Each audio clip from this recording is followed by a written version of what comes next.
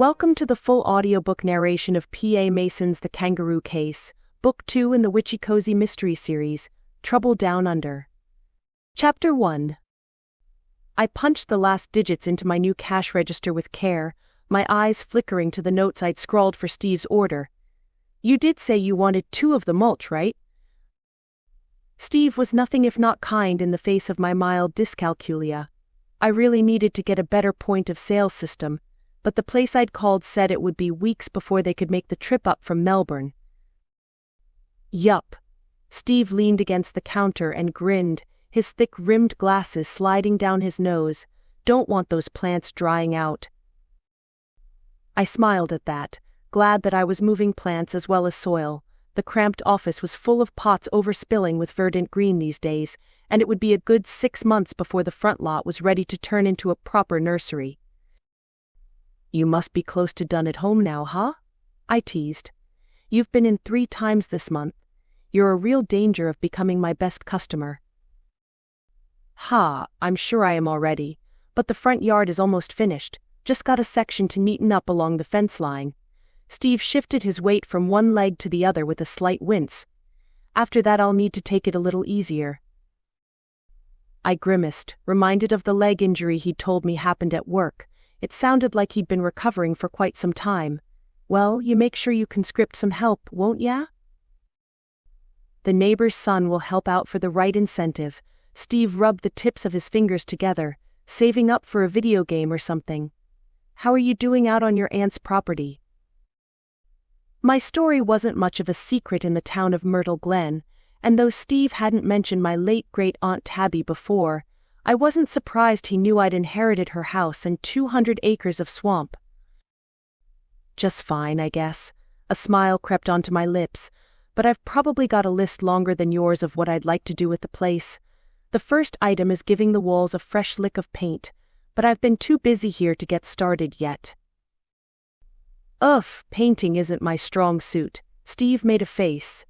"I even made a point of steering clear of the paint section at Jim's Hardware." "Right." I rolled my eyes and printed a receipt as Steve tapped his card on the machine. For once the contraption didn't play up, and I stapled the receipts together in a neat bundle with a smile. "You have a good day, and let me know how those lily-pillies settle in." Steve gave a mock salute and limped to the parking lot despite the cloud of dust my employee, Bill Rowlands, was raising from the front loader. Dust was the reason my nursery wasn't fit to go just yet. Sighing, I narrowed my eyes to watch Bill empty a bucket of mushroom compost into his waiting truck, seeming unfazed by the unseasonal heat. The man hadn't complained when he'd erected the lattice fencing which would section off the nursery, but figured I was overly optimistic about getting a thick vine growing to keep the dust at bay.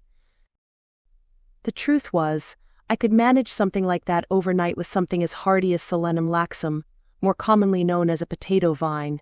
With the right magical encouragement, those creepers would sprout a formidable wall before my eyes without even raising a sweat. It was just a shame flaunting my powers would raise way too many questions with the customers, not to mention Bill. But going little by little, it shouldn't take too long to have a secret gardenesque horticultural haven right out front. I was caught up in my own little daze imagining what the result would look like when I started at the site of local landscaper, Travis Larkins, crossing the lot with a case of beer hoisted up on his shoulder. It wasn't the first time the guy had brought what was colloquially termed a slab to my premises, except it was never for me. Bill hopped out of the front loader to accept it with a grin, and I shook my head a little ruefully at the sight. Beer was like currency among the menfolk in Myrtle Glen. I should really look into whether it compromised my insurance, or whether it meant Bill was doing more than just delivering the supplies to the landscaper on company time to be so richly rewarded. But Travis was already pointing at mounds of dirt and gravel, and Bill nodded toward the office. My pulse quickened as the hunky landscaper turned and caught me gawking. Shame bloomed on my cheeks. I was a grown woman for Pete's sake. Just because the man liked gardening and happened to look like a minor deity didn't mean my body had to regress back to adolescence. And yet my chest tightened as he pushed open the door, bringing a cloud of dust behind him. I drew a deep breath through my nose and smiled. "Hey, what can I do for you today?" He swept slightly overgrown brown hair from his eyes and glanced at the plants crowding the space before turning a smile to me. His teeth were a startling white against bronze skin, and I guessed the shade couldn't all be from being out in the sun. He wore his usual shorts and boots, the supplier-branded fluorescent t-shirt, just a little too big to show off his built frame, and his green eyes crinkled in amusement. Maybe my gaze was just a little too longing. "Just a couple of loads of topsoil, but I'll need to order some fresh turf for next week." "Sure." I nodded and jotted a note so I could call the turf distributor later. If anyone was my best customer, it was Travis, who was in a few times a week as he worked on local projects. "The library job?" "Yeah, I'll be ready to lay the turf on Wednesday if I can get it by then." Janice, the crabby woman over at the distribution plant, wouldn't be impressed, but for Travis I was prepared to go to war with the woman. "I'm sure I can manage it. Now how much soil did you need?" I wrote the amounts down carefully, sheepishly double-checking lest I send way too much, or not enough, product to the site, and looked up the rates before going to punch it into the cash register. But when I pressed my finger to the number pad, a nasty shock zinged up through my arm. Ouch. I snatched my hand away and shook it with a wince.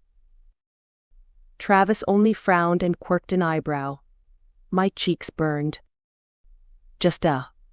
Well, I don't know. The darn thing zapped me. The statement sounded stupid as I considered the mostly plastic contraption, but Travis made a sympathetic face.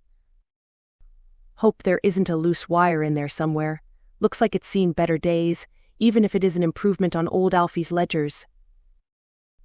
The previous owner's entire business had operated out of stacks of handwritten tomes which were in boxes out the back.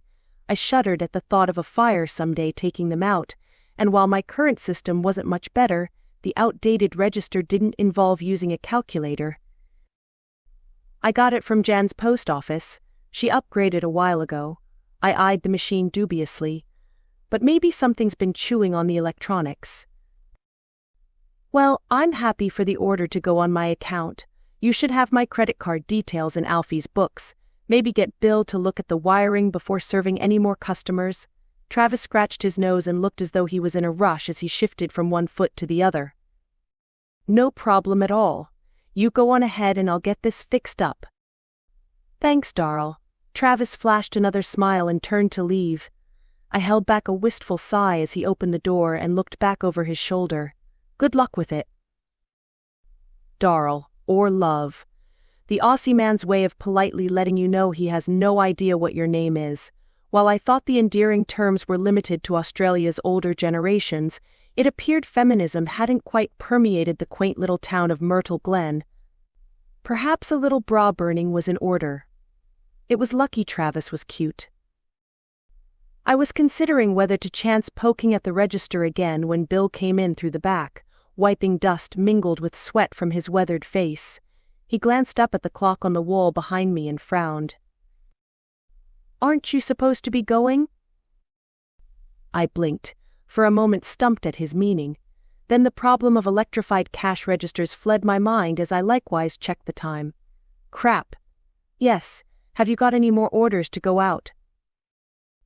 "Just this last one. Steve said he wouldn't be ready until next week. I can lock up the yard half an hour early and get Travis' order out at the end of the day." I nodded. "Thanks. I appreciate you stepping in.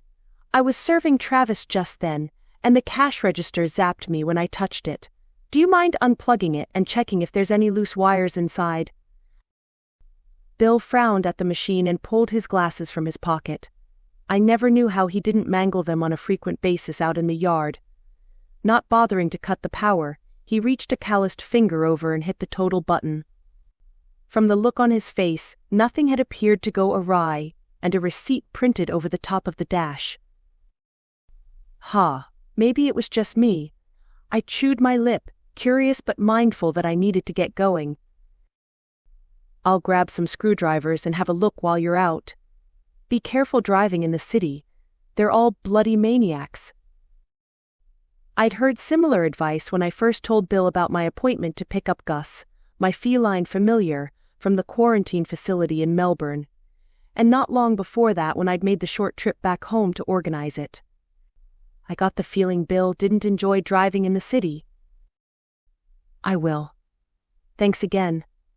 I grabbed my purse from under the counter and hurried out of the office toward my faded yellow truck, but after getting it fired up and cranking the AC, I groaned as I pictured the quarantine paperwork sitting on the kitchen counter at home. Great. I'd have to swing by and pick it up en route.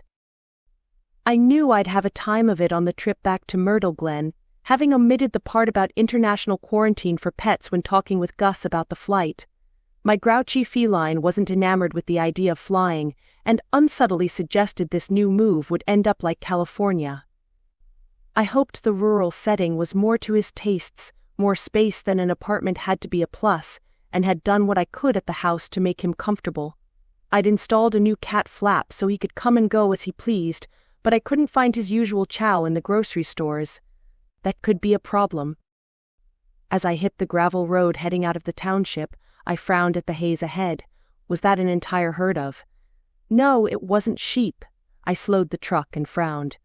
Apparently I had more than one kangaroo to deal with today. A whole mob of them were crowding the road and didn't look like they were concerned about the sturdy bull bar on the front of the truck. Stopping just shy of one particularly large kangaroo lounging on the road, I put the truck in park and unclipped my seatbelt. I wondered then exactly how one went about shooing off a crowd of kangaroos in the middle of the afternoon. Chapter 2. The first thing I tried was honking the horn at them. But all that did was draw the eye of a few who looked more irritated at the noise than anything. I chewed my lip as I considered taking the truck off-road to go around. Except there were other, more sensible, kangaroos settled in on the grass all the way to the wire boundary fence of adjacent properties. Shoot! While having wildlife encroach on roadways, or roadways encroaching on wildlife back home, I'd never encountered such belligerent stares and stout refusal to move when a ton of steel on wheels came rolling their way. After getting out of the car and flapping my arms to no effect, I was relieved when another truck approached from the other direction. I didn't recognize the wizened driver who climbed out of an even older-looking vehicle but was glad for the company. I waved as he clamped a ratty-looking hat on his head and considered the situation. "Any ideas?" I called. The man pressed his lips together with a scowl at the kangaroos and turned to fetch something out of the back of his truck. I took a step back when I saw it was a shotgun, and my heart leaped into my throat. But the man pointed it in the air and let off a shot as I scrambled into the truck, and finally the kangaroos obliged by getting up and hopping lazily over fences into neighboring fields. While effective, I wasn't sure I wanted to get back out of the truck with a man carrying a shotgun out on the road, but he simply tipped his hat to me, tossed the gun into the cab, and got back inside. Gripping the steering wheel, I waited for him to pass by before hitting the accelerator, eager to head in the opposite direction. It was only when I was pulling up the driveway toward the house that I thought I should have snapped a photo of the guy's license plate, or perhaps made a call to Constable Lewis to let him know a gun-toting senior citizen was on the way into Myrtle Glen. But the man had done nothing untoward aside from firing a warning shot, and I supposed farmers had cause to own guns even in Australia where firearms seemed a lot less prevalent than back home. Cutting the ignition, I turned my thoughts to fetching that paperwork and being on my way. I trotted around to the back patio as I searched for the number to the quarantine facility on my phone to let them know I'd be late. A large cracking sound from behind was my only warning, and I halted, a little stupefied, while clutching my phone. I glanced over my shoulder to see a dark shape rushing at me, and then the impact of something punching into my side as I rolled onto the ground. Whatever struck me was wet, and I screwed my eyes shut as the earth shuddered underneath me. After heaving several deep breaths, everything came into focus, and I stared first at the tree lying on its side scant inches from my feet, then up at Billy, the resident bunyip, or millennia-old native water spirit, who crouched protectively over me. "Well, that was close," I managed. Billy sniffed at the air, his hackles up and saber-toothed tiger-like fangs prominent as he bared his teeth. He appeared not to notice what I'd said, so I squirmed underneath him to let him know he was both squashing and dripping all over me. The water spirit glanced at me with an even more unreadable expression than usual. "You should spend less time looking at that small machine." Billy spoke directly into my mind as he leaped up onto the tree and sniffed at the air. "You almost perished." I checked the screen to see if my phone had survived the tumble. Thankfully, I didn't spot any cracks, but there seemed to be an undercurrent of electricity in the air, and I sat up, rubbing the small of my back. Was that magical? I stared at the tree roots across the driveway, which were now starkly visible as they thrust up through gravel in a twisted bulge. I sensed something. Billy's nose twitched. I cannot say if it is sorcery. First the cash register zapped me, then I almost ran into a whole pack of kangaroos, and then a tree fell at the precise time I walked underneath it. I clenched my jaw and balled my fists. It's that darn hex. If bunyips could frown, I guessed the expression on Billy's face was it. "What is this hex you speak of?" "Ah." I rubbed my head, trying to recall if I'd told the bunyip about my time in California, and my little accidents since breaking up with my ex. Bad luck magic. A curse, if you will. "Someone has cursed you? Why?" "You didn't think it was strange when the John boat flipped over on me a few weeks back? Or when the wheelbarrow toppled and a brick landed on my foot? I broke up with a guy back in the States and trouble has followed me since then." "I thought you were just clumsy." "Yeah, well, I've been a lot clumsier since the breakup." I pushed myself to my feet and winced as I put weight on my left ankle. "Great. Looks like I've twisted something." "I will seek out he who dared to use these lands as a weapon," Billy snarled, and bounded off the log and toward the waterline.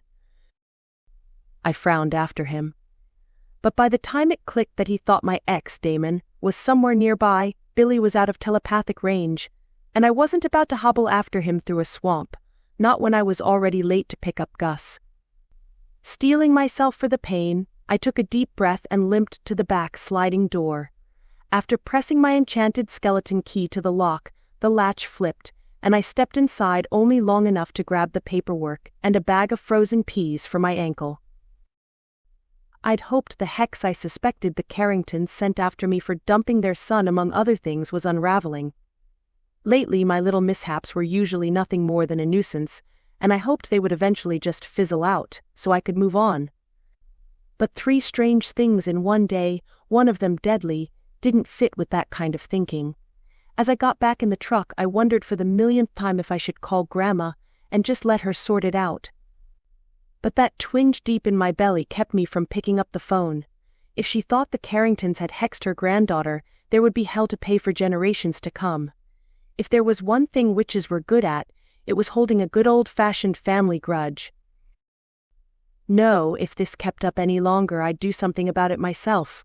I wasn't sure exactly what, but there had to be a way to get that family off my back. After inadvertently catching a killer who had been mixed in some shady business with Damon's parents back in the day, I wasn't apprised of their situation since moving to Australia. But they seemed to be the sort who always landed on their feet, so I figured they weren't in some magical cell somewhere. If one more thing went wrong though, I had a mind to make a trip to California. It was only after I drove through Myrtle Glen and got onto the highway that I dialed the quarantine facility to let them know I was behind schedule. A woman answered the call after a while, and I explained my situation. "Oh well, that's no trouble. I was going to call anyway." There was a note of something close to nervousness in that, and I cringed. "Gus is ready to go today. Our veterinarian saw him this morning to give him one last checkup and gave the all clear. But he's been one of our more, feisty customers while staying here." Oh great. Was I going to be up for some kind of cat attack-related medical bills? I knew Gus was going to be mad, but I thought he'd at least take it out on me in the first instance. Is that so? Of course, all that traveling and staying somewhere unfamiliar is hard on pets. We expect some issues when they first arrive, but it was a struggle to get him out of the cage this morning. Our veterinarian thought perhaps you might want him sedated for the car ride home. We have the luxury of Kevlar gloves on site, but I'd imagine the car ride will be difficult. It was a struggle with Kevlar gloves? This might be worse than I thought.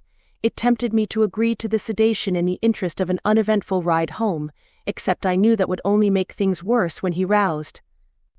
No, I'd have to face my cantankerous familiar and own up to being hazy on the quarantine details. I really appreciate the thought, and I hope he didn't cause too much trouble for you, but I'm sure Gus will be just fine as soon as he sees me. There was a pause on the line, and I figured the woman probably thought I was delusional. A crazy cat lady who thought she could smooch her way out of a literal hissy fit, but I was sure Gus would save that until after we were away from regular folks. Okay. The woman gave a nervous giggle. But if you change your mind when you get here, it'll probably take a while for the meds to kick in. Sure. I'll get there as soon as I can. After ending the call, my shoulders slumped as I considered the situation, and I reached down to turn the warming bag of frozen peas over to keep my ankle cool. I was sure I'd get no sympathy whatsoever from Gus, and he'd likely be on the Carrington side by the time we got back to Myrtle Glen. I just hoped traffic in the city would be light, although driving on both the wrong side of the car and the road was a little less daunting these days. There wasn't exactly a mad morning rush on the country roads near home. Myrtle Glen was really starting to feel like that now. A small smile tugged at my lips, and I knew deep down that Gus would come to like the property, which in its own way wasn't all that different from Arkansas. He just needed time, and an abundance of cat treats. Whatever was playing on the muted radio sounded out, and I caught the word traffic, so I reached to turn it up. The sound system in Aunt Tabby's old truck was scratchy owing to the bent antenna on the hood, and I'd been meaning to take it someplace to get looked at. But I made a face as I listened in to the guy talking a mile a minute, trying to decipher his words through the crackle. There's been a bingle on the Tulla and traffic in both directions is backed up. Ambos are on scene, but Friday night beers will have to wait until the smash has been cleared. I snorted with laughter. Australians. Aside from the robust use of slang, their casual approach to life, even while broadcasting news on a major station, was both befuddling and highly amusing. I guessed a bingle was a crash, and I wasn't exactly sure if I was heading straight toward it, but it was nice to get a heads up, not that I foresaw any beer in my immediate future. If I was lucky, Gus might let me stop at one of those drive-through coffee places on the trip home. Chapter 3. I should have opted for the sedative. Instead, I had Mr. Grouchy Pants riding beside me, casting baleful glares and muttering telepathically in my mind during peak-hour traffic. 10 whole days in that fetid dungeon. And I suppose when you come to your senses and wish to return home it will be more of the same. Will you just quit it? I groaned. I should have told you about the quarantine, I get it. It couldn't have been that bad, could it? That lady seemed nice. She spent an inordinate amount of time shaking a feather on a stick and cooing at me. Maybe because you were yowling all the time? I wished to be moved away from that Siamese creature. It wouldn't stop talking of its prowess on the cat show circuit. I would have ensured its show days were over if it were within claw's reach. I rubbed my eyes as the traffic came to a standstill and considered my ragged, ginger familiar. Nobody would ever accuse him of being a show cat. I was a little nervous after being unable to find his favorite chow in the local stores, because I knew the way to his heart was usually through his stomach. Well, as soon as we get you home, I'll have a dish of cream out for you. Are you sure you don't want a baby chino or something for the trip? You may keep your frothy hot milk. It will only make me ill in this new. He sniffed. Well, I suppose you call it a vehicle. It is worse than the van. The old yellow truck which I'd inherited from Aunt Tabby was a little worse for wear. But I guessed it was the smell of mushroom compost on my boots which Gus objected to more than anything. Landscaping supplies are a little dirtier than hydroponics. I hoped I could steer the conversation toward what I'd been up to. But business is good, and I think you'll like the house. No more apartment living. I even installed a cat flap. And what creatures are nearby? No show cats, I trust? Oof, that was another tough one. I wasn't exactly sure what Gus would make of a bunyip, particularly one who objected to foreign species in his territory. Come to think of it, I hadn't seen one cat prowling around since I got to the place. I hoped that didn't bode ill for a cordial relationship between the pair. Just a native water spirit who watches over the swamp. I'm sure you two will get along just fine. The rumble in Gus' throat suggested he didn't agree. A spirit? On the property? In retrospect, me and my familiar didn't exactly get a lot of time to catch up when I'd visited home briefly to collect my things. He'd wisely stayed clear of the vigorous family discussions on the topic of moving to Australia. In fact, I think he'd been sleeping in the barn the entire time I'd been gone. Yeah, his name is Billy. He can be about as obstinate as you sometimes. You'll be peas in a pod, I sighed. But maybe it isn't a good idea to go marking your territory and whatnot. I'm not sure how kindly he'd take to that. When I visited your dreams, I sensed something large, hulking and wet. Was that a hint of trepidation? I'd seen Gus go toe-to-toe with a Doberman. But I supposed an ancient spirit was a little more daunting. Yeah, that was him. In his defense, I wasn't clear on the gardening rules at the time. He'd only meant to destroy some plants. But he's not all bad. I waggled my foot with the now barely cold bag of peas resting on top. I would have gotten crushed under a tree today if it hadn't been for him. You'd have been left high and dry in kitty lockup. It does not tolerate your magic? Gus cocked his head, a little incredulous.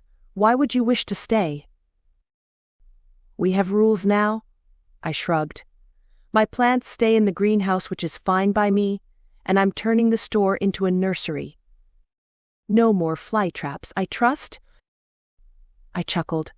Nothing so bold, no. I'm keeping my magic to growing the plants a little bigger when I get them from the wholesaler. A few extra dollars on each sale. Sounds thrilling. I rolled my eyes and hit the gas as the traffic opened on the highway. Ahead, I glimpsed green hills past Melbourne's suburbs, which seemed just a stone's throw away from the city centre. While there was a fair amount of road between there and home, it felt good to leave a concrete jungle behind. Maybe Bill was rubbing off on me. Gus, at least, had quit his yammering and rolled himself into an ungainly ball on the passenger seat. I guessed all that grumbling had tired him out. At the facility, he'd done nothing more than hop out of the cage and into the carrier with a glare, surprising the woman who'd been handling him earlier. But as soon as we were out the door, Gus demanded to be turned loose and unleashed a tirade that would have made Grandma proud. Which reminded me that I should call home in the early hours of the morning. It had been close to a week since I spoke with Mom, and things were still tense between us. When I'd told the family about Aunt Tabby leaving me everything in her will, I thought it would be Grandma who would fly off the handle. She'd only rolled her eyes and muttered about the sentiment being typical of her sister and stoutly refused when I spoke about dicing up what was in the bank account for everyone. It was Mom who took particular offense to my decision to stay in Australia, and that Aunt Tabby had set the events in motion to lead me there. I was guessing she wouldn't visit anytime soon. At least my cousin Marissa seemed at least a little pleased about the situation. She was in the midst of moving across state lines to be with her fiancé Jake in Texas, and although she had me promise I'd be at the wedding, no matter what the airfare, she thought my own place in Australia beat moving in with Dad in Florida. And I suspected Australia was now in the running as a honeymoon destination for the pair. I smirked as a snore came from beside me, audible over the sounds of highway driving. Cantankerous or no, I'd missed my fuzzy feline. With what promised to be a pretty sore ankle in the morning, I looked forward to spending a quiet weekend on the couch getting covered in ginger fur and sharing a scoop or two of ice cream. I reckon I'd earned it after working tirelessly over the past couple of months at the store. But the next morning, having two creatures firing words directly into your mind wasn't what I would call relaxing. Gus' tail looked like a bottle brush as he stood behind the sliding door in the dining room, with Billy the Bunyip pressing his nose against the glass from the other side. We never spoke of felines. You call that a water spirit? I would never have agreed. They are simply vermin. A demon more like. Enough. I massaged my scalp against the onslaught inside my mind. Billy and Gus both looked at me and fell silent. Billy, this is my familiar Gus. He will be staying here, and you have my word that he won't be poaching any of your critters. It is in their nature. Their kind have decimated countless species in these lands. I will not tolerate its presence. Billy bared his teeth at Gus, and to my familiar's credit, he didn't flinch. I have no wish to hunt like a common animal. I am superior and am provided with only the most succulent morsels by my witch. Gus threw an accusing look at me. He had not been impressed with the local kibble. Besides, I suspect your critters taste as disgusting as the wretched smell out there. I guess the heady scent of eucalyptus was an acquired taste for some. Billy growled, fogging up the glass, and I groaned. Look, I'm making a cup of tea, and you will let Gus outside to relieve his bladder. After that we can come up with some house rules. He shall not mark my waters with his scent. Well, he can go out front. Anything behind the house is off limits, okay? It really felt like being a referee in a boxing ring. Except a lot more petulant. If so much as a blade of grass reeks of his presence beyond your hut, I shall annihilate him. Got that, Gus? I puffed out my cheeks and put on the kettle. But that doesn't mean he can't sun himself out on the lawn. Just no do, right? Billy grunted inside my mind and turned to bound off toward the waters of the swamp, which took up most of the 200 acres of land. I knew those two had a chance of butting heads, but I didn't think it would be that bad. Tell me of this creature's merits again. Gus gave a cat sneer. Oh, hush, just get outside and do your thing while I get you some milk. Gus let himself out through the new cat flap and I sank to a chair at the dining room table to prod at my ankle. It wasn't as bad as I thought it might end up, with only a little swelling and a light green bruise on the outside of my foot. In any event, spending a day out in the greenhouse was off the cards, even if it was shaping up to be a blessedly warm day. I'd need to keep off it so I'd be raring to go for work on Monday, and thoughts of healing had me pining just a little for Mom. Picking up my phone, I dialed the house number hoping she might be able to step me through making my own salve to hasten the healing process. Kat? Mom's voice was a little muffled, and I supposed she'd picked up the corded line out in the barn, being somewhere mid-afternoon in Arkansas. Hey Mom? I kept my tone cordial, hoping for a pleasant conversation. Just calling to let you know I got Gus home just fine. How are you doing? Got a stallion out here real close to losing his gonads if you don't let me finish up these stitches. I stifled a giggle. Horses were Mom's least favorite patients, but she was never one to turn a person or creature away if they were hurting. Do you want me to call you back? He'll keep. The thumping sound of what I imagined was a hoof on the barn wall sounded out.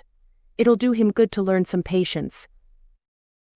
With Mom's wrath directed at a surly stallion, I hoped I wouldn't get the 3rd degree for my own request. Hey, I twisted my ankle yesterday, and I was hoping the salve you use isn't too, involved to make for someone like me. What did you do? Mom clucked. Oh, just fell awkwardly is all. Now was not the time to be bringing up the Carringtons. It's not too bad, but you know me. I'd prefer to be on my feet. Huh. Well, unless you can get your hands on some hoof jelly, my recipe won't do you no good. There was a hint of amusement in Mom's tone. If you were here, I might have this darn horse relinquish a hoof or two. Gross. I made a face. Anything else I can try, Doc? Mom huffed. Try the exercises. It's really not that hard, and you'll heal twice as fast as regular folks. I'd have that fixed in a matter of minutes if it were me. I refrained from groaning. Mom had insisted all my life that being a green witch was close enough to her healing brand of magic to be compatible. But I was sure the deep state of trance she instructed me in did nothing more than give me a mild headache, and kept me from running off splitting stitches when I should have been resting. Fine, I sighed. You let me know if it doesn't come good. I've got those folks coming out to fix the internet tomorrow, so I can take a look at it on that face call what's-it. Well, at least that would save my phone bills from the international calls. Thanks, Mom, I appreciate it. Anytime. Now if you don't need anything else? This animal looks fit to be tied pawing away in his stall. No, you go on and let that stallion know who's boss. I'll call you tomorrow or something. After getting off the phone, I hobbled into the kitchen to steep my tea and gazed a little wistfully outside. Perhaps later on I could make it out by the water to read a book on the bench seat, but for now it looked like I was heading back to bed with Aunt Tabby's citrus blend. I started at the sound of the cat flap swinging and glanced down at Gus, who'd evidently finished his business. Perhaps a deep healing trance wasn't a bad idea. From the look on my familiar's face, he wasn't done complaining just yet. A mild headache was preferable to enduring another catty rant in my books. Chapter 4. I'd completely forgotten about the hairdressing appointment I'd made with Auntie May's daughter, Cheyenne, but I sure was glad to get the reminder call and that it was okay to come in half an hour late. With a hasty promise to Gus to scrounge up some finer feline fare, I grabbed my keys and limped outside where my truck sat next to the fallen gum tree. I figured I'd ask Bill if he knew anyone who could come and clean it up when I was at work, as I didn't fancy wielding a chainsaw with my propensity for bad luck. Hey! I turned and spotted Kelly, my next-door neighbor and closest friend on this side of the Pacific, behind the wire fence that separated our properties, and waved back. In a rush, I didn't want to stick around to have an involved conversation about what happened, but Kelly lifted the top wire to climb through and headed my way. I was glad she was the one doing the walking given my tender ankle, but I bit my lip knowing I was holding Cheyenne up.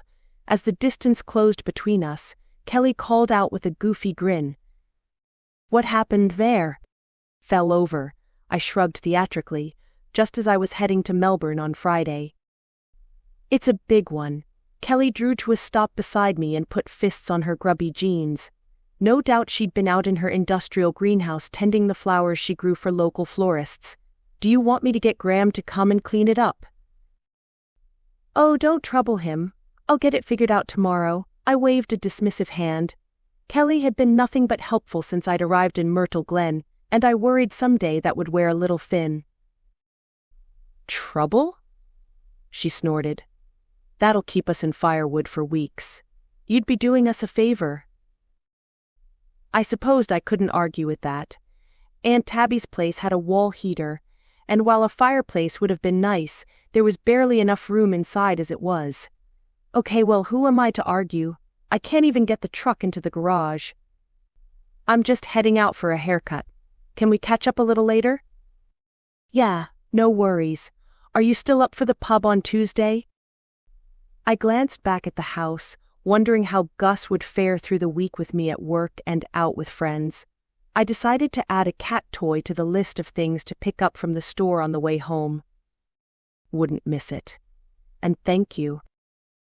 Anytime. I would have come over yesterday, but I was out all day at the farmers' markets. Didn't even see it when I got home. It's fine, I smiled. I've been wrangling a grouchy cat and a sore ankle anyhow. When the tree came down, I fell. Kelly sucked in a sharp breath and winced. Ouch. I'll let you go so you can take your weight off it. She waved in the general direction of my feet and readjusted the worn baseball cap she was wearing.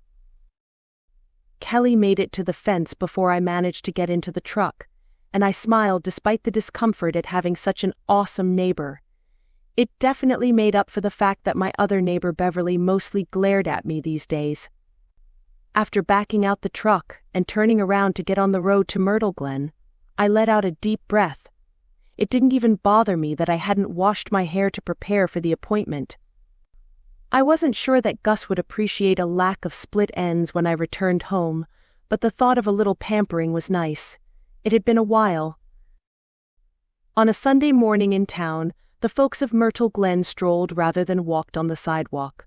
The town relied on tourism from city slickers flocking to the Murray River, so most of the shops set in charming, historical buildings were open for business. Cheyenne's salon sat between a gift store and a cafe, and I parked further down the street than I would have liked owing to the popularity of coffee and trinkets. When I stumbled in through the door, Cheyenne looked up with a smile from her post behind a woman whose hair was trussed up on all angles with aluminum foils jutting out. She was taller than her mother, and I reckoned had about a decade on me in terms of age. But her rich brown skin glowed, and the glossy halo of curls around her face put my beauty routine to shame. "Hey," I smiled awkwardly, "I'm so sorry to have messed you around this morning." The woman with the tin foil hair didn't look up from her studious examination of a magazine, and Cheyenne laughed and shook her head. "No trouble at all, Marlene came by early anyway." "Did you sleep in?" Cheyenne said the last part with a cheeky smirk, and my cheeks warmed. "Not so much. Just head in the clouds, I guess. I've not long picked up my cat from quarantine, and he's been a little fussy." I bit my lip at how lame that sounded. "Bloody cats." The tin foil hair woman, apparently Marlene, piped in. "Too snooty for my tastes. Carry on like they're royalty." I noticed the woman's purse by her feet. It had a garishly sequined likeness of a poodle embroidered on it, so I guessed which side of the cats and dogs divide she stood on. "It's all good." Cheyenne peeled back a strip of foil and peered closely at what looked like a violent shade of fuchsia. "This'll sit for a while. Why don't we get you started? Was it just a cut today?" "Ah, yeah." I ran my fingers through my ponytail and pulled the elastic out. Hair dye wasn't my thing. Not after my cousin Marissa had experimented on me back in my sophomore year, and I'd had to endure orange streaks until they grew out. Nothing fancy. Just a trim will do. I hobbled over to the seat Cheyenne gestured to, and the hairdresser snatched a hand to her mouth. "What have you gone and done to yourself?" "Oh," I slid my purse to the floor as I sat. "A tree came down on the property on Friday. I fell, but just in time to get clear of it." "Geez." Cheyenne wrapped a towel around my neck and affixed a cape around the front. "Sounds like you got lucky." "I suppose that's one way of looking at it, yeah." I smiled in the mirror at her. I should have it cleared up soon, but I forgot to call Auntie May to let her know. I'm not sure when the next cultural tour is. "I'll tell Mum." I'm not sure if they planned anything for a while, though with the weather you would have thought it was summer already.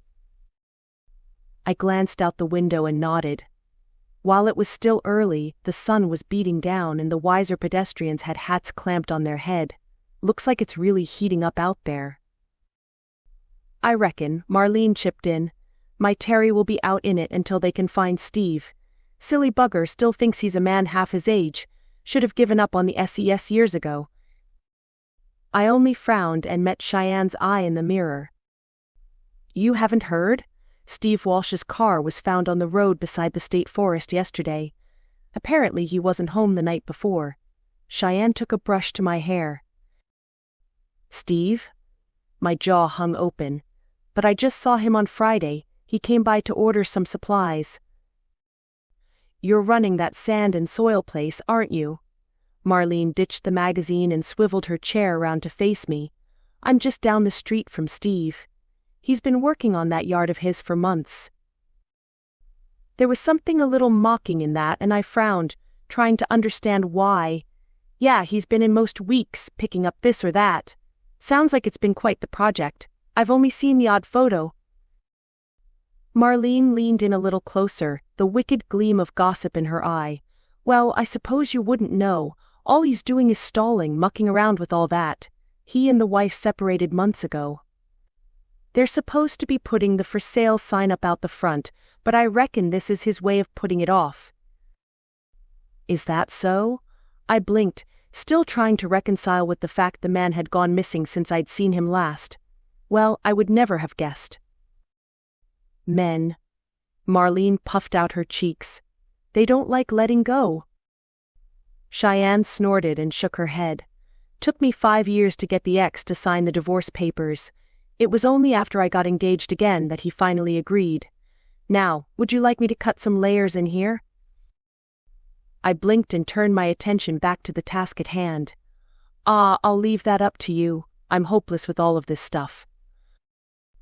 After tutting and taking me over to the basins to wash my hair, Cheyenne left me in the massage chair while she finished up with Marlene.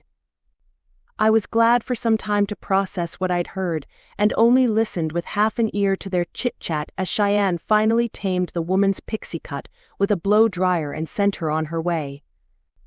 I had a bit of a soft spot for Steve after seeing him so much at the store, and I just hoped there was some kind of logical explanation for the car on the road. When I returned to my seat for the cut, Cheyenne smirked at me. Not much gets past Marlene, and she always has a thing or two to say about it. Sounds like it. I came from a small town myself, so I know what it's like. Try being in a salon all day. Cheyenne made a face. I reckon I've heard half the town's secrets. How's things up at the house?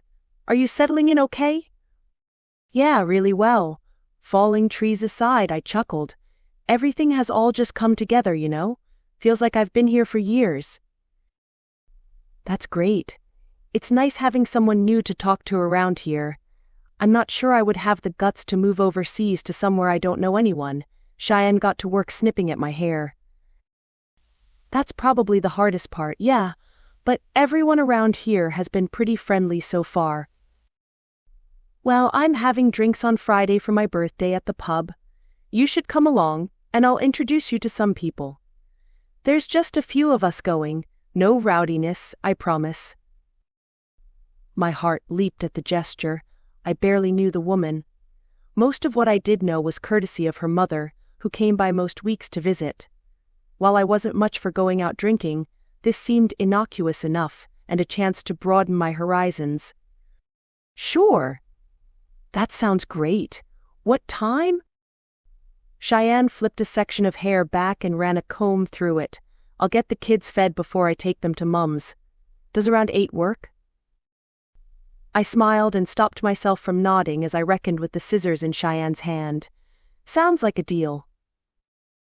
Hopefully, by then the problem of Steve being MIA would be cleared up, and maybe Gus would forgive me for being out on the town 2 nights in 1 week.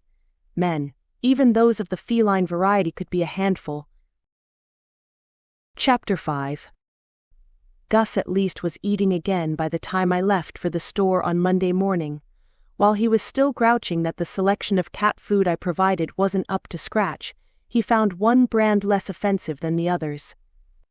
I figured it would be a matter of weeks before he was hooked on it, but he was also partial to the whole roast chicken I'd picked up for myself, and I suspected I'd have none left for sandwich filling in a couple of days. I hadn't seen Billy, which was a little strange, but I figured even Bun Yips could sulk, and that he was probably out in his swamp. Shifting on the stool behind the counter, I glanced at the plants crowding the floor space and sighed. I could have used some gardening R&R, but my ankle was still a little tender, so I'd promised myself to stay off it as much as I could. The morning sun was just hitting the windows on the east side of the building, and I thought I'd better turn on the AC soon before both myself and the greenery began to broil. It didn't seem to faze Bill, who was already out on the front loader getting a fresh batch of gravel ready to go out on an order. He'd assured me before he went out that the cash register was fine, and that Friday afternoon had been uneventful in my absence. When I checked the sales, I saw that he'd sold some plants for less than they were worth, but that was probably my fault for not marking them properly. I was making a decent enough margin on them anyway, with my ability to double their size from wholesale with magic. The laptop screen went black as it went to sleep, and I clicked the mouse with a sigh, brought back to the task at hand: accounts. I needed an accountant. With my mild dyscalculia, swapping digits was an occupational hazard, and it took me at least twice as long to fill in a spreadsheet than it should, along with double the mistakes. When I could get a proper point of sales system with some software to back it up, doing the numbers shouldn't be so bad. But until then, It was an uphill battle to keep from accidentally tanking my own business. My drummed-up focus was quickly quashed though when a marked police car pulled up out front and the local law officer, Constable Chris Lewis, climbed out of the car. A little green in my estimation, the police officer who couldn't be a day past 25 was long and lean, and my stomach sank as I realized why he must be here. Looked like Steve hadn't turned up yet. Constable Lewis made a face as he skirted a cloud of dust Bill had conjured, and the bell above the door jingled as he let himself in. I offered a smile and closed the lid of my laptop. If I wasn't so worried, I might have been glad to cast aside the business of number punching for a few minutes. Officer. I nodded. I hope you aren't here about Steve? Constable Lewis blinked and frowned. As a matter of fact, I am. Do you have information on his disappearance? Oh, my jaw dropped as I realized how that might have sounded. No, I was just at Cheyenne's salon yesterday and a Marlene woman told me he was missing. Please, why don't you pull up a seat? I waved to the row of stools off by the window. Constable Lewis nodded slowly and sat across from me before setting his folder on the counter. I waited for him to get set up with a pen and paper, rubbing my fingers together under the counter. Steve Walsh has now been missing for over 48 hours, so I've become involved in an official capacity. He cleared his throat. His wife Karen showed us the bank records. The last purchase he made was on Friday afternoon here in your store, and he hasn't been seen since. Can I confirm you saw him on Friday afternoon at? He squinted at a page of notes. 12:43? Yeah, I swallowed, a little put off by the officer's stiff carriage and careful words. He came in to order some supplies. Took some plants and arranged a delivery for. I'm pretty sure it's tomorrow. How well would you say you knew Steve? Constable Lewis began scrawling notes and glanced up briefly as he waited for my answer. I've only been here a couple of months, my throat tightened, but I guess he was somewhat of a regular customer. He's been working on his yard, so he's been in most weeks. And how did he seem to you on Friday afternoon? I blinked as I tried to recall his visit in precise detail, wondering if there was anything amiss that I might have picked up on. Well, he was the same as usual. He's a pretty cheerful sort. I believe he was finishing up the work at the house and said something about taking it easier after that on account of the leg. Constable Lewis scratched all that down, and I pressed a hand to my stomach as I waited for the next question. Could you smell any alcohol, by chance? He asked. I thought my eyebrows might have flown off my forehead at the question, and I sat a little dumb before answering. Not at all. I don't think I've seen Steve anything but stone cold sober. The officer held my gaze, and was that a flash of irritation which crossed his features? Maybe he had hoped I'd say yes. I wondered what on earth would warrant his annoyance. Anything at all that might have struck you as strange? Did he mention where he was going next? I chewed my lip as I thought back and shook my head. No, I don't think so. Was his car really found out by the state forest? Looks mighty warm out there to be going for an impromptu hike.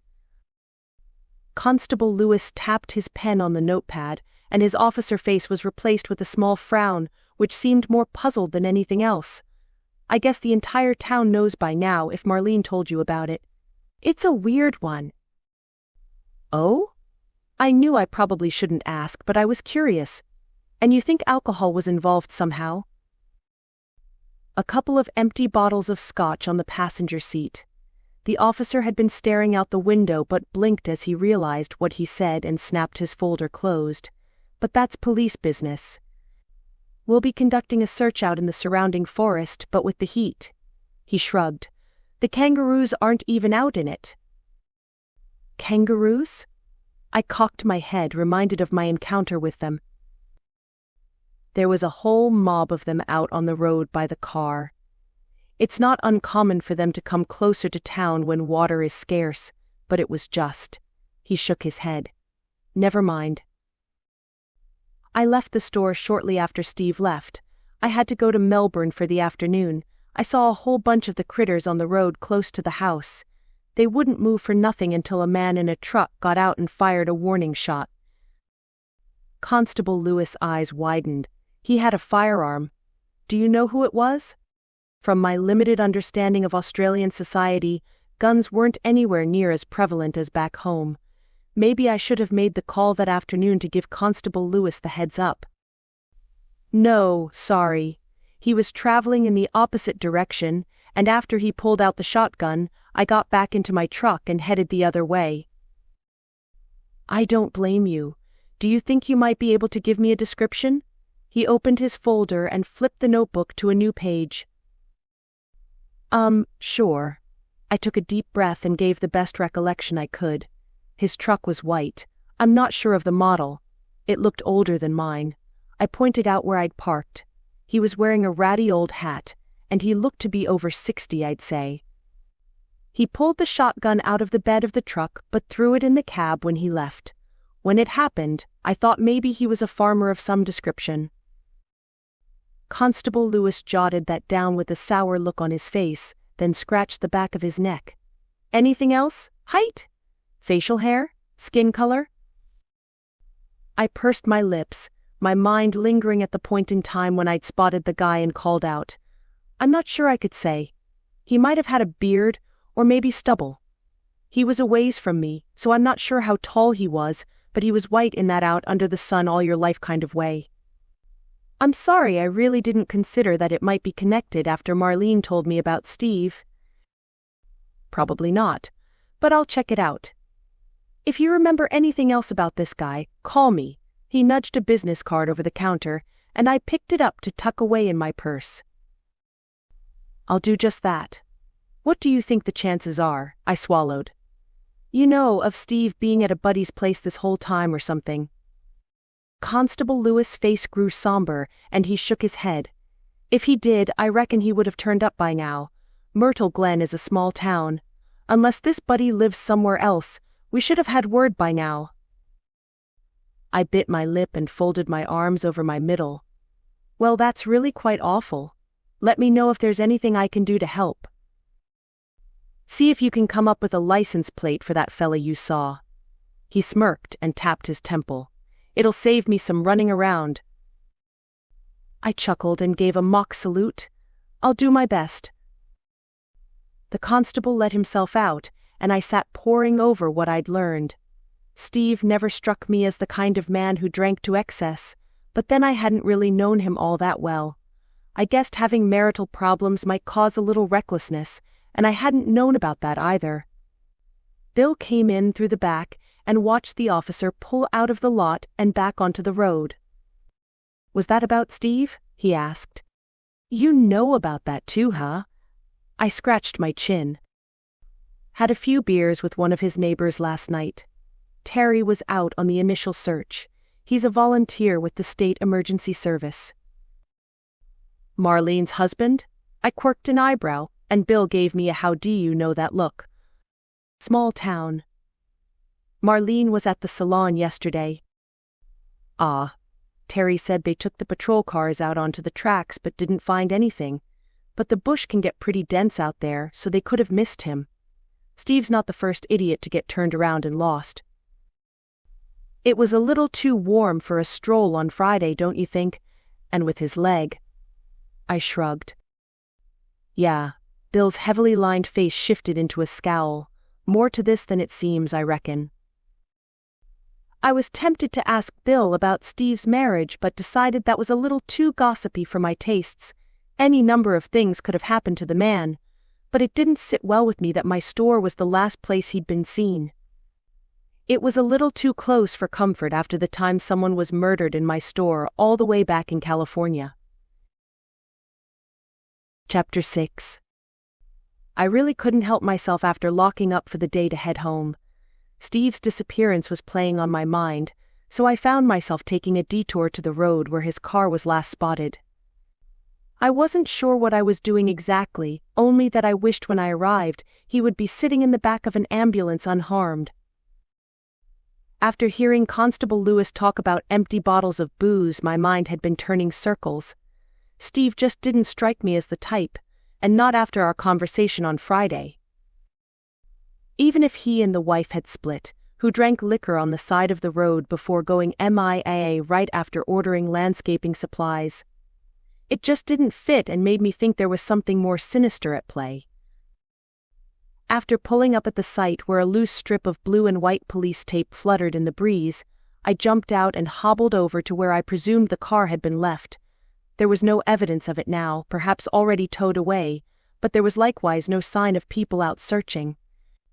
The gum trees were indeed dense and hugged the road, sitting a little higher than the terrain which angled downward on either side. A few dusty tracks led off into the forest here and there, and I guessed that any search parties had gone out in patrol cars rather than on foot.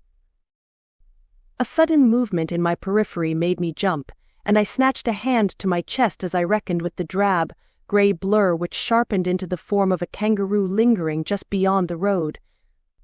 As I focused, I noted more dotted among the trees, and was grateful they'd stayed clear of the truck when I'd approached.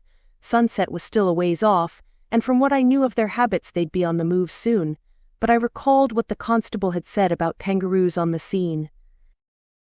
"What is up with you critters?" I planted my fists on my hips and frowned. The kangaroo in question only chewed at the blades of grass hanging out the side of its mouth and leaned down to graze some more. It was still warm out, though not blazing with the shade of trees providing some relief. Yet a shiver went up my spine. It was almost electric-like. My eyes bulged, and I turned a circle to scan my surroundings as I focused on the same sensation I'd felt when the tree came down at the house. It was like something was in the air, foreign, and yet strangely magical. I couldn't spot anything out of place, and the trees stood silent, with no sign of an imminent fall. My ankle chose that particular moment to send a sharp pain up my calf, and I grimaced, then shifted my weight to the other foot. My first thought was that perhaps it was some kind of native magic. Earth magic, which was untouchable by the likes of witches and kept the balance of nature in harmony. But that didn't sound right when I considered Billy's similar befuddled reaction when we'd sensed it back at the house. In any case, I wouldn't be able to do much out in the bush with a sore ankle, so I reluctantly climbed into my truck and fired up the ignition. The warm air from the AC vents hit my face, and I swatted them aside absent-mindedly as I continued scanning the area. But there was nothing. So, I turned the truck around while keeping the kangaroos in view and continued home with a mind to using whatever remaining frozen vegetables I had on hand to nurse my throbbing ankle. When I arrived, though, I saw I had company, and smiled at the sight of Auntie May lingering by the fallen tree on the driveway. An elder of the local Aboriginal community, she was a long-time friend of my late Aunt Tabby, and organized the cultural tours of the property with her nephew Geron. There was no rhyme or reason on when she would drop in for a visit, but I didn't mind, and found her presence not unlike that of my family. I suspected she was for the most part looking out for me, and I enjoyed drinking tea with her while she recounted stories and told me about the town and its inhabitants. "Hey, Aunt," I'd stopped the truck just short of her and slid gingerly from the seat to the gravel. My ankle protested at the jolt, though I wasn't sure if it was from my detour out to the forest or simply from a day at work. "Good to see you." The short woman waved her walking stick at the tree. "What happened here?" I swung the door of the truck shut and limped forward to the hood. "Came down on Friday. Graham next door will come and clean it up." Auntie May looked me up and down with a frown. "And what have you done to yourself?" I was almost underneath the tree when it came down. I shrugged. Billy knocked me out of the way in time. "Good grief," she tutted. "You should probably have your feet up." "Sounds like a plan. Can I get you a cup of tea?" We walked together to the back patio, my pace more fitted to hers on account of the limp. "Not likely. Let's get you sitting down and I'll sort it out." Auntie May rarely came inside when she visited, usually opting to sit by the swamp on the park bench, which I was sure was only there for that purpose. Surprised, I nonetheless openly used my enchanted skeleton key to unlock the door and let us into the open dining and kitchen space. "Hey." Auntie May chuckled. "I'll never get tired of seeing that." I wasn't sure that my Aunt Tabby was as brazen as that when it came to using her magical relics in front of regular people. But Auntie May wasn't exactly regular. She could speak telepathically with Billy easily enough, and though the people of Myrtle Glen thought my aunt was a kooky, sometimes fortune teller, Auntie May knew different. It's come in handy, that's for sure. I can't honestly recall where the house keys are these days. Auntie May went in ahead of me, and I spotted Gus in the living room, upside down as he snored. I dropped my purse on the table and sank into a chair, with the weight of the day pressing down on my shoulders. I wasn't at all surprised that Auntie May knew her way around my kitchen, given her familiarity with the house, and in short order she had Aunt Tabby's favorite citrus blend steeping. I saw Cheyenne this morning. She told me you'd had a few dramas. Thought I'd pop in and check everything was okay. But it looks like you were at work. She gave me a serious look. If you keep that up, you won't give yourself a chance to heal. I know. My cheeks heated. But I thought at least if I was sitting at the desk, I wouldn't make it worse. Auntie May pushed 2 mugs over the counter, and I reached to collect one. Gus had roused from his sleep and leaped up onto the table beside me. I gave him an absent-minded scratch behind the ear. "Who is this old woman?" he inquired. "She looks like the sort who thumps people with that stick." I didn't respond and bit my lip to keep from smirking. "Who are you calling old, you cheeky bugger?" Auntie May arched a tart eyebrow at Gus, and he startled so badly he lost his balance and almost slid off the table. "How about you try that again? And this time with a little respect." Gus glared at me, and I only held up my hands. I was out of this. If Gus thought he could get away with being rude, I was prepared to let Auntie May show him exactly what the rough end of her walking stick felt like. "My apologies, madam. I was not aware you were a witch. I am Augustus Theodore Crowe, familiar and guardian of Katerina." He sat back on his haunches, no doubt thinking he looked regal. Auntie May switched to talking out loud, which was her usual mode of communication with Billy. "That's better. I'm Auntie May Lynch, but I'm no witch. We call this soul-speaking among us black fellas, though the art is mostly lost." I didn't know cats could talk. Before Gus could bristle at that, I hastened to explain. "Gus isn't a regular cat. Rather, an old soul. He was human once, but a very long time ago. It isn't uncommon to have our ancestors lingering around magical families. But I doubt you remember what being a person feels like, do you?" I directed the last at Gus and scratched him under the chin. "Of course I remember. I led a memorable life. It's just..." Yeah, I know. Cat food tastes good, doesn't it?" I snickered. "Ancestor spirits," Auntie May marveled. "It's not done that way with us, but we know our ancestors are all watching over us." "See?" Gus backed up from my petting and gave me a flat stare. "I am to be venerated, not given substandard meat and feathered toys." I rolled my eyes and glanced at Auntie May. "Are your ancestors so particular?" She snorted a laugh and took a sip of tea. "Not by half. I'm guessing this is the reason Billy's staying clear?" I went out to the water and not a whiff of him. "He's been a little strange, I guess. I didn't exactly want to go talking about him in front of Gus and cause any further problems between the pair, but I had to clarify. I think magic might have had something to do with the tree coming down. Seemed to really get Billy's hackles up." Auntie May gave me a considering look. "I've had a bit of a weird feeling in my guts lately. Hard to explain, but something feels like it's out of whack. Billy is a water spirit. He's got a better sense for those types of things." He didn't know what it was, either. I blew gently on my mug of tea, went herring off in search of who was behind it, and then took particular offense when I brought Gus home. "Well, cats aren't much good for wildlife around here." She narrowed her eyes at Gus. "I hope you plan on keeping him inside and away from the birds?" "Nothing that stringent, no, but Gus knows the critters out there are off limits. Back home he wasn't much interested anyway. He's more of a lie around and let the humans feed me kind of cat, aren't you, Gus? Gus glared at both Auntie May and I before hopping down from the table and sauntering off to the living room, muttering about reverence and due respect. I shared an amused look with Auntie May, but thoughts of a disruption to the local earth magic turned my thoughts somber. You know what's weird? I tried to put the oddities in some kind of pattern.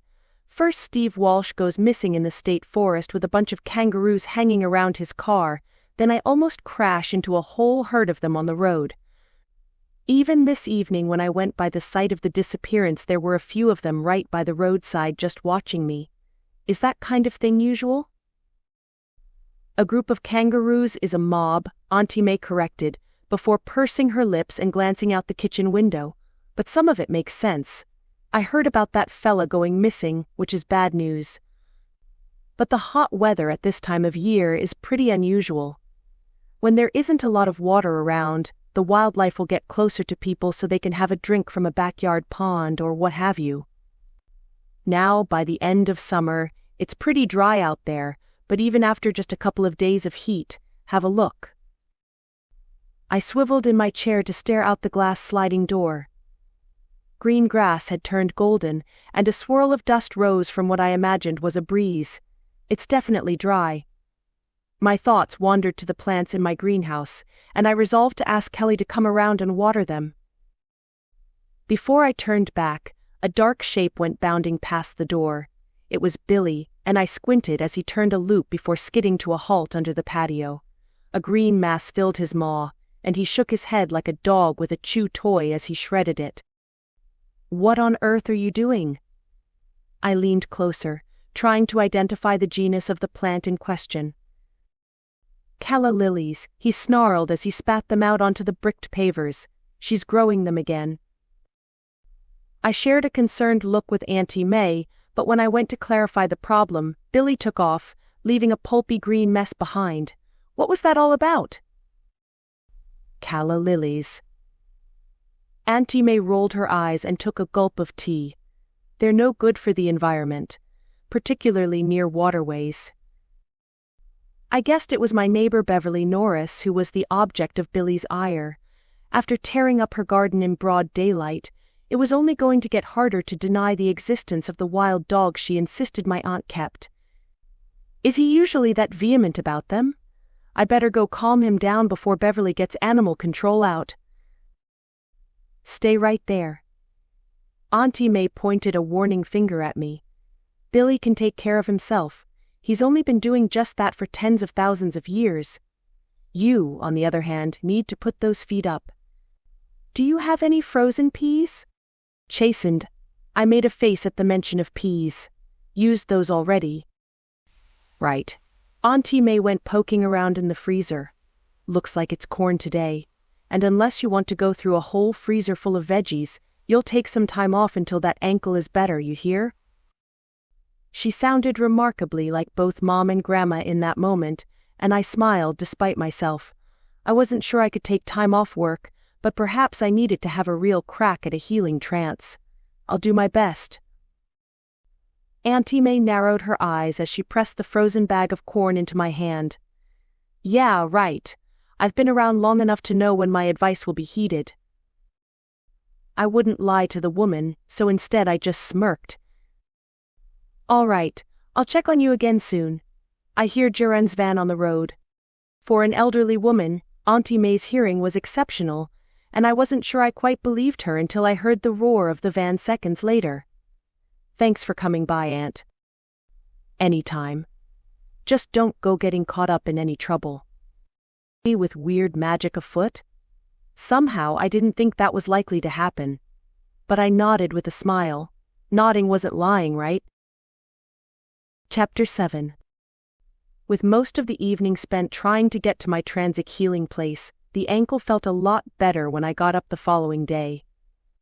I'd found some bandages in the back of a cupboard to wrap the joint tightly and appropriated a walking stick at the back of Aunt Tabby's armoire to arm myself for a day's work.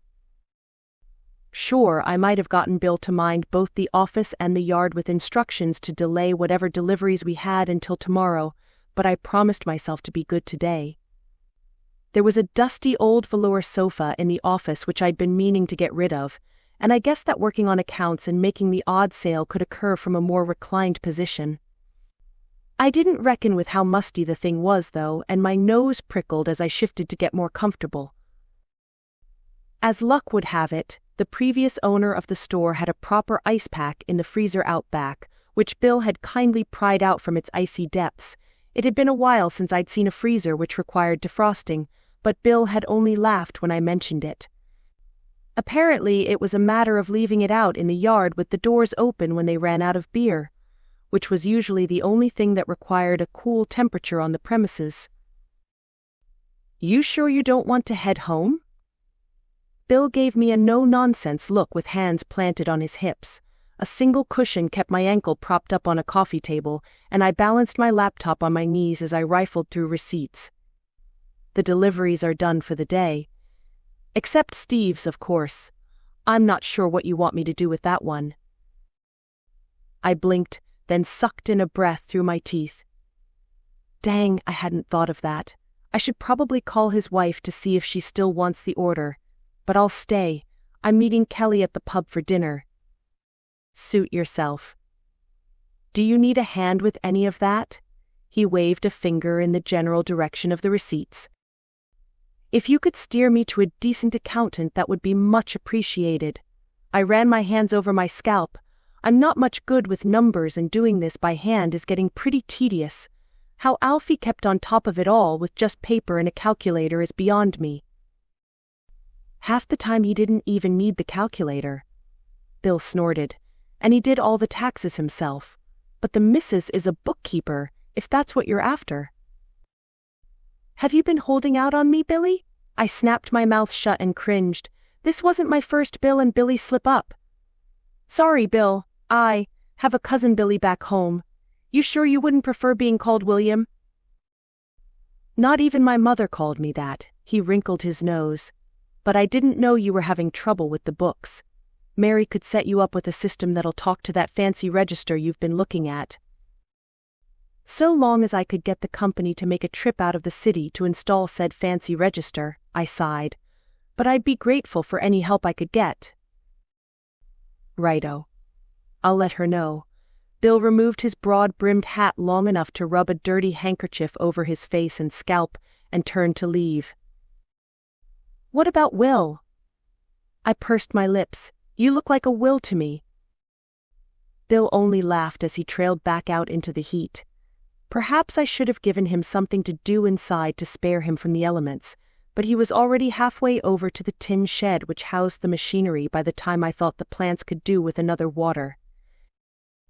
With a long line of numbers staring back at me on the screen, I sighed and figured I could use a little break.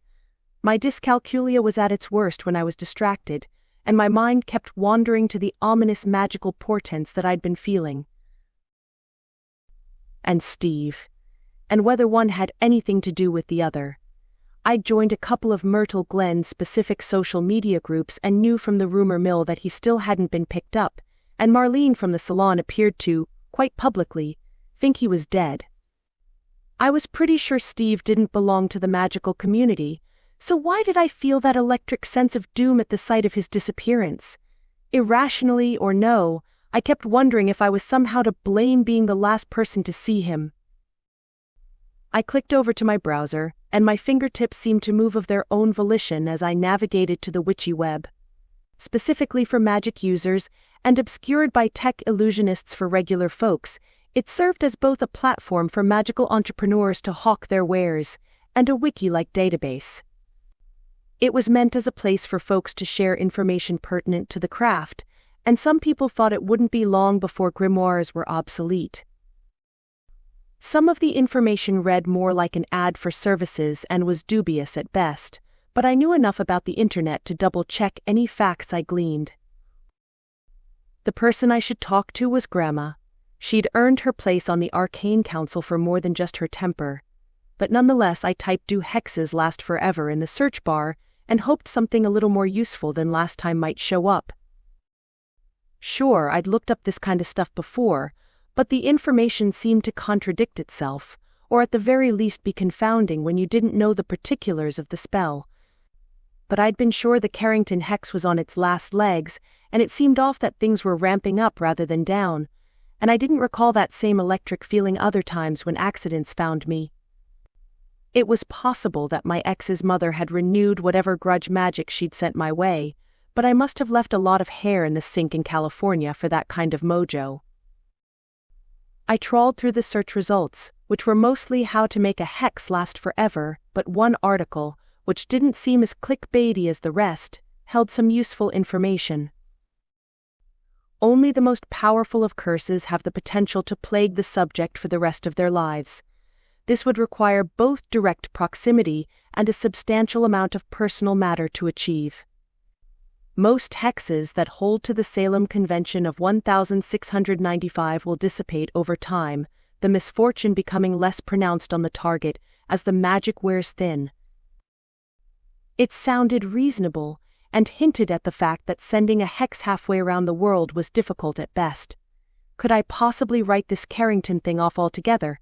And if so, what the heck was responsible for the tree coming down? The bell over the door sounded, and I startled as I looked up. My laptop almost fell off my lap and receipts scattered, but it was the hunky landscaper Travis who strolled in, bringing a hot gust of air with him. He spotted me past the tangle of potted palms which had grown perhaps a little too vigorously this past week, and glanced between both me and the plants as I scrambled to sit up a little. "Did you do yourself a nasty?" He frowned at my ankle. "Ah, yeah." I felt my cheeks warm. This guy had far too much influence on my hormones. Twisted the ankle on Friday, just trying to keep it elevated until it mends. Ouch. He pointed at the palms. "Looks like those have taken off, though." I knew it would be a matter of time before someone would call me out on it, and a person who works on gardens for a living would notice that kind of thing. It would have been wiser to have them each at a different stage of growth so I could pretend I'd ordered them that way. "Oh, those?" I giggled a little nervously. "No, I sold out and ordered new ones. Must have asked for larger pots by mistake." Travis ran fingers along the slender green leaves and checked underneath them. "They look like they're in good nick, though. I wouldn't expect anything of this quality from a wholesaler." I wanted to tell him about the sorry state in which they arrived, and the care I'd given them to turn things around, but instead I shrugged with a lopsided smile. "Must have been lucky. Now what can I do for you today?" "It's too hot out there to keep going, so I sent the boys home for the day.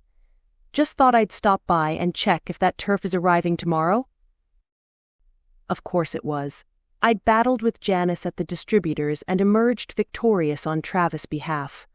But then I realized I forgot to let him know and pressed my hand to my mouth. "Shoot." "Yes, it is, and I forgot to call. Does it still suit you?" "Should do, yeah, depending on what time it arrives.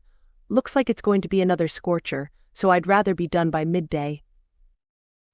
I clicked back over to my emails to check the docket Janice had sent. "Says here the ETA will be 8 a.m. Do you need it any earlier?" Travis' brow creased as he appeared to reckon with the question. It did little to mar his bronzed and handsome features. "Nah, I can make that work." I was glad. Victorious or no, I doubted I'd come out of the next battle of wills with Janice unscathed. It made me consider the problem of laying turf during such an unfortunate heat wave, but there was nothing I could offer in the regular sense for that. "Great. I'll bill you for the order after it arrives." "Right, thanks, Darl." I watched a little wistfully as he nodded and left, not minding half as much as I should that the guy still didn't know my name. It wasn't like it was a hard one to remember. But talking about the heat put me in mind of my employee, and I hobbled over to the counter to use the battered intercom which connected to the shed. It wasn't too long before Bill trudged back in with a questioning look.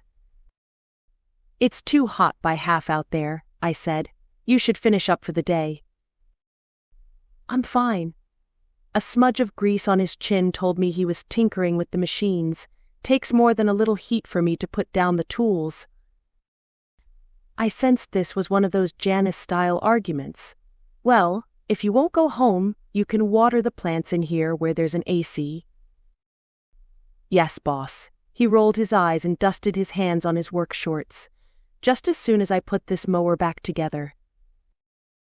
He didn't wait for my response, but I smirked nonetheless.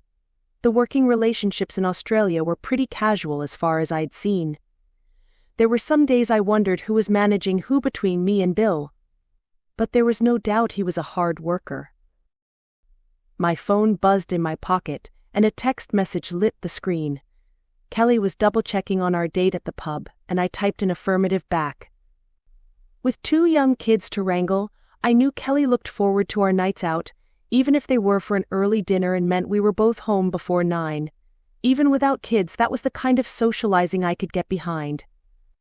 I was such a party animal. But with the phone in my hand, it reminded me of my promise to chase up Steve's order with his wife. Was it too early to call given what was happening? It seemed a little rough, but on the flip side, not sending goods that were paid for wasn't good for business. I thrummed my fingers on the counter and tried to be at least a little honest with myself. I was curious. It would interest me to know if the woman was distraught or not, given the information about the breakup. Surely she'd be at least sympathetic, even if the split itself was messy. Perhaps against my better judgment, I picked up the phone and the folder of contacts with Steve's landline inside. It only rang twice before a woman picked up with an inquiring hello. "Ah, hey there, it's Kat here from the landscape supplies store. Look, I realize this is all rather bad timing, but I have an order ready to go out to your place. I thought I'd call first to see what you'd like me to do with it." There was a long pause, and I thought perhaps I'd spoken too fast, and it had come out as a jumbled mess. The sand and soil yard? He ordered more stuff? I wasn't sure what I expected from the woman, but barely concealed disgust wasn't really high on the list. Just some mulch and topsoil. I didn't want to have it delivered and cause any trouble for you. Well, you can keep it and refund the amount back to me. Karen Walsh. I'm Steve's wife. I considered how I would do that from a technical point of view, but the fact she was asking for it to be sent to her spoke volumes. I'll just need to figure out how to make that work. I might need to cut you a check. I'm really sorry to hear about what's happened though, and if there's any... Yeah, look, you just handle the refund and mail it out to me. It's not like Steve is coming back to finish the yard. Karen's voice was bitter, and I hoped at least for her sake it was bravado talking. It must have been awful sitting at home not knowing what had happened, and I knew from my experience with Grandma that people do grief in their own way. Sure, I swallowed, wanting to ask after the investigation, but my stomach churned at the notion of bringing it up. Has there been, any word? As soon as I said the words, I saw my error, and the silence on the other line was scathing. Even with the accent, I'm sure you know about as much as anyone in this stupid town. And no, I haven't got any gossip for you. There's enough of that going around as it is. The line went dead and I winced. It was my fault for not being tactful, and after my encounter with Marlene at the salon, I guessed what she said about gossip was probably true in Myrtle Glen, which wasn't far removed from my own experiences back home in Tumbling Springs. Resolving not to succumb to rumors and supposition, I pressed the recall button on the cash register to see if I could print a receipt from as far back as Friday, but a zinging lance of pain went up through my hand. I snatched my hand to my chest and glared at the machine. It was electrocuting me again? Bill had insisted there was nothing wrong with the wiring, but perhaps he had missed something. Unless of course it was the weird magic in the air. It did feel a lot like a nasty case of static electricity. It was hours yet until the store closed, and I got the feeling I'd sorely need a drink by the time I met Kelly at the pub to fray my singed nerves. Chapter 8. A pot and parma at the Royal Hotel were just what the doctor ordered. I rarely drank much, but the Australian pot of beer was around half the size of what I'd expect in a bar back home. Coupled with a cheesy chicken parmigiana and what are most certainly not called fries in this neck of the woods, the alcohol didn't have much chance of winning a gastronomic battle of toxicity. I don't know how you eat those. Kelly peered at my plate from across the booth we shared. That early we were one of few parties who had a meal in front of us. The other patrons were mostly standing at the bar chatting after a day's work. Nothing wrong with a good jalapeno. I covered my mouth as I chewed, and I plan on getting right through this list. I tapped the chicken parmigiana menu on the table, scanning the inventive list of options only available on Tuesdays. The bolognese topping last week had been pretty good, but I didn't know what I'd think of the blue cheese one next on the list. You don't have to try them all. Kelly wrinkled her nose and cut a slice of her own regular parma. She didn't much like stepping outside the box when it came to breaded chicken. And if you do, I might have to tell them to come up with a Vegemite variety. Stop. My eyes bulged. You wouldn't. Try me. Kelly grinned, but I knew she was teasing. I reckon that new place will be open soon. We might not have time to get through all 12 options before then. What's he calling it again? I'd driven by the sight of what I was informed was an old wool shed with as much interest as any of the gawking locals. A new guy in town, husband of the local dentist who happened to be Bill's son, was setting up a trendy microbrewery and restaurant. It's either draft beers and drop bears or the other way around. Kelly shrugged. I feel bad for the guy. Half of the oldies will boycott it altogether. It's a little too close to the Goldberry vibe for their liking. I chewed as I considered that, aware that there was strong community support to keep the historic town of Myrtle Glen unmarred by flashy new developments. It was across the river and state border where Goldberry catered almost exclusively to tourists. The town was filled with resorts and venues with casino-style carpets and poker machines. If I made the trip over the bridge to do a little shopping, I almost always felt the need to look over my shoulder to see who had spotted me fraternizing with the enemy. You think so? I thought it looked quite charming. From what I can make out, it looks like they're trying to keep the building as true to history as possible. It's the name. Kelly nudged her plate aside, having almost completely demolished the chicken, and left most of the fries behind. Even Mum thinks it sounds too corny. Like it's an open invitation for the tourist crowd. Oh, come on, are you telling me drop bears aren't real? I teased. Drop bears are only for Americans on vacation. Kelly chuckled. How are things holding up at the shop? I rocked my ankle tentatively under the table. The sprain has slowed me down some, but business is good. I'd like to get going on the nursery some more though. It's just been a weird week with this disappearance and all. You know the last place Steve was seen was in my store? Kelly's eyebrows climbed, and she shook her head as she took a sip of beer. That's weird. I heard they're bringing in more units from the SES and police to do a bigger sweep of the bush tomorrow morning. But what, 5 days after he went missing? I doubt someone could be out there that long and still be in one piece. I opened my mouth to reply, but a woman in particularly short shorts with blonde hair stopped at our table with a squawk of exclamation. Kelly, she grinned. Good to see you. I don't think I've bumped into you for ages. How's things? From the look on Kelly's face, I didn't think the lack of contact had been troubling her. Hey Cindy, this is Kat, my new neighbor. Cindy swiveled and put a familiar hand on my shoulder as she smiled. Nice to meet you. Kelly and I go way back. All the way back to high school. Without asking, Cindy scooted into the booth next to me, and I shared an inquiring look with Kelly. The woman seemed the polar opposite of my friend, who preferred grubby jeans and a baseball cap, a cap which she didn't even take off at the table. From the look of Cindy's claw-like red fake nails, she didn't spend much time doing manual labor. Way back in the day. Kelly smirked. You're looking well? Oh, you know, I moved back to Myrtle Glen recently, divorce number 2. Cindy rolled her eyes. But nothing much changes in Myrtle Glen, does it? Except this disappearance business. I reckon it must be the biggest news around here in years. Kelly folded her hands around her beer and raised her eyebrows. Oh yeah? You planning on coming out tomorrow morning to help with the search? Cindy's expression spoke volumes. I doubted she enjoyed hiking much. I'll leave that to the professionals, though I doubt they'll find anything. Oh? I frowned at the expectant look on the woman's face. Well. Cindy's eyes lit up as she leaned a little closer over the table.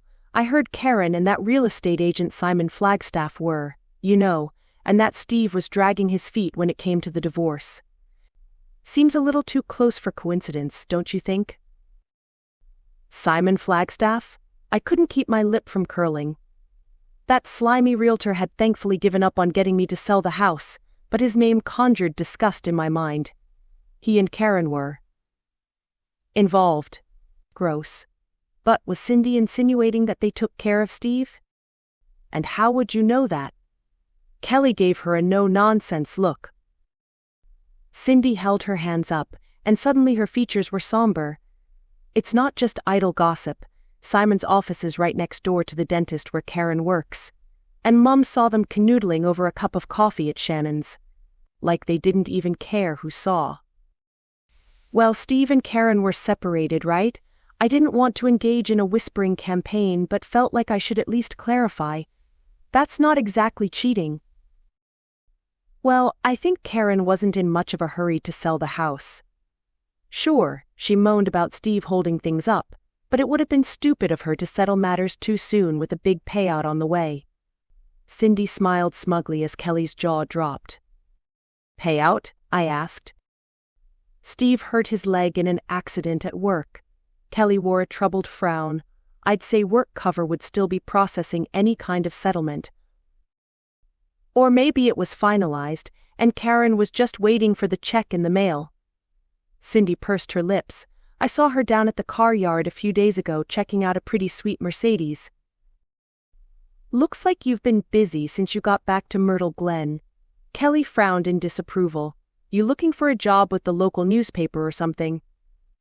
Cindy scoffed, but it looked like the admonishment had flown over her head. All I'm saying, her voice rose from a whisper. Is that all that they're likely to find out there is a body? It was unfortunate that at that moment there was a lull among the patrons at the pub. A few heads turned toward us, and Kelly's face darkened. I know you're about as subtle as a bull in a china shop, but really? Sarah is sitting just over there. Don't you have at least a shred of decency? Kelly took a long gulp of beer and thudded it down on the table. She shot Kelly a sullen pout. Fine, be like that. Have fun tramping out in the bush tomorrow. Cindy stood and huffed as she sauntered off, and I noted a pair of eyes following her movements from a stool by the window. The woman wore glasses and had frizzy brown hair pulled back in a messy ponytail. I quirked a questioning eyebrow at Kelly. The sister-in-law. Wayne is Steve's brother. Kelly nodded to a burly man at the bar who seemed oblivious to the exchange. From his ruddy red cheeks I presumed he'd been drinking for a while. Those two are kind of the odd couple in town. I watched as Sarah quietly slipped out of the bar, leaving half a glass of wine at her table. How do you mean? Kelly chewed her lip and shrugged. I knew she wasn't one to go speaking about people behind their backs. Only that Wayne's been a drinker for years, and Sarah is as quiet as a mouse. It's not uncommon to see her sitting in the corner by herself while he boozes up all night. I made a sympathetic face. I can only imagine it's worse at the moment. The family must be worried sick. It didn't exactly appear so as Wayne called for another beer, but then maybe alcohol numbed the pain? He certainly didn't seem like he would be in any condition to join the search party in the morning. Steve and Wayne's parents died a few years back. As far as I know, they're all each other have, family-wise. Kelly sighed, but I hope they get some answers tomorrow. Good or bad? It was a sober note to end the evening on, so I twisted my mouth in a smirk and finished my drink. So, Cindy, huh? Ugh. Kelly propped her face in her hands on the table. I didn't much like her in high school. I don't know why she thinks we're friends now. Her mother is worse than her when it comes to gossip. Who's her mom? Marlene Pike. She used to run the gift shop over by the salon. Marlene. Now why didn't that surprise me? I reckon you must know just about everyone in Myrtle Glen. You say that like it's a good thing. Well, it is for me. I can have you cover off background checks for contractors to do work at the house. I was about to say potential boyfriends, but that was one of the last things I was looking for. And I didn't want to put ideas in Kelly's head about fixing me up with someone. Oh yeah? What do you have? Kelly's eyes widened, and she pulled her ringing phone from her pocket. Hey, what's going on? She answered. From the look on her face, I guessed it was Graham. I politely checked my emails while she spoke to keep from listening in. Okay, yep, I'll be home soon. Kelly ended the call and took a deep breath. Everything okay? Talisha's been vomiting. I better head home before Graham bursts a blood vessel. Sorry to hear it. I reached for my purse and left a tip on the table. Kelly only gave me an irritated frown at the gesture. You know we don't do that here, right? Some idiot will probably take it from the table and buy a beer, anyway. I shrugged. It's ingrained in me. Now come on, I better get going too and feed the cat. Kids, huh? Kelly rolled her eyes. Totally. Kelly and I walked out to the lot and said our goodbyes. After climbing into the truck, I thought about the search in the morning and my not quite healed ankle. I wanted to be out there helping in any way I could. But perhaps with a little research I might be able to come up with something of the magical variety which might solve the mystery. It was worth a try, anyhow.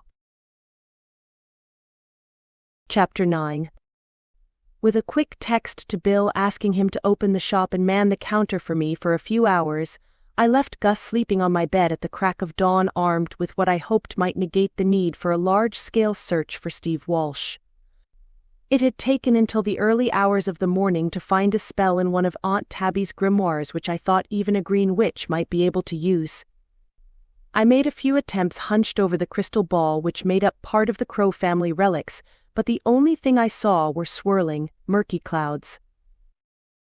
I patted my pocket where I'd tucked an amethyst crystal pendulum on a silver chain.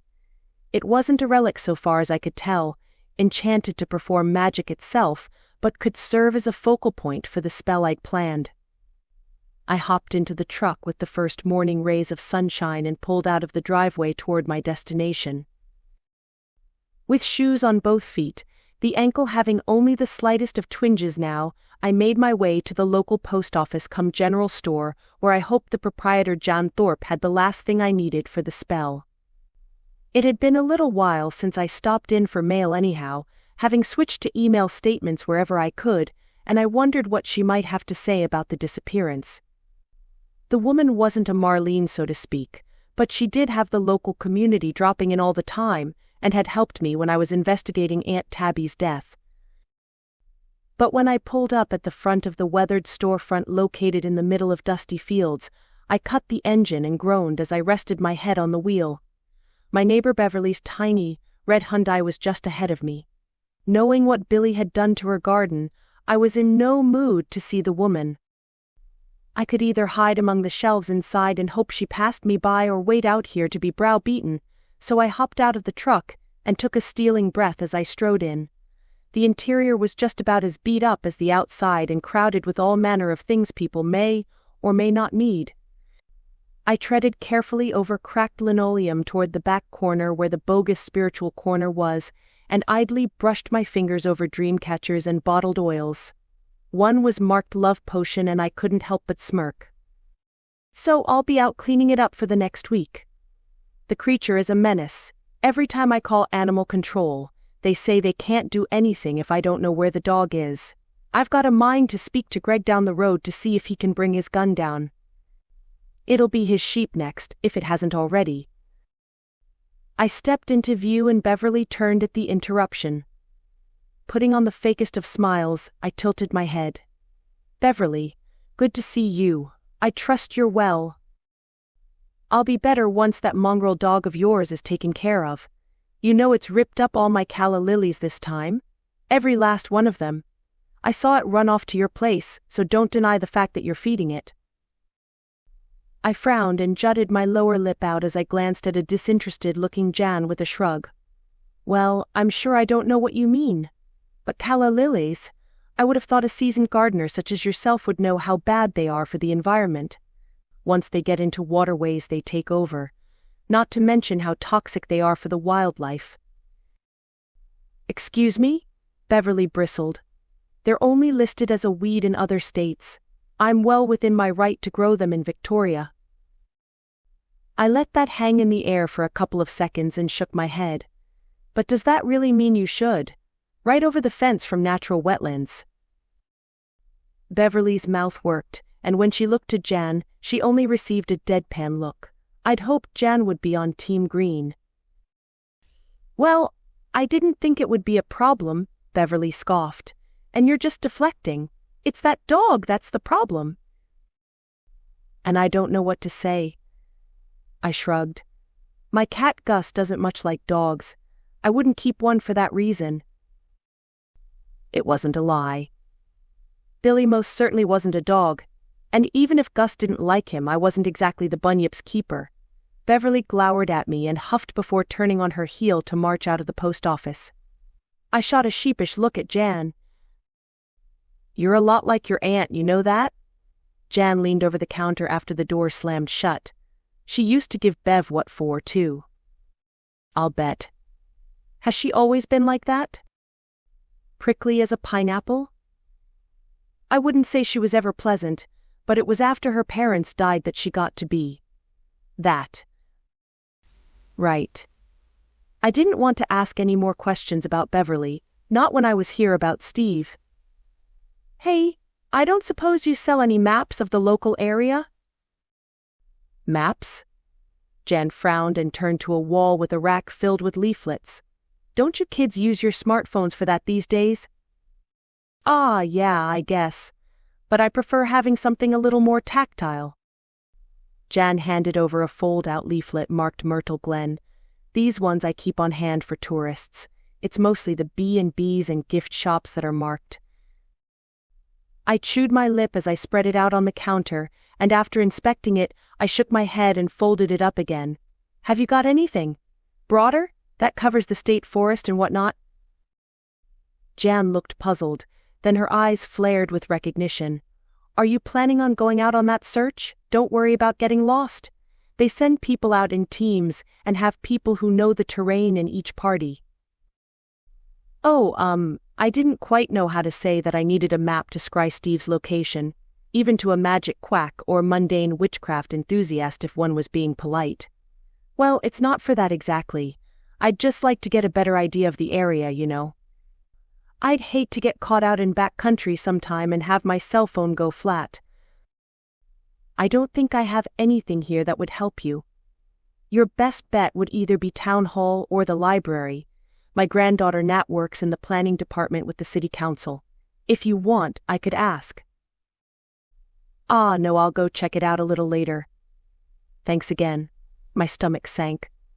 Both the town hall and the library wouldn't be open yet, and I knew people would be out scouring the bush already. Aren't you forgetting something? Jan smirked as she rifled through a bunch of paperwork on her crowded counter. Oh, right, I've got mail. Sure do. You leave it around long enough here and I'll mark it returned to sender. Jan's tone was mock serious. I took the bundle of letters and rolled my eyes. If it's all bills, I'll have you pass them back gladly. Jan let out a wheezy laugh, her lined face creasing further as she grinned. Good luck on the map hunt. I nodded and left the shop, unsure what to do next. The spell called for a map to seek out the location of the target, whether it be a person or an object, along with something that represented the quarry.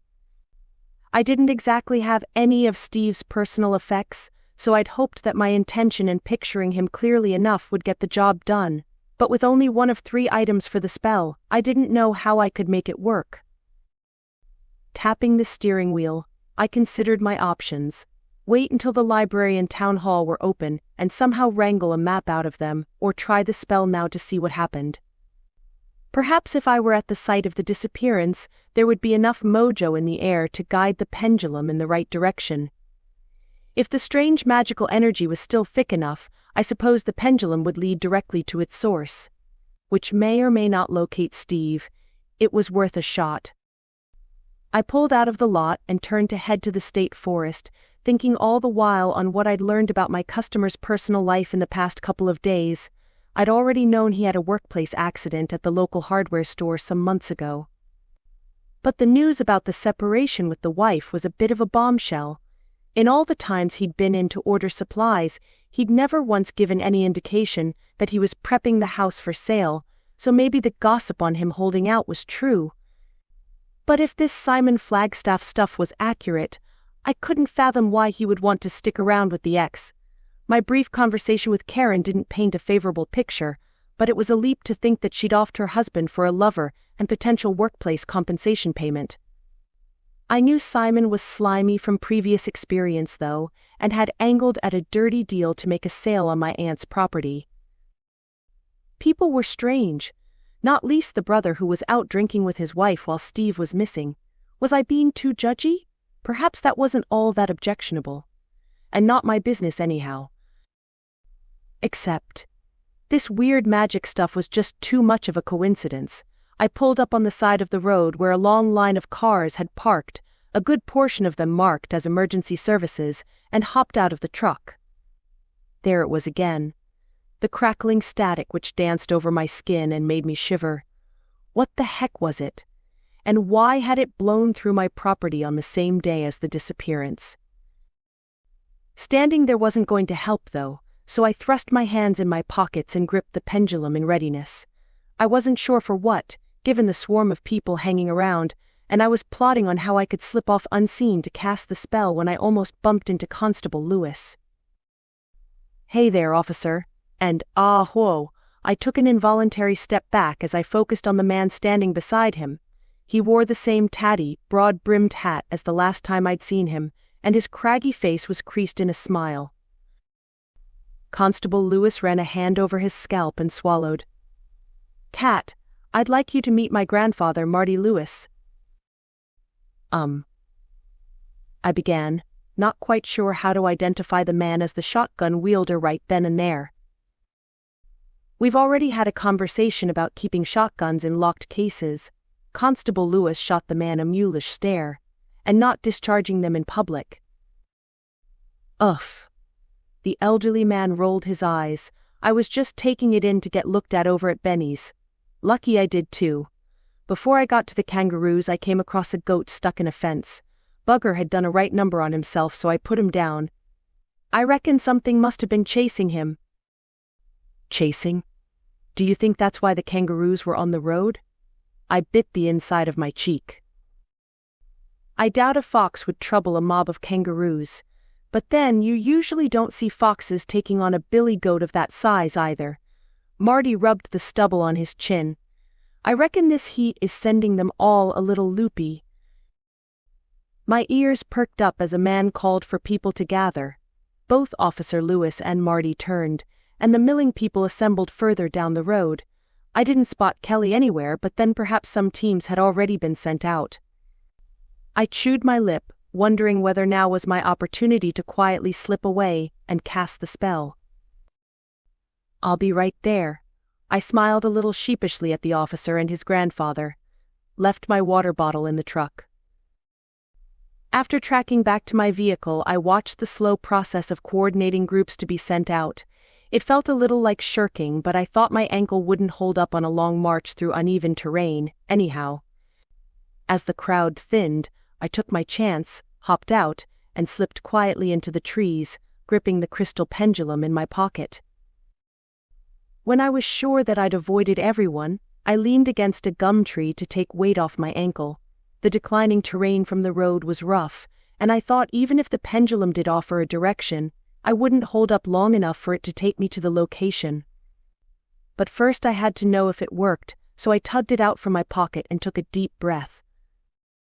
Closing my eyes to find a transic state was harder than it sounded when I thought someone could happen upon me at any moment and ask me what the heck I was doing. Not to mention the pricking on my skin from this static magic stuff. But after regulating my heartbeat and slowing my breath, I pictured Steve in my mind's eye, and dangled the pendulum out in front of me. I uttered an incantation, one I'd practiced at length the night before, and waited for something to happen. And all of a sudden, I dropped to the ground. Chapter 10. It was like the pendulum had gone from weighing barely anything at all to a hefty bowling ball. It caught me completely off guard, and I cast around with wild eyes from my knees once I realized what had happened. The worst I'd expected was for the spell to simply not work. This was something else entirely. My skin prickled with the sensation of being observed by malevolent forces, and I let go of the silver chain, hoping to dispel any of my own magic in the air. Counting to 20, I sucked in deep breaths and willed myself to calm. The morning was warm, but not hot yet, so the sweat beading on my forehead must have come from a place of fear. Dusting my hands off, like that could shed any errant magic, I gingerly tugged at the silver chain, and the amethyst pendulum lifted from the dry forest floor with ease. But it had unearthed something in the leaf mold. Something that caught my eye. And with my fingers nearly brushing the scorched-looking lump of wood, I sensed the magic tied to it. Enchanting items was some of the most taxing magic one could perform, and this attempt seemed wrong. Using a nearby twig, I brushed off more leaves and stifled a gasp. It was vaguely human-shaped, like someone had whittled it out of a lump of wood, and then burned it. I'd learned enough about spellcraft to identify a poppet when I saw one, a crude figure meant to represent a particular person. While poppets usually conjured images of voodoo dolls and the scent of spiced rum for regular folks, witches knew they'd been used all around the globe since time began, to both help and hinder the intended target. I swallowed and stood, tucking the pendulum away in my pocket. Could it have been something as simple as the pendulum locating the poppet instead of Steve? Did the scorch marks mean he was all ready? I sucked in a sharp breath through my teeth. I could only hope not.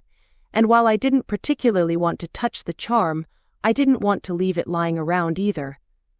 Gritting my teeth, I stooped to pick it up, my skin crawling as the magic responded to my touch. Like it was sentient. A shout from the road startled me, and raised voices followed. I needed to get back to the truck and find a bag to shove the poppet into, and hoped I could do it unseen. A lurker skulking around the scene of a disappearance was bound to raise some questions, and I was already a little too close to the case for comfort. But a morbid sense of curiosity drew me toward the argument, which was clearly between a man and a woman.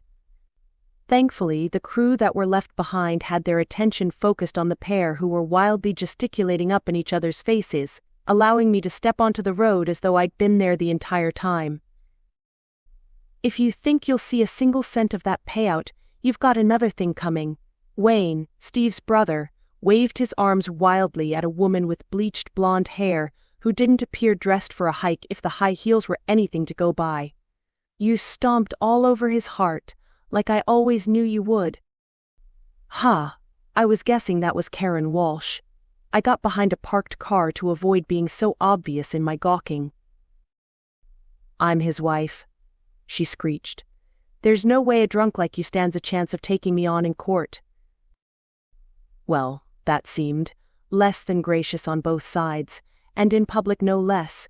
Were they really arguing about Steve like he was dead while the town was out there looking for him? We'll see about that. After I'm done, you'll be chased out of Myrtle Glen, harlot. Wayne turned and stamped off into the bush, leaving Karen to stare daggers at his back. It was at that moment that the few people left behind began pretending they were busy to avoid Karen's eye. And I wasn't going to be left holding the bag. I turned on my heel and hightailed it back to the truck, insomuch as I could at a brisk hobble. It sounded like the Karen and Simon rumor had made its way around town. After getting back into my vehicle and dropping the poppet into an eco-shopping bag, I waited until Karen had likewise stomped off in her high heels before pulling out and driving away. The hand that had gripped the poppet was still prickly, and I considered that it was almost certainly the proof I'd needed to connect the disappearance with magic. There was only one other magic user in Myrtle Glen who I was acquainted with, so with a mind to compare notes and see if there was something I was missing, I made for Ash's computer repair shop in town.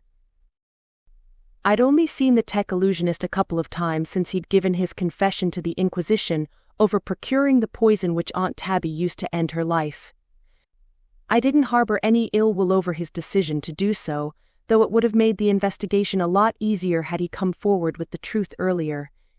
He'd panicked, and that I could understand.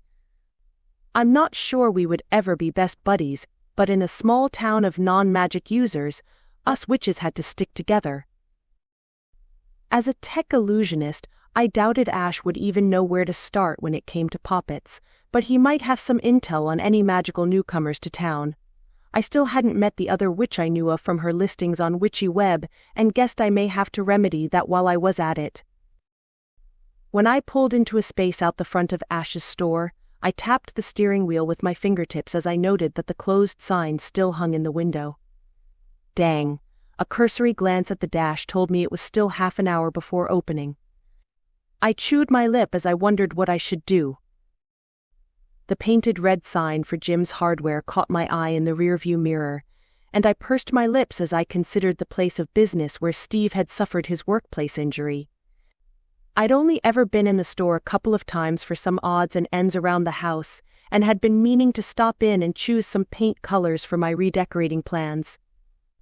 Perhaps a couple of careful questions might reveal where Steve's compensation claim was at, and whether his old boss harbored any ill will over the settlement. If the answers cost the price of a can of paint, it could be worthwhile. Unbuckling my seatbelt, I gave one last glance to Ash's computer repair store and crossed the street. I could catch him on the way out. With Bill manning the store for the morning, free time felt like a luxury, and I tried to recall some of the interior design pictures I'd pinned when making renovation plans.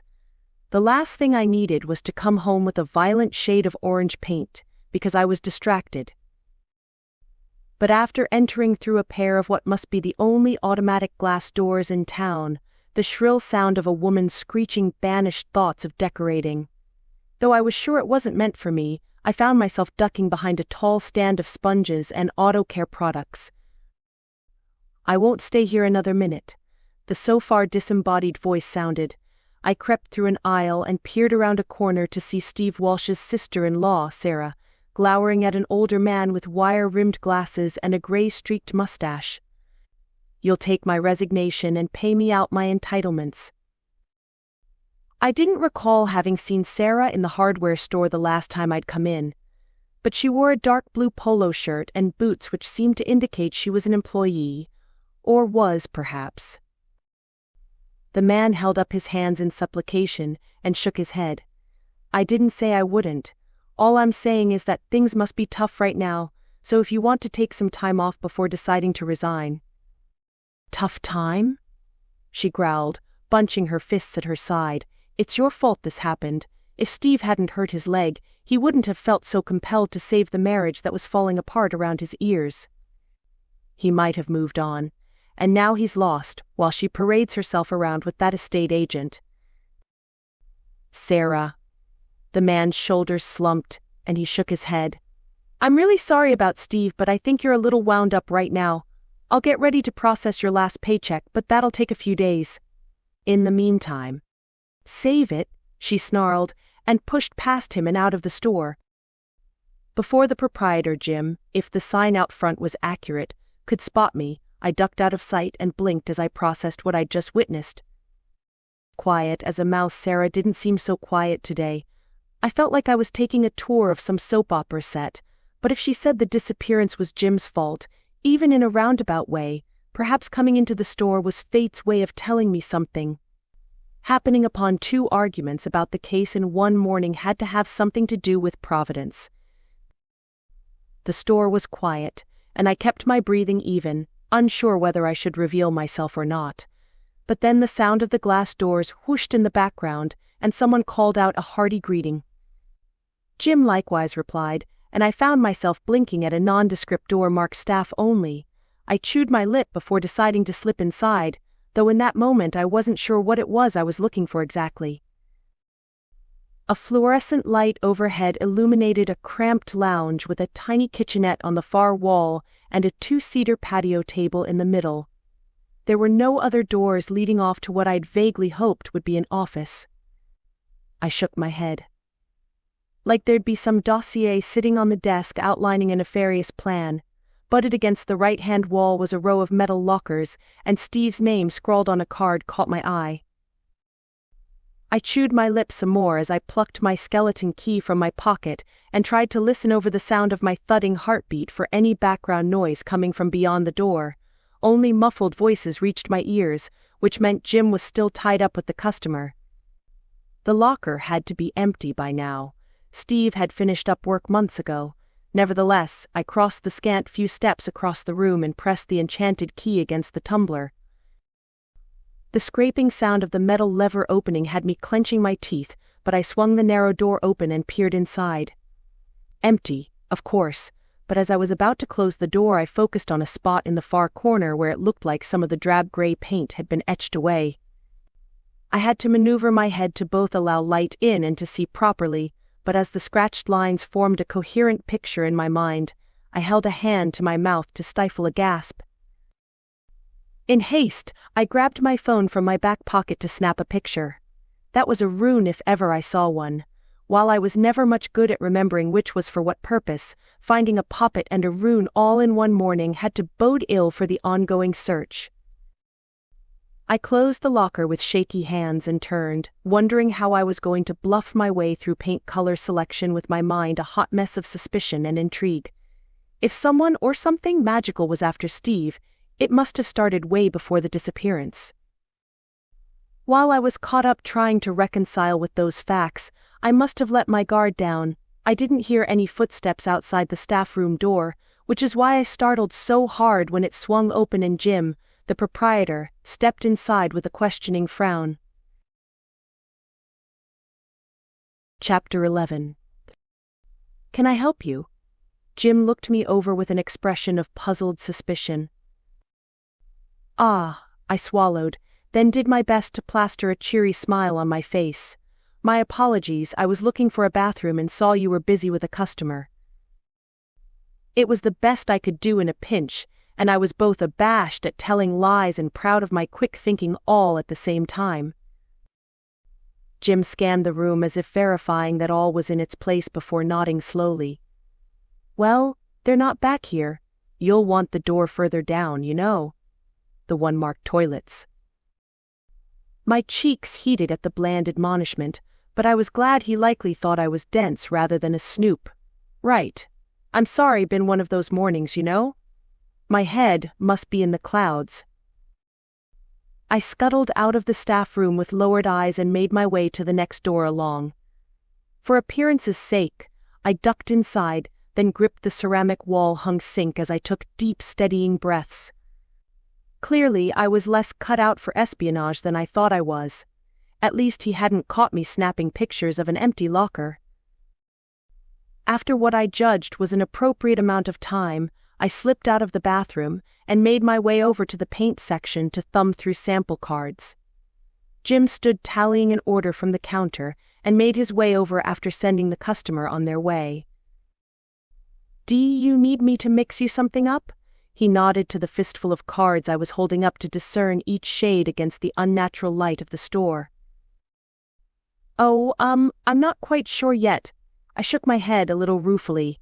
These colors never look quite the same when you get them home, don't you think?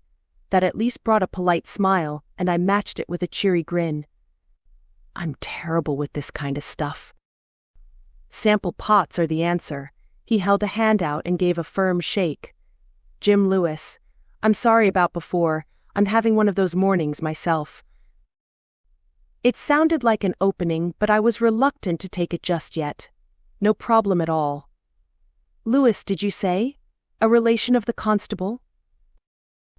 Jim's eyebrows quirked, and his bushy mustache twisted in a smirk. Chris' father. I'm not sure I'll ever get used to people calling him constable. 3 generations in one day. Myrtle Glen never failed to remind me of its interconnectedness frequently, much like home, but Jim had already plucked a couple of the sample cards from my hand and was chatting about paint, so I turned my attention to listening. No fewer than 7 small pots of paint in various shades of bluish-gray later, I'd warmed to the owner of the hardware store. As a boss, he was certainly hands-on, and seemed to know his trade as he talked me through tips for wallpaper removal and how to choose which color would look best throughout the house. I couldn't picture him being in some way negligent toward his employees and recalled that Steve had only ever talked about the injury being an accident. When Jim carried the box of samples over to the counter, I decided I was running out of time to pose a few carefully worded questions. "I met your father down at the search area this morning when I bumped into Chris." I smiled. "It was busy down there." Jim's hand faltered on the scanner, and his eyes snapped up to me. "Oh? He said he'd be down there. I should be too, except I'm short-staffed." He took a deep breath. "I went out with the SES when Steve first went missing. As much as I hate to say it, I'm doubtful they'll find anything out there. It's pretty awful. The last place Steve was seen was at my store. I'm running the landscape supplies lot now. Nothing seemed amiss when he stopped in." Jim blinked at me, then his eyes widened. "Of course, the accent. You must be Tabitha's niece. Old Alfie told me you'd bought the place. I knew Steve had been doing up the garden. He was showing me pictures when we went out to the driving range a couple of weeks ago." "Driving range?" I frowned. "Steve sure did have trouble staying off that leg, huh?" Jim chuckled and shook his head. "I counted Steve as a friend. We used to go out golfing all the time. The driving range was all he could manage after the fall." He sighed. "The prognosis of him ever getting around like before was pretty poor, but Steve always talked like he'd be up and at it again in a few weeks." It was going to take an impressive feat of creative talking to get the conversation going the way I wanted. I sent a quiet plea for forgiveness into the ether for the lies I was about to tell. He said something about his compensation claim being close to finalized. He never mentioned what his plans were, though. I never knew he and the wife had split. I thought he was just trying to spruce up the place. It was all approved, yeah. Steve was a little tight-lipped about it all, but he joked once or twice about moving somewhere warmer. The cold made his leg ache. Jim punched a button on the register. I wouldn't have blamed him for picking up and going, though. He deserved a fresh start and a little happiness in his life. I doubt he would have found much solace in Myrtle Glen if Karen stayed in the area. A boss who went out for golf with his employee and kept up what sounded like a genuine friendship with the man after the workplace accident which ended his career. That didn't sound like a bad guy. If the whole affair had damaged his insurance rating, he didn't seem bitter about it. "Well, I hope there's some kind of crazy explanation for it all and Steve turns up okay." I swiped my card in the machine and gave a lopsided smile. "He's a great guy." Jim muttered his agreements, and we parted with a promise from me to return once I'd made my decorating selections. I'd almost forgotten about the symbol in the locker as I stepped out onto the street, but the blinking neon lights on Ash's computer repair store brought me back to the magical problem at hand. After dumping the sample pots in my truck, I dusted off my hands and grabbed the poppet before hustling into the dimly lit shop. As usual, Ash sat hunched over a laptop screen, his 2 long dark hair hanging in his eyes. "Hi." He blinked up at me, looking a coffee or two short of a productive morning. "What can I do for you, Kat?" "Can't a friend just stop by?" I shrugged theatrically, then rolled my eyes. "With that weird feeling out there?" Ash twirled his finger in the general direction of the windows. "Not likely." "You've gotten a whiff too, huh?" I sidled up to the counter and perched on a stool. "And I'm guessing you don't know what it is either." Ash looked between me and the screen, then shut the laptop with a resigned sigh. Tech illusionists aren't exactly the most intuitive creatures. I'd have thought a green witch would be better equipped to identify environmental magic. "Environmental?" I cocked my head. "What makes you think that?" Ash's forehead creased as he stared at me for a moment. "Well, I'm just putting 2 and 2 together. This kind of heat in September? It's supposed to be rainy spring weather. Everything is completely dry out there. But I suppose it's the other way around for you back in the States, huh? We'd be in fall, yeah. I considered the heat and what linkage there could be with both magic and the disappearance. Do you know if the weather is localized? Ash pressed his lips together and shrugged as he reopened the laptop. Should have checked that. I mentioned the vibe to Stella the other day, but she told me to leave it if it was environmental magic. Some kind of accord the Inquisition has with certain groups for fire management and burning off. It was my turn to frown. Stella, as in Amelia's boss, you're on friendly terms with the Inquisition now. Yeah. Ash's cheeks reddened. After they cleared me of the stuff with Tabitha, Stella talked me into doing some work for them. Tech illusionists have the advantage of being able to work remotely, and it's not like Myrtle Glen keeps me that busy on repairs. Well, I was sure that would have gone down with Amelia Ward, Inquisitor and medium by craft. She'd said the Inquisition was slowly getting taken over with new recruits behind a computer screen. Right. That's handy to know, I guess. Maybe you can help me out with some other oddities I've found lying around. I dumped the bag with the poppet on the counter and pulled my phone from my pocket. You know how Steve Walsh went missing, right? I had a funny feeling that this is tied up with him somehow. I did a scrying spell this morning at the site of the disappearance and found this. Ash stood to peel back the bag with his index finger, and his lip curled when he spotted the poppet. Gross. Those things are nasty. There's only one other witch in Myrtle Glen, right? Does she have a connection with Steve Walsh? Zoe? Ash's eyebrows flew up. No way. She's not even from around here originally. Moved here a couple of years ago. I doubt the two ever crossed paths. Oh? So, did you ever meet Steve? This poppet means there's some kind of connection between him and a magic user. And it's not like there's a lot of us around these parts. Of course I've met him. He used to work right over the road. We used to bump into each other at Shannon's getting coffee in the morning. He doesn't really strike me as the believer type. And Ash didn't strike me as a whittle a poppet and set it on fire type either.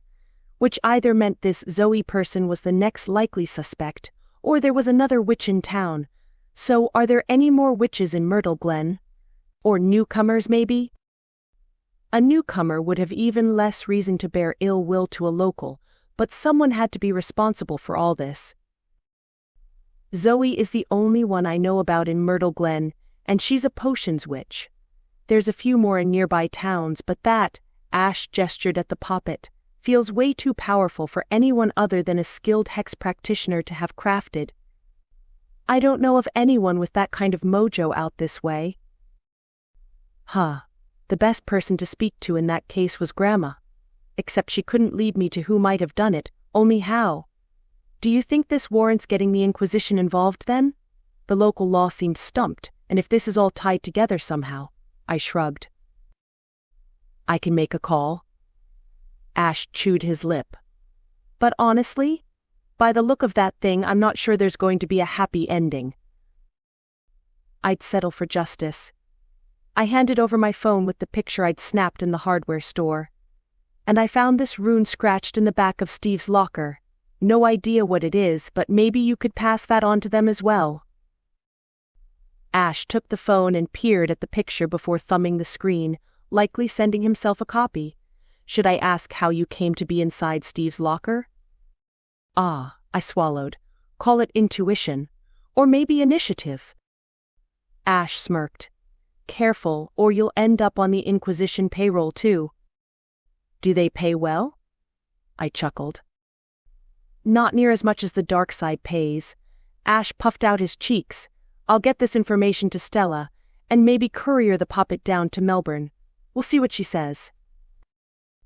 While it was certainly shaping up to be a case that should be of interest to them, Ash's tone told me he didn't expect them to roll up with all wands blazing, which meant the likelihood of Steve returning unharmed was dwindling. There had to be something I could do in the meantime. Okay, you let me know as soon as you hear anything, okay? Ash nodded and raked his hair out of his eyes. No worries. Chapter 12. The heat stretched on. After closing the store while ruminating on the fact that I hadn't heard from Ash since the day before, I found myself driving by Steve's place. I almost hit the brakes in the middle of the road when I saw a big for sale sign out front. Instead, I rounded the block and drove a little slower as I passed the bungalow-style, period timber home. Karen Walsh sure wasn't out to keep up appearances then.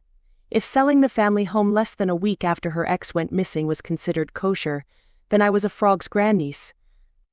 There was something really off with how Karen was handling all this, which had my mind turning in circles as I left the estate and got back on the route to home. As Steve's wife, she might not have been a local, and perhaps was hiding a witchy secret. Or maybe illicitly connected to the magical community by way of a friend or family member.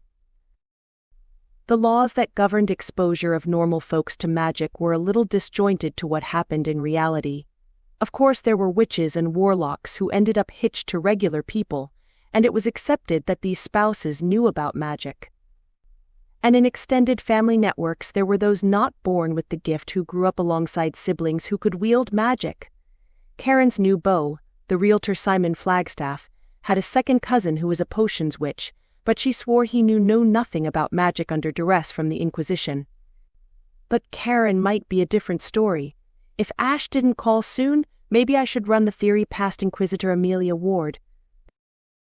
I drove on autopilot back home and was glad to see Graham taking a chainsaw to the tree over the driveway, and amused to spot Auntie May pointing here and there while wielding her walking stick. I parked out of the way of his four-wheel drive and trailer and hopped out of the truck. "Hey there," I called out during a lull in the sawing. "You two look busy." Graham rolled his eyes with his back turned to Auntie May but turned a smile to the woman. "Always glad for a little direction. I should have this cleared up for you over the next couple of days. Won't be able to burn off the smaller stuff until things cool down though." Auntie May sniffed at the air and tutted. "Isn't stopping some idiots. The fireys have been called out all over the place. I've seen 1 or 2 patches of smoke myself. Haven't heard of any fires getting away on them though." A large-scale fire would be pretty disastrous, I mused. There was plenty of green grass around just a couple of weeks ago which left behind long, golden patches all over the place since the heat set in. "Well, I'd offer you both a hot tea, but it doesn't feel like the weather for it. Luckily, I steeped some for the refrigerator last night. Can I get you a glass?" I quirked my eyebrow mostly at Graham, whose sweaty brow glistened under the sun. He nodded, and I wondered if the look of relief he wore was about the beverage or the prospect of keeping Auntie May out of his hair for the next little while. Auntie May made an appreciative sound and spun on her heel to march toward the house. Inside, Gus spotted Auntie May and fell into a crouch before hightailing it off down the hallway with a yowl. I frowned at that. Gus wasn't normally flighty, but Auntie May was already talking about the unseasonal heat as she rounded up tall glasses from the cupboard. "Never seen anything like it in all my years," she grumbled. "There's more to this than weather. I can feel it in my bones. We might not have had a bushfire yet, but if things don't sort themselves out soon, there'll be a big one, you mark my words." Grabbing the jug of iced tea from the refrigerator, I eyed Auntie May circumspectly. She wasn't the fretting type, and with the scowl she wore, she reminded me more of Grandma than the usually cheery soul she was. "Feel it in your bones?" I bit my lip as I poured 3 glasses and used a fork to coax lemon slices from the jug. "You think this is something to do with the land?" I still felt like there was a lot left to learn about Australia's First Nations people and the spiritual connection they had with the land. Half the time I felt like I was sticking my foot in my mouth when talking about such things with Auntie May, but if I'd ever offended the elder, she'd never said so. "Course not." Auntie May thumped the end of her walking stick on the linoleum floor. "That's the point. This feels unnatural. Don't you feel it too?" "Yeah," I took a deep breath and shook my head. "But I've never felt anything like it before. I found some weird stuff yesterday which I think is tied to Steve Walsh's disappearance. I have someone looking it over." Let's just say it isn't my field of expertise. Auntie May opened her mouth, but before she said anything, her eyes bugged out and I followed her gaze out to where Graham stood bent over the chainsaw. Billy, the normally reclusive bunyip, stood just scant yards behind him with his fangs bared. Before putting a coherent thought together, I launched toward the glass sliding door and ran outside. My ankle protested with a sharp twinge, but I pushed on, hoping to halt any mauling activities Billy might have in mind. Over the sound of the chainsaw, and with his back turned, Graham seemed oblivious, but Billy's head swung around, and he snarled before his glassy eyes registered a flash of recognition. I pulled up sharply, not entirely sure he wouldn't maul me, but before I could call out, Billy crouched and bounded back to the water on powerful haunches. Graham stopped and turned just as Billy dipped under the water, and I stood with my heart hammering and my cheeks burning as I tried to come up with a reasonable thing to say in that circumstance. I managed, forgot to ask. Did you want honey in your tea? Graham set down the chainsaw and dragged his forearm over his brow and shook his head. So long as it's cold and wet, it's fine. Auntie May saved me by stepping out the door with 2 glasses and heading over to hand one to Graham. I used the time that Auntie May marveled at Graham's progress to scan the surrounding area for any sign of Billy. But the waters of the swamp seemed peaceful, even if there was a weirdness in the air. I'll probably be back in the morning. Graham rubbed the small of his back and nudged a sawn log with his boot. Hopefully it gets a bit cooler. Don't trouble yourself on my part, I offered. I'm hardly in any rush. It's not like the truck will get any worse for wear if it isn't in the garage. Graham's eyes crinkled in amusement as he silently mouthed the word truck. I knew from experience he took particular delight in correcting my vernacular to a proper Aussie way of speaking, in a good-natured way, of course. I wasn't sure I would ever get used to calling trucks utes in my defense. He finished his iced tea in a couple of gulps, and I took the glass as he loaded his 4-wheel drive and hopped in to make the quick trip home next door. Well, that was bloody close, Auntie May complained once we were alone. Don't know what the silly bugger thinks he's doing. I nodded my agreement and tried to spot the bunyip again. Has he ever, been dangerous to folks before? Not in my lifetime, but back in the day, well, they're water spirits. It's their job to protect sacred sites. A wayward fella taking a dip might never make it back to land. That was more than a little chilling, and at odds with the creature I'd come to care for since arriving in Australia. Did it have something to do with the tree? I limped over the driveway to make a more careful inspection of the ball of exposed roots. The electric sizzle of magic had long since faded, but was that? Look, I leaned over to peer a little closer. Ever seen something like this before? I waited for Auntie May to approach and see what I was looking at. A tree coming down for no good reason wasn't always surprising. It could be any number of factors. An old fracture in the wood which had been rotting away, the earth underneath getting too boggy to hold it up, or sometimes termites. But the roots directly beneath the trunk were blackened, like they'd been burned underground before the tree fell. Auntie May prodded a particularly charred root with her walking stick. Strange. I wasn't sure I should have expected an explanation for it. My first suspicion was that the incident had been magical, easy to pin on something like a hex, but then Ash had said something about environmental magic. From both Billy and Auntie May's reaction, it didn't appear to be a familiar magic for the area, so where did that leave me? Heat, fire, and a disappearance, I muttered. You said there were other fires reported in the area? Yeah, Auntie May pursed her lips. Usually, people burning off rubbish a little too vigorously. Always 1 or 2 doing it at the wrong time of year. But the last couple of weeks have been busy. I wonder if maybe I sighed. Well, I guess it's time to make some more inquiries. If this isn't natural, then I'd say it's getting pretty dangerous. Too right. Auntie May peered off toward the road. Looks like my ride's here, but if you can wrangle that bunyip, you tell him from me he needs to settle down.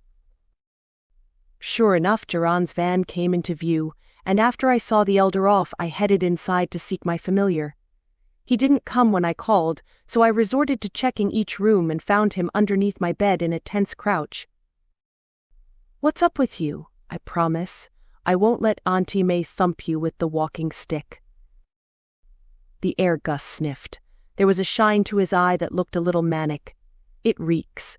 Something is afoot." "You're telling me," I huffed, "you going to stay under there or at least have a civilized conversation on top of the bed?" Gus swatted at my hand as I reached to give him a scratch and tore off out of the room. I recoiled in surprise and heard the cat flap as he made his exit. What the heck was that about? As my familiar, I'd hoped he might have some insight into the problem at hand, or at the very least be a good sounding board. He'd been aloof since Kitty quarantine, but I thought maybe he was settling in. Unless the same strangeness that had Billy stalking the neighbors was affecting Gus. Waiting for Ash to get back to me was becoming less of an option. I had a bad feeling in my bones about it all, and wasn't above reaching out to the Inquisition myself to get some answers. Hopefully they kept more than mediums and tech illusionists on the payroll. I doubted my contact Amelia Ward would be any better than me at discerning the cause of the disturbance, but she might just take the matter seriously enough to get her boss Stella on board. I mean, we were already up to one casualty, right? Chapter 13. So, you're telling me this Steve person must have ticked off some yet-to-be-identified magic user, and you don't have any ideas? I rubbed my temple from behind the counter at the store. It had taken a couple of calls to reach Amelia Ward, Inquisitor and Medium by craft, who I'd worked with some few months ago to determine the cause of my great-aunt Tabitha's death. Her flat voice told me she had more pressing matters keeping her busy down in the city. "I'm telling you, the magical disturbance is no coincidence. There was a burned poppet at the scene, and I found a rune at his place of work. I don't know if Steve got caught in the crossfire of whatever is going on out here, or whether this is a spell directed at him gone haywire. But either way, there's something big going on. Look, it's your first year in Australia. You're from the south though, right? Surely it doesn't come as a surprise that it gets hot here and trees come down from time to time? Earth magic isn't something we police, Kat. Sometimes the mother takes our trespasses into her own hands. Disasters happen. That's the way of things. As for the rest, until there's a body." I made a face in my empty office. I'd agree with you, except... I wasn't sure whether to bring up Billy the Bun Yip to the Inquisition. Back home, they left magical entities alone so long as they didn't cause harm to others, and if Billy kept up his unusual behavior, the Inquisition might decide he posed too much of a risk. It was a complication I didn't need, so I came up with the next best option. "Auntie May," I stated. "You have another aunt out here." "No, Auntie May is an Aboriginal elder in Myrtle Glen. I don't know what kind of accord the Inquisition has with First Nations people, but she can speak telepathically, so she has the gift as far as I'm concerned. She says this ain't natural, so this isn't a silly American girl complaining about an unfamiliar climate." Amelia didn't respond right away, which I thought must be encouraging. In the background I heard the muted sounds of telephones and people talking in what I presumed was their office. If there was one thing I knew about Amelia, it was that she disliked the shift to working behind a screen to solve cases, which I hoped meant she was up for a little road trip. "Ugh," she grunted. "You know what I'm dealing with down here? Magical mafia dealing in pixie dust. The bodies are piling up. You know how hard it's going to be to convince Stella to look into some weirdness in the sticks." "But you will." Amelia sighed. "I'll have those names you gave me checked out and see what I can dredge up on the rune and pop it. I'll have to wait on our experts to give their opinions though." "Thanks," I said. "Really appreciate your help." After ending the call, I decided that Australia's Arcane Council must be under-resourcing the Inquisition. With a relatively sparse population and a lot of ground to cover, I could see why. but I knew that back home a poppet and a missing person would be enough to get the wheels turning on a proper investigation.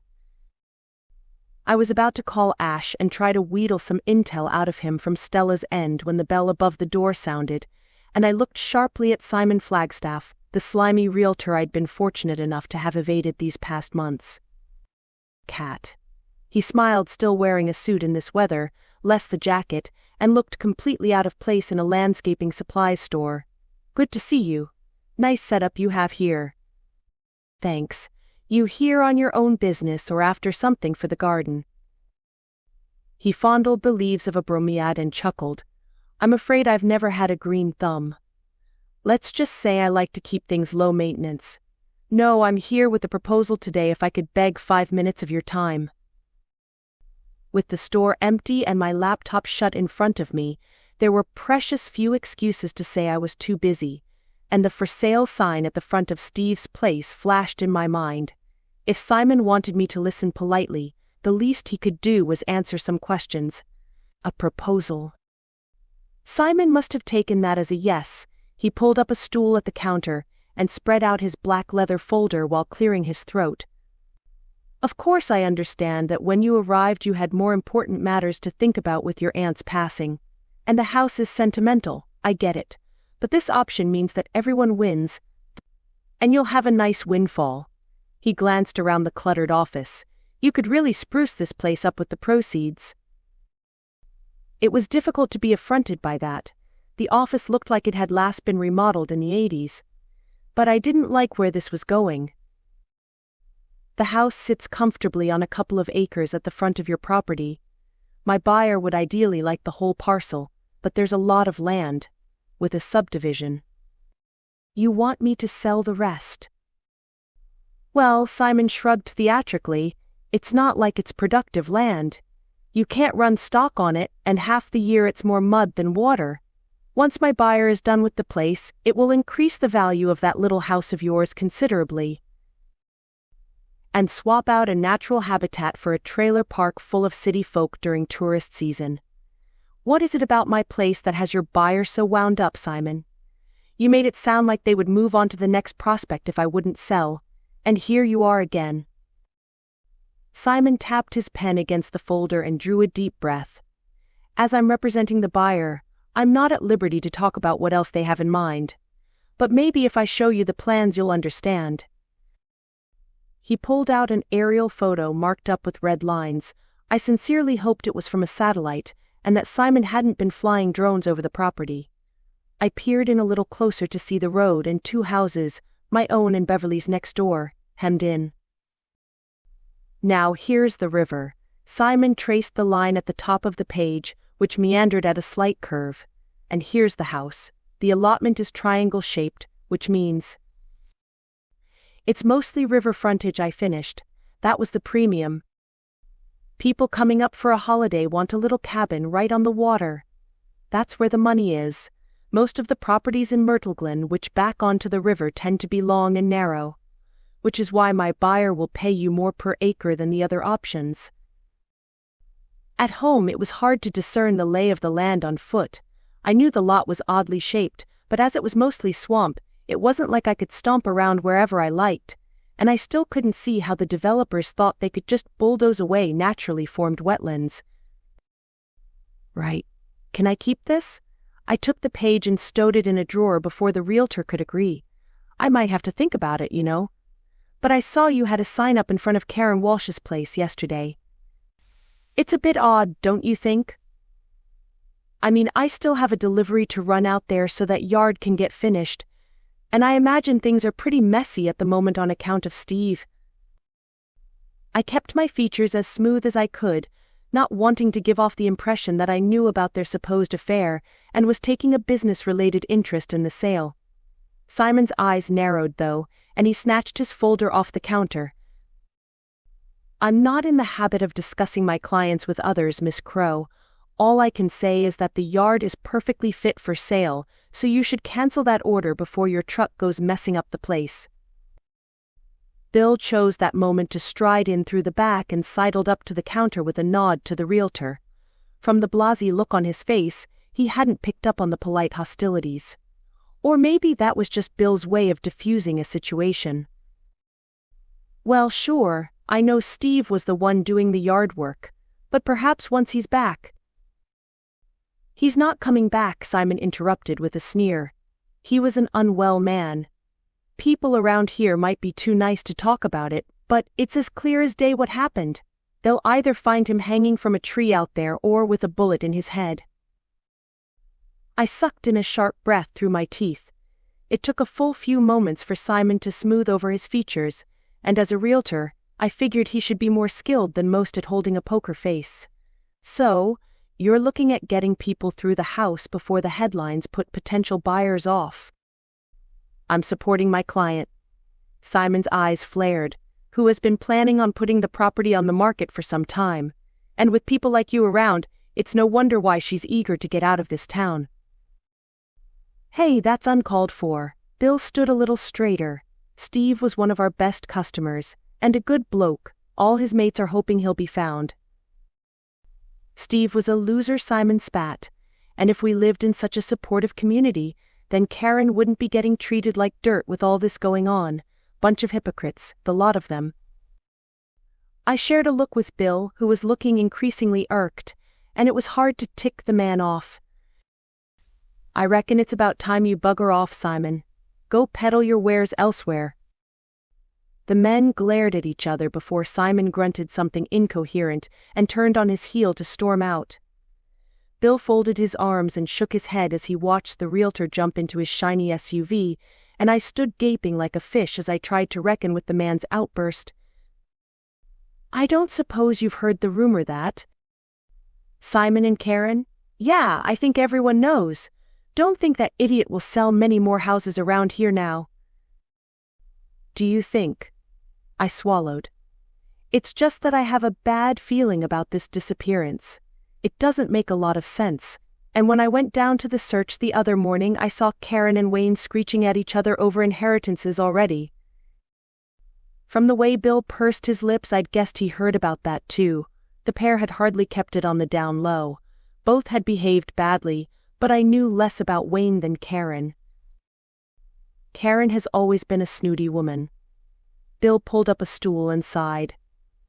The kind of receptionist who looks like she's got a turd under her nose half the time, and has given me a blasting for dropping soil on the driveway too close to her car. I never really knew what a guy like Steve saw in her, but he was happy for a while, until the accident at least. Do you think that's what put the marriage on the rocks? I chewed my lip. Hard to say. When money is tight, it can be pretty rough on the home front, but Karen looks like an expensive woman to keep, if you know what I mean. It sounded mean-spirited, but I knew Bill well enough to see he was just saying things as he saw it without malice, and from Karen's apparent interest in luxury cars, it could be true. Do you think maybe that's why Wayne is so angry? Wayne? Bill grunted. The bloke hasn't always been so bad. Turned to the grog after a footy injury put an end to what was looking like a promising career back in the day. Then when his folks died, the inheritance went into the pokies. Don't think he ever forgave himself for it.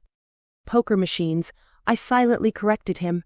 It was a bugbear of mine, but before I could reply, my phone buzzed and Cheyenne's name flashed up on screen. Shoot. I recalled Cheyenne's birthday celebration at the pub and my lack of gift shopping. It was already mid-afternoon. Bill, do you mind locking up tonight? I just need to pick something up. No worries, he said. Reckon it's too hot out there anyway. I went to grab some cash out of the register, but as I tapped the button to release the till I heard and felt the sizzle of electricity lance through my finger. Ouch. It's not doing it again, is it? Bill gaped. Gritting my teeth, I grasped my finger and nodded. Bill had checked the thing twice already, and I was getting the feeling this was a me thing and not a problem with the electrics. Bill glared at the machine and poked it to release the till. It popped open with no apparent trouble, but even so I gave it the stink eye for a second before grabbing any cash. I'll have another look while you're gone, but I reckon we chuck it out if there's nothing amiss. Nothing wrong with a good old-fashioned ledger while you wait to get something that won't burn the office down. He had a point, I conceded, even if the thought of operating on paper made me feel queasy. Surely there was an app for that. I left with mumbled thanks while pondering the issue of a magical cash register which seemed to have it out for me. It felt a lot like bad luck, the kind of bad luck I was getting tired of.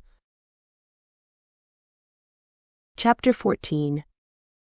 I wasn't sure if Cheyenne was a plant person, but I liked to think all good people valued a green gift which kept growing. It bugged me to buy a Monastera Kukdama from one of the many gift shops in town rather than something I grew myself, but I was a ways from stocking plants which didn't come in black plastic pots. The venture at least showed me there was a market for cute terrariums in town, and I made a note to look into suitable vessels when I was back at work. Knocking off early gave me the chance to take a long shower and get changed at home, so I took the opportunity to tentatively check in with Gus. "How's the air smelling now?" I discarded a silky blouse over the bed where Gus was fervently clawing the covers. "Charcoal and filth. Smoke is coming, but the wind is too swift. Cleansing fire with fire. Have you procured another roasted chicken?" Okay, so he was still being weird. His eyes shone with the kitty mania one would expect when exposed to something like catnip, and if he kept clawing the covers like that, they might well be shredded by the time I got home. Cats. Moving house was supposed to send them a little nuts, but surely this was over the top. "I've got some left in the refrigerator. I'll be out tonight, but I'll pick up a fresh one in the morning and we can cuddle up and watch a movie or something. Are you feeling okay?" Vigilant, observant, hungry. He jumped off the bed and stalked off into the kitchen, leaving me to slip into a tunic-style dress and tights. Hungry was a good sign. If this magical weirdness was upsetting him, it was just another piece of the puzzle to put together. Maybe in the morning I could put on a cat movie and do some surreptitious research on witchy web. After sharing a hasty chicken leftovers dinner, I left Gus to sleep off his meal and headed into Myrtle Glen. The days were a little longer at that time of year, so I enjoyed the dusky pink of the sky as darkness washed over the landscape. My mind kept turning in a murky mix of suspicion though, with Simon's outburst in the store earlier repeating in my mind. If he and Karen were lovers, it had to tick the realtor off knowing she was still living with her ex-husband, but enough to do something as extreme as dispose of Steve. I didn't like the guy and had to keep reminding myself that my opinion may be coloring my judgment. The idea of he and Karen cooking up a murderous plan and making off with the marital assets sounded cliché as all get out, so unless I could find something tangible about the couple and magic, then it was really about as bad as one of Marlene's theories. When I pulled up to the Royal Hotel, the lot was more crowded than I was used to on account of arriving when I'd be usually leaving the establishment. The raucous sounds of people winding down for the week blended with the muted sound of pub music in the background. After locking my truck, I carried in the cocktail a little awkwardly, wondering if people usually brought plant-related gifts into a bar. The interior of the pub was busy, and it took me a moment to spot Cheyenne's glossy brown curls across the room. It looked like her party stretched over 2 tables, and I pushed a twinge of socializing-related anxiety aside. I was supposed to be there making friends anyway, wasn't I? Cheyenne spared me the trouble of my interrupting by meeting my eye as I crossed the room and waving with a glass of what looked like champagne. "Here she is." "Hey there," I smiled. "Happy birthday." Cheyenne took my proffered gift with a gracious smile and scooted it down the table where a stack of cellophane-wrapped gifts sat. She stood to introduce me to her pals, half the names I forgot by the time she made it down the end of the table, and sat between a cousin of Cheyenne's by the name of Rihanna and Cindy Pike. I was less excited about being next to Kelly's not-so-buddy from high school whose bleary eyes indicated she'd been drinking for a while, but Rihanna was kind enough to keep me chatting about this, and that while I perused the drinks list for something lightweight. "So, landscaping, huh? My husband was doing some work for Travis Larkins a little while ago." Rihanna gave a polite smile. "Yeah?" Travis' name conjured a little tingle up my spine. He's probably my most regular customer. Myrtle Glen seems to keep him busy enough, which is great for me. Oh, sure, and half the neighboring towns from that smile of his, no doubt, Rihanna chuckled. I felt my cheeks color and changed the subject. So what do you do around here? Rihanna began chattering about her job over at City Hall and where her 5 boys went to school. I was trying to keep up with it all when I spotted a familiar face across the pub though, and just like last time, Wayne Walsh appeared well and truly drunk as he swayed by the bar. But they're considered the best footy league in the district. But I'm guessing you don't know much about footy yet, huh? I blinked and dragged my eyes away from Wayne. Rihanna looked at me a little expectantly, and I had to think for a moment about what the question was. Oh, you mean Australian football? I've seen the grounds, so I know that it's an oval-shaped field. Rihanna gave me one of those wide grins Australians were fond of catching out a tourist on one of their idiosyncrasies. You just wait until you see the uniforms. None of that padding stuff you see in American movies. I shrugged and smiled. Aside from the obligatory support of the Razorbacks back home, I wasn't much interested in football. But a sharp intake of breath beside me caught both of our attention. Would you look at that? Cindy hissed. It's like they want people to think they did it. Frowning, I followed Cindy's gaze across to the doorway where Simon Flagstaff had ditched his suit for a smart casual polo and had Karen Walsh on his arm wearing a dress that looked way too fancy for a country pub. Geez, Rihanna gasped. You watch. I reckon there'll be trouble. It was like the collective crowd at the Royal Hotel was holding their breath. Even the music seemed quiet for a scarce moment, but Simon only pointed Karen to a vacant table and swung around toward the bar, presumably to order drinks. I'm totally getting this on film. Cindy plucked her phone from her purse with her red claw like nails and held it up in a too casual fashion to point toward the scene. If it weren't for my own morbid curiosity, I would have chastised her about taking footage. But the clash between Simon and Wayne didn't appear to be forthcoming. I could only see the back of Wayne's head, and while I thought he must have spotted the realtor by then, he didn't make a move. The hush at the table told me that the other birthday guests were likewise keyed in on the situation, and I was almost about to turn back to Rihanna when Wayne stepped away from the bar, right toward where Karen sat. Ooh, Cindy whispered. This'll be good. Karen's perfectly made-up face appeared bored as she looked at a menu, but her posture was rigid, like she knew people were staring. I had just a second to ask myself why she would want to hang out somewhere like this before Wayne snatched the menu from her hand and flung it across the room. You really are the worst kind of woman, he drawled loudly. You're lapping it up, aren't you? Have you already spent it yet? I'd be careful, because once this gets to court you'll lose it all. That house is rightfully mine. Paid for with my parents' money. And you have no right to Steve's payout, not after. Simon grabbed Wayne by the shoulder after abandoning the bar. Karen's expression was icy, and she arched an eyebrow as Simon swung Wayne around. The realtor pulled his free arm back with a closed fist, but before he could land a hit, Wayne lurched forward, and they fell over the next table. Karen stood with a hand to her mouth, and I resisted the urge to do the same to keep the pair in view. Cindy showed no such restraint and stood to climb on the chair in 2 high heels to get a better vantage for recording. Don't know what she expected to happen, Rihanna tutted. If you ask me, she was counting on it. Maybe thinks she can shift the focus on Wayne. As a suspect? I asked. It had crossed my mind, but Wayne wasn't at the top of the list as far as I was concerned. You heard him. That fella's all about the money. She rolled her eyes and rubbed her fingertips together. The pub had fallen into a cacophony of people either cheering the wrestling pair on or shouting for them to take it outside. It seemed like Simon's immaculate polo had taken a red wine stain. I hoped it was red wine anyway. But I recalled what Bill had imparted to me earlier. He's a gambler, right? Big time. Sarah's usually silly enough to bail him out, but from what I hear she's had enough of it. The publican finally appeared to get the situation under control. A burly man with a shaved head and goatee, He stood between the pair with a mottled red face while heaving deep breaths in a snarl. Karen stood by the door with her purse tucked under her arm, and Simon gave one last leer at Wayne before escorting her out.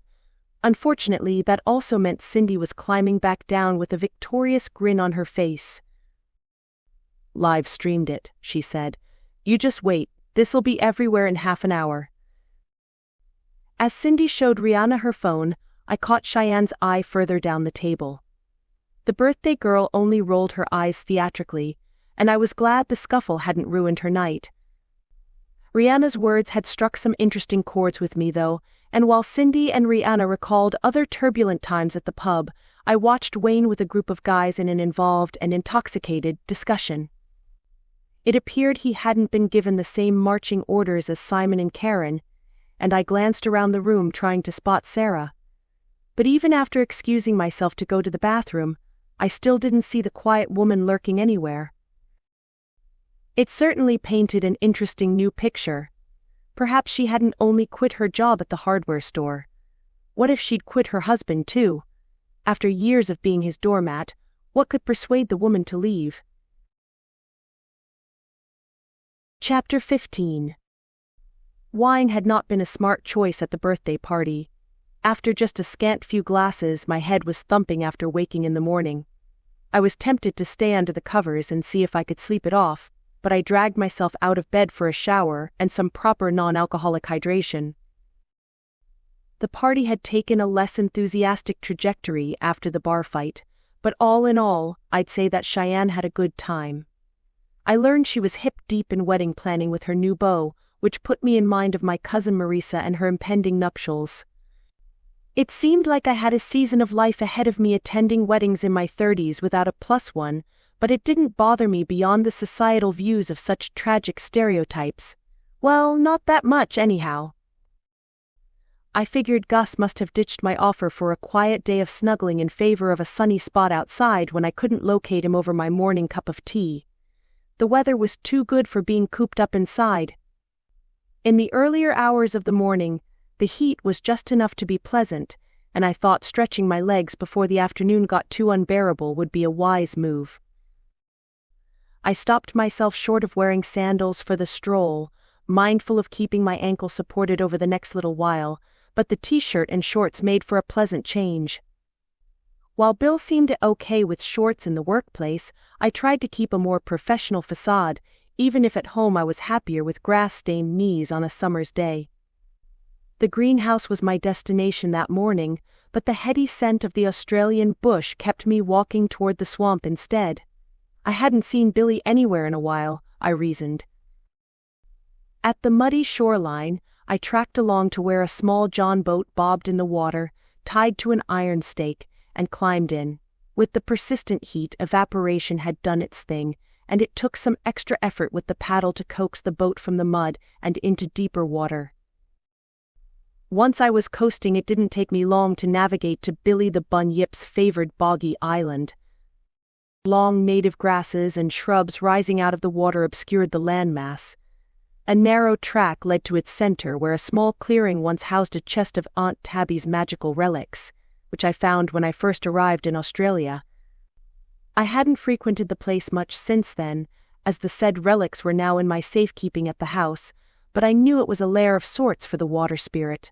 I called out a yoo-hoo as I approached, and after rounding a cluster of reeds found Billy curled up in a very feline-like ball.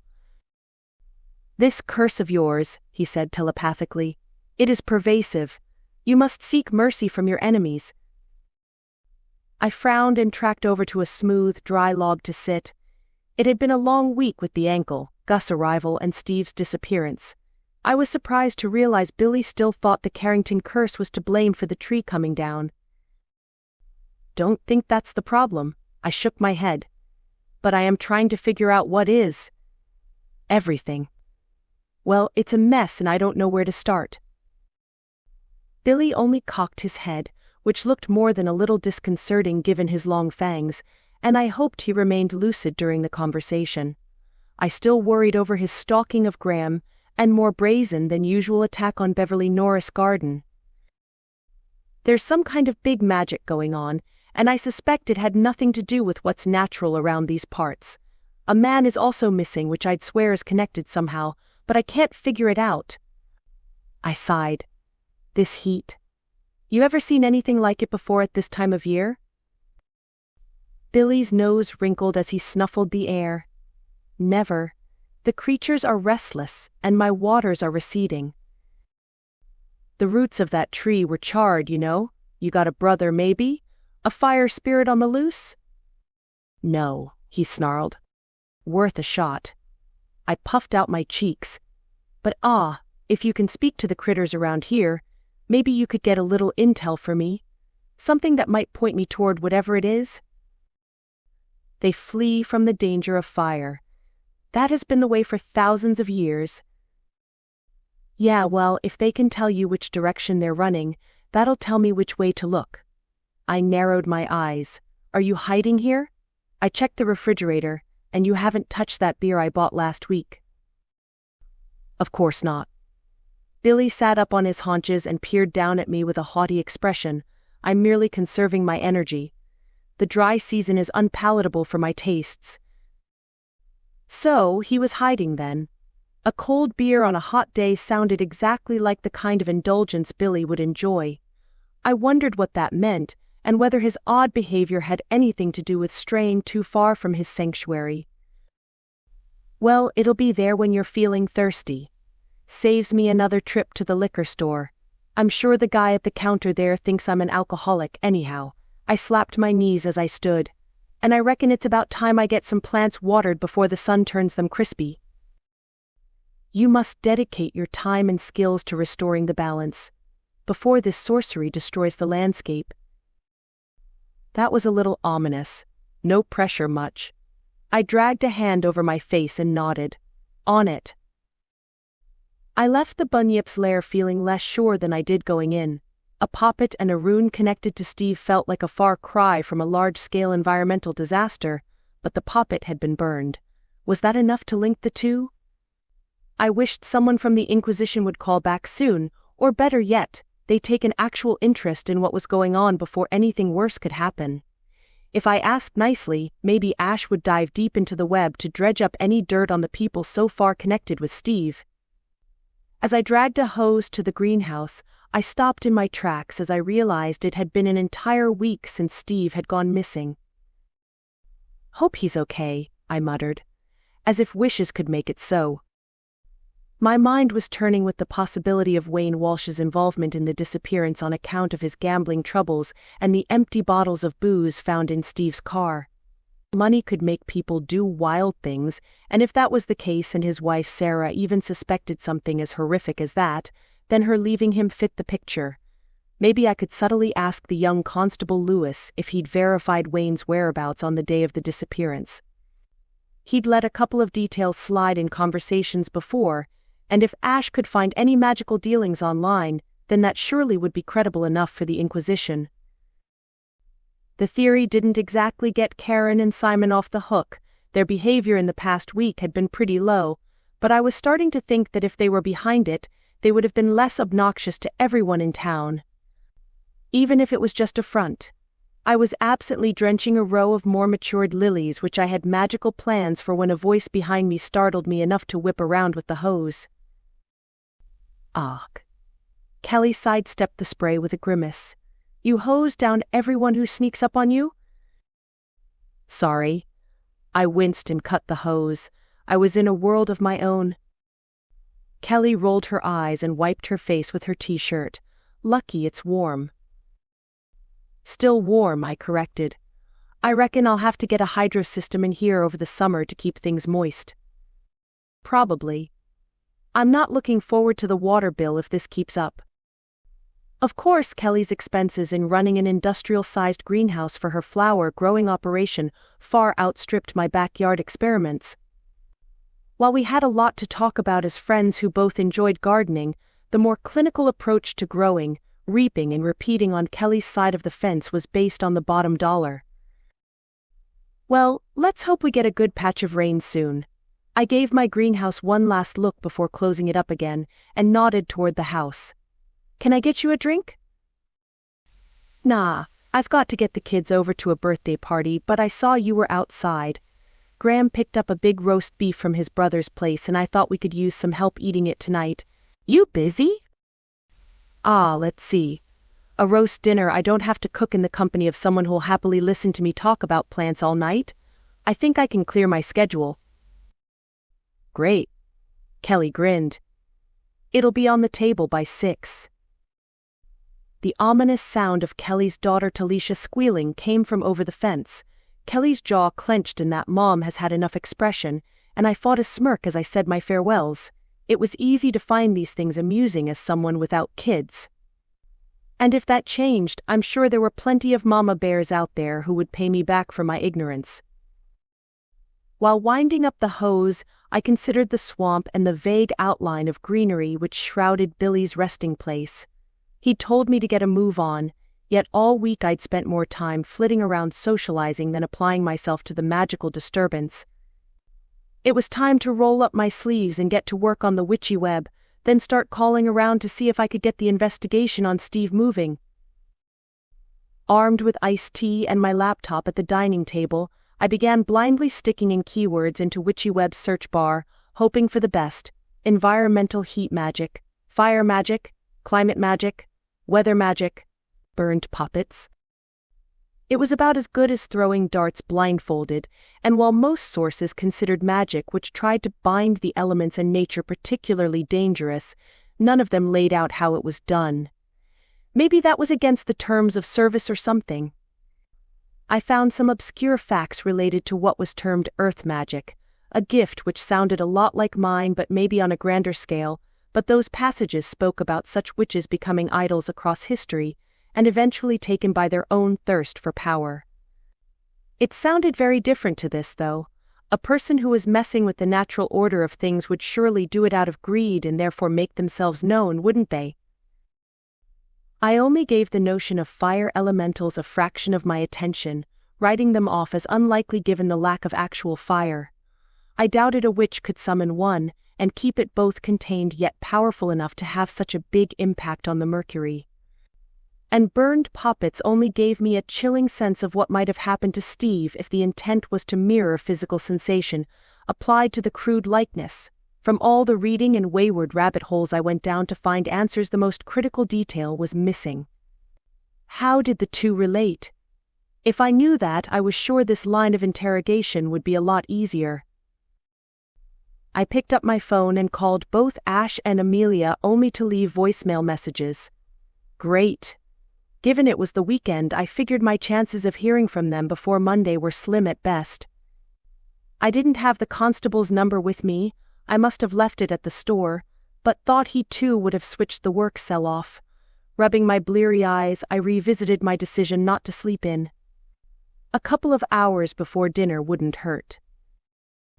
Besides, I'd decided to go for a hike and try scrying Steve's location again over the weekend. I'd need some beauty sleep and perhaps a healing trance to make sure I was in the right shape by morning when the weather was more conducive to stomping through the bush.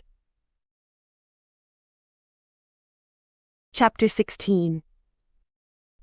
Dinner with the Walters was always a lively affair, with two small ones at the table and the in-laws stopping in to eat around the big table on the patio.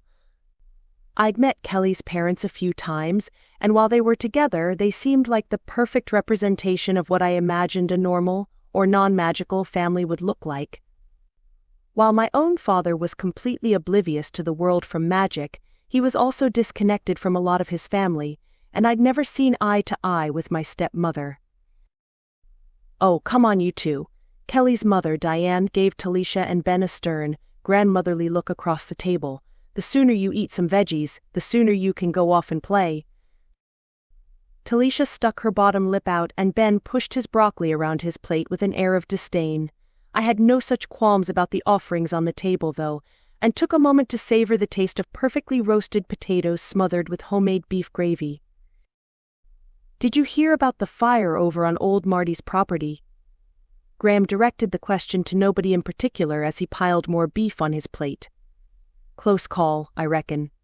If it wasn't for his pumps and a full tank of water, it could have been a lot worse. It took out a couple of sheds, but at least the house and the animals are all safe. Another fire? I frowned, then thought I'd better clarify. I've heard there's been a few call-outs over the last week. 2 right there has, Rick, Kelly's father agreed. Hear it all the time on the scanner. Sounds like they're mostly false alarms though, which is strange. Ha, Diane tutted. You're just too nosy by half sitting around listening to that bloody thing all day. You'll thank me one day if there's a fire that's close by, Rick countered. I'm pretty sure there's an app for that now, Dad. Kelly took a healthy gulp of wine, which I thought was to conceal a smirk. No need to be on high alert. Of course there's an app for it. Rick shook his head. There's probably an app to wipe your backside by now.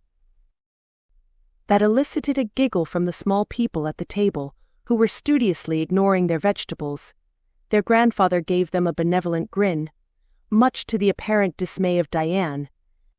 Ben absently knocked over his tumbler of water, which elicited a screech from Talisha as it spilled over the table onto her lap. Righto, you two. If you're not eating, you can hop in the bath. Diane pushed her plate aside and stood with her fists on her hips. Come on, let your parents eat in peace. Ben and Talisha made no complaints and whooped, then tore away from the table as a fork bounced off the pavers. Once Diane had closed the door behind her, Rick leaned over the table with a coy grin. What I'm more interested to hear about is when they find something on Steve's disappearance. It's rotten if you ask me. Only a matter of time before they figure it out. Dad, Kelly protested. You're as bad as the rest of them. Why, he snorted. A man can have his own opinions, can't he? You used to work with Steve at Jim's Hardware, Graham. What do you think happened? Graham took a sip of beer and ran his tongue over his teeth as he shared a look with Kelly. I hadn't known he used to work with Steve. I don't know. It was a long time ago. People are saying the missus is as cold as ice, never really had much to do with them after John and Mary died. Rick picked at the platter of beef with his fingers and waved aside an errant fly. Karen? Yeah, she was from Melbourne, I think. I never had much to do with her. It's that Sarah who's the weird one. Graham made a face. She started working at Jim's not long before I left.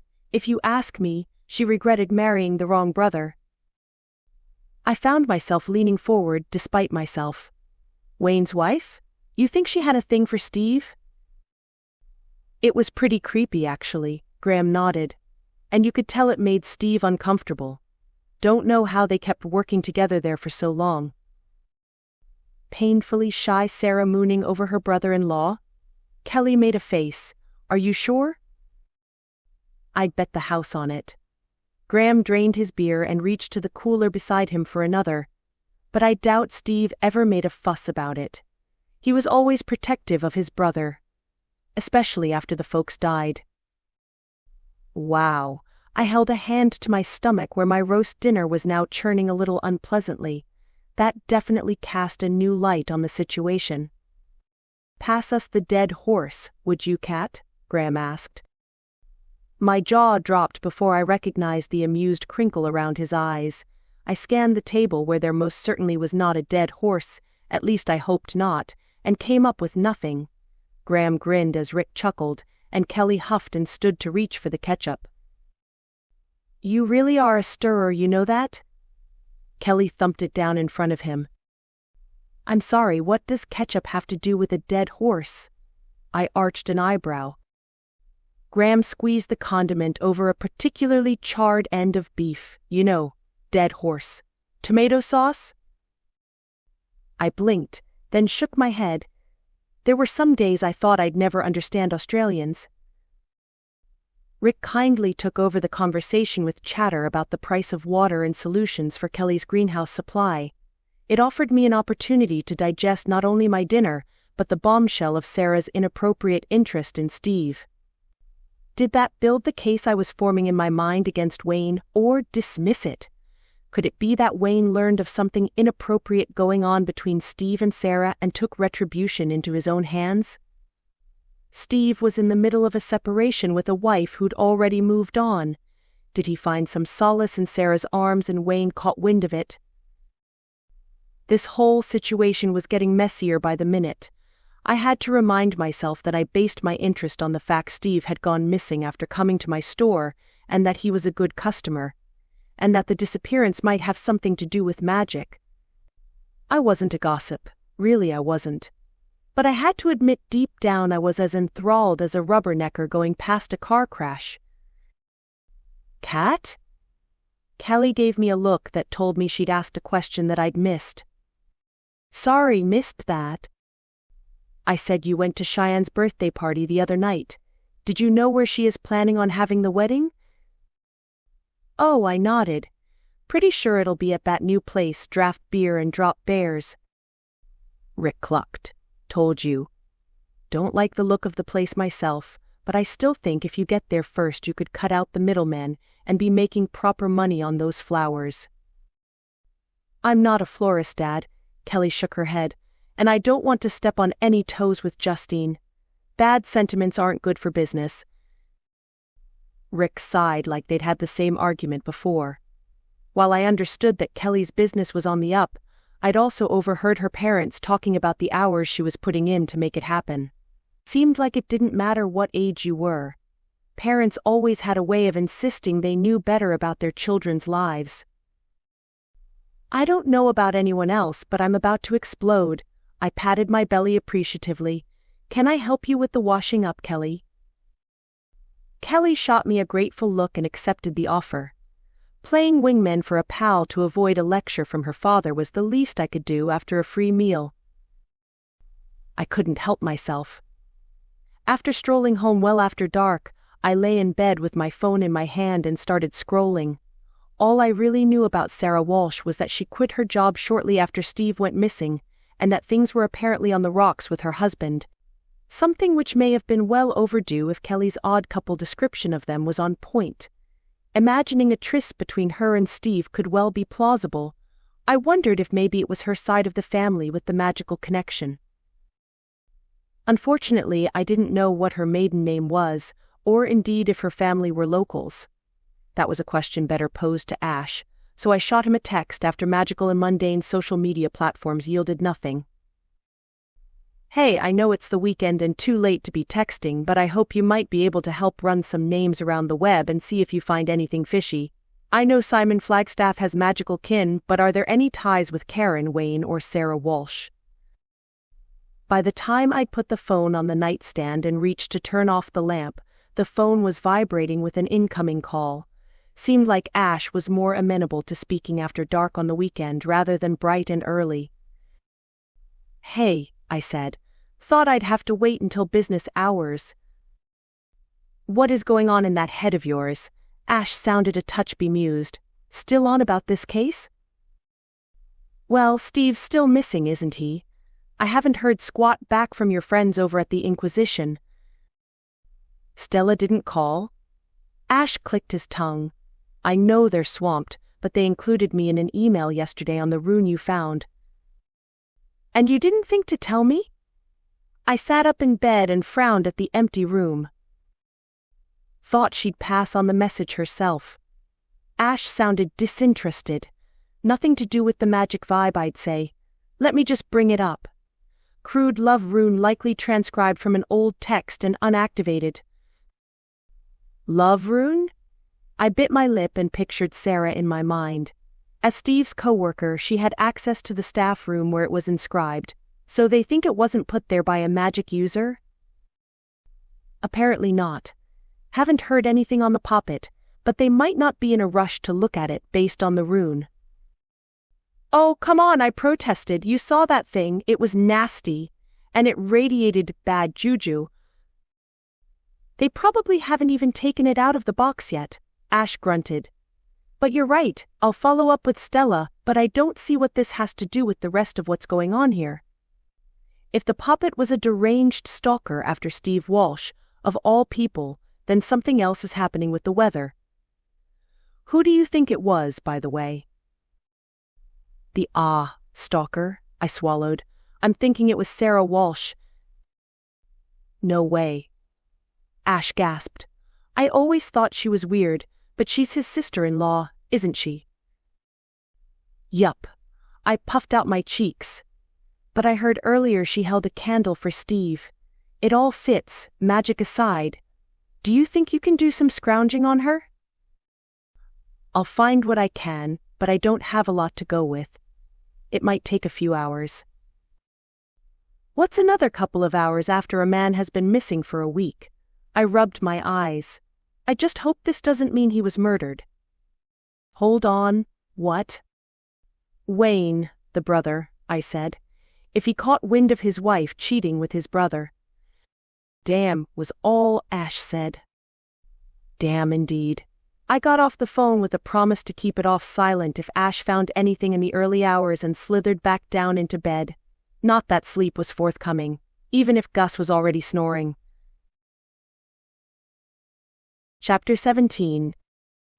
It turned out I didn't click my phone off silent and slept through it buzzing on the nightstand in the early hours. When I woke to full daylight outside, I was alarmed at the handful of text messages Ash had sent, which read a little surly by 3 in the morning. Cursing myself, I hopped up and pulled on a pair of jeans. Was 9 considered rude for a night-dwelling tech illusionist?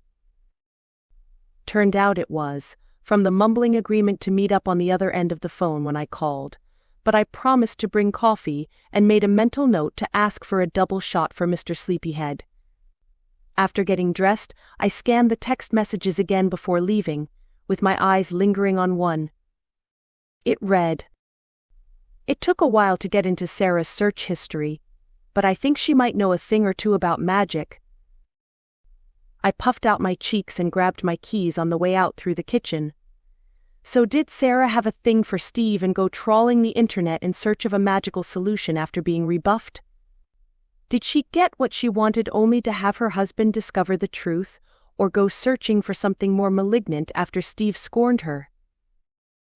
I slammed the truck's door and pulled out of the driveway. Neither scenario accounted for the magical disruption in the area. If Sarah was a magic quack who managed even a spark of the supernatural in her quest for love, what was going on with the weather had to result from something else.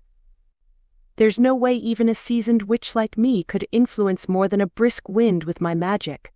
Ruling out a connection didn't sit right with me, though. There was something I was missing. Fighting impatience as I rolled into town, I stopped to get coffee to go at Shannon's, a cafe on the same street as Ash's computer store. Being a Sunday meant that both tourists and locals alike were sitting around eating a leisurely breakfast, and the barista behind the counter appeared run off her feet. I was considering leaving and chancing Ash's displeasure when the bell over the door jingled and Constable Lewis stepped inside, less the uniform. "Morning." The officer sidled up to me in line with a polite smile. "Constable." I nodded a greeting. The officer had been on my list of people to talk to, and it seemed like good fortune had brought him my way. But did the questions I wanted to ask still have merit, given the new information on Sarah? "How's the investigation going?" The tall man glanced around at the nearby tables as though assessing whether anyone was listening too closely, which was probably a given since it was Myrtle Glen. Well, the search has been completed and we're still pursuing several lines of inquiry. The case has been handed to a detective down in Rutherfield to follow up. Follow up? Like the immediacy is over? I clicked my teeth shut, chastising myself for not thinking through my response. Sorry, I don't mean to criticize, but is this going on the back burner or something? Constable Lewis rubbed the back of his neck and shrugged. Of course, we're still taking the matter very seriously, but large-scale searches are resource-heavy, particularly in these conditions. The focus of the investigation has to shift to sifting through evidence and following leads in order to find him. They thought he was dead, in other words, and finding a body was less urgent than a wayward hiker needing medical treatment. A sense of panic welled in my gut, and I felt compelled to persuade the officer. "Have you even checked into Wayne Walsh's movements that day?" I dropped my voice to a whisper. "You told me about the bottles of liquor in the car." Constable Lewis' eyes widened, and he gave me a suspicious look. "Have you got information you'd like to provide to the police? Something you've remembered since we last spoke?" No, I held up my hands. It just seems early to be handing this to someone else, you know. I mean, you're a local. Who better to be investigating than someone who grew up in Myrtle Glen? He was still giving me the stink eye. Smooth, Kat, smooth. We don't get to make our own rules around here. All part of standard procedure. The memorial will be next week, and I hope we can get the family some closure after that. These cases are always hard, and I'm sure you can appreciate why we keep our cards close on what the facts point to. It was politer than telling me to stick my nose out of it, and the barista called out next, which I knew was my order. But did he say memorial? I squeaked. What do you mean, memorial? Constable Lewis made a face, then smiled over my shoulder and gave a small wave to whoever was sitting behind me. His wife has made the arrangements. He kept his voice low. It's not all that unusual for a memorial to be held before we find a body. It helps the family to properly grieve. After a week, I asked shrilly, what if that man walks right back into town during his own eulogy? It's unlikely, Kat. He gave me an awkward pat on the shoulder, and the family are free to choose how they want to handle things. Are you after a coffee or not? The barista called. I was gobsmacked, literally without words, but Constable Lewis nodded to the counter, and I turned woodenly to give my order. From the ambience, I could tell people had quit their conversations to listen to the hysterical woman talking to the police officer, and the minutes dragged on as we respectively ordered and waited in silence as coffee was prepared to the hiss and steam of the machine. Any more questions on my part would likely just offend or cast suspicion on myself as the person who last saw him alive officially. After taking 2 tall cups of coffee to go, I summoned a smile and nodded to Constable Lewis before leaving. I'm not sure if I conjured the sensation of eyes on me as I stalked away from the shop front, but I thought the gossip mill would be turning anyhow. At least I hadn't spotted Marlene or Cindy in the cafe. It was no use moving the truck further down the street where Ash's store sat next to a florist and a gift shop. Even if there were any spaces, it would have been pretty lazy. I just hoped the current patrons at Shannon's had cleared out by the time I returned, and that my conversation wasn't widely published on social media. The door to Ash's store was darkened with the sign firmly flipped as closed, but I rightly assumed the door was open as I bumped it with my hip. The overhead lights were off, but Ash sat perched on his usual stool behind the counter with the glare of a screen, the only illumination in the room. If I didn't know any better, I'd think you were a vampire, I scoffed. Got any sun allergies you want to confess? Though his too long brown hair hung in his eyes, I didn't miss the flat stare he gave me as I handed over the coffee with the extra shot. Vitamin D is overrated. We'll have to agree to disagree on that one. I pulled up a stool and dropped my purse on the counter, but if I roused you on a Sunday before noon, I suspect you've got something important to tell me. Ash held up his finger to take a long swallow of coffee and groaned appreciatively. You still owe me one, but yes. I refrained from offering him my Green Witch services to spruce up the shop in favor of waiting for him to reveal what he knew. We could get to interior decorating later. Sadly, I don't rank high enough to pull any records on witch registration with the Inquisition, he sighed, and having other tech illusionists guard those databases, even I can't hack them. So that leaves me with more mundane means. It didn't take all that long to find Sarah's maiden name, Medway, but tracking down her immediate family members and following the trail from there didn't get me anywhere on the magical front. It's hard to say for certain, but I don't think Sarah had a cousin or anyone who practices magic in her circle. Okay, I chewed my lip. So a magic quack? Or maybe a witchy friend who got a little loose-lipped over a cocktail. Maybe. Ash rubbed his eyes and took another gulp of coffee. I'd almost written her off, but thought I'd take a chance of hacking into her search history. That's not easy to do, by the way. A person's search history says a lot about them, and believe me, it can get really weird. I thought Sarah's was pretty typical until I found a couple of search terms plugged in a few months ago. Ash turned the screen so I could see what he was working on, and an orderly color-coded spreadsheet filled the monitor.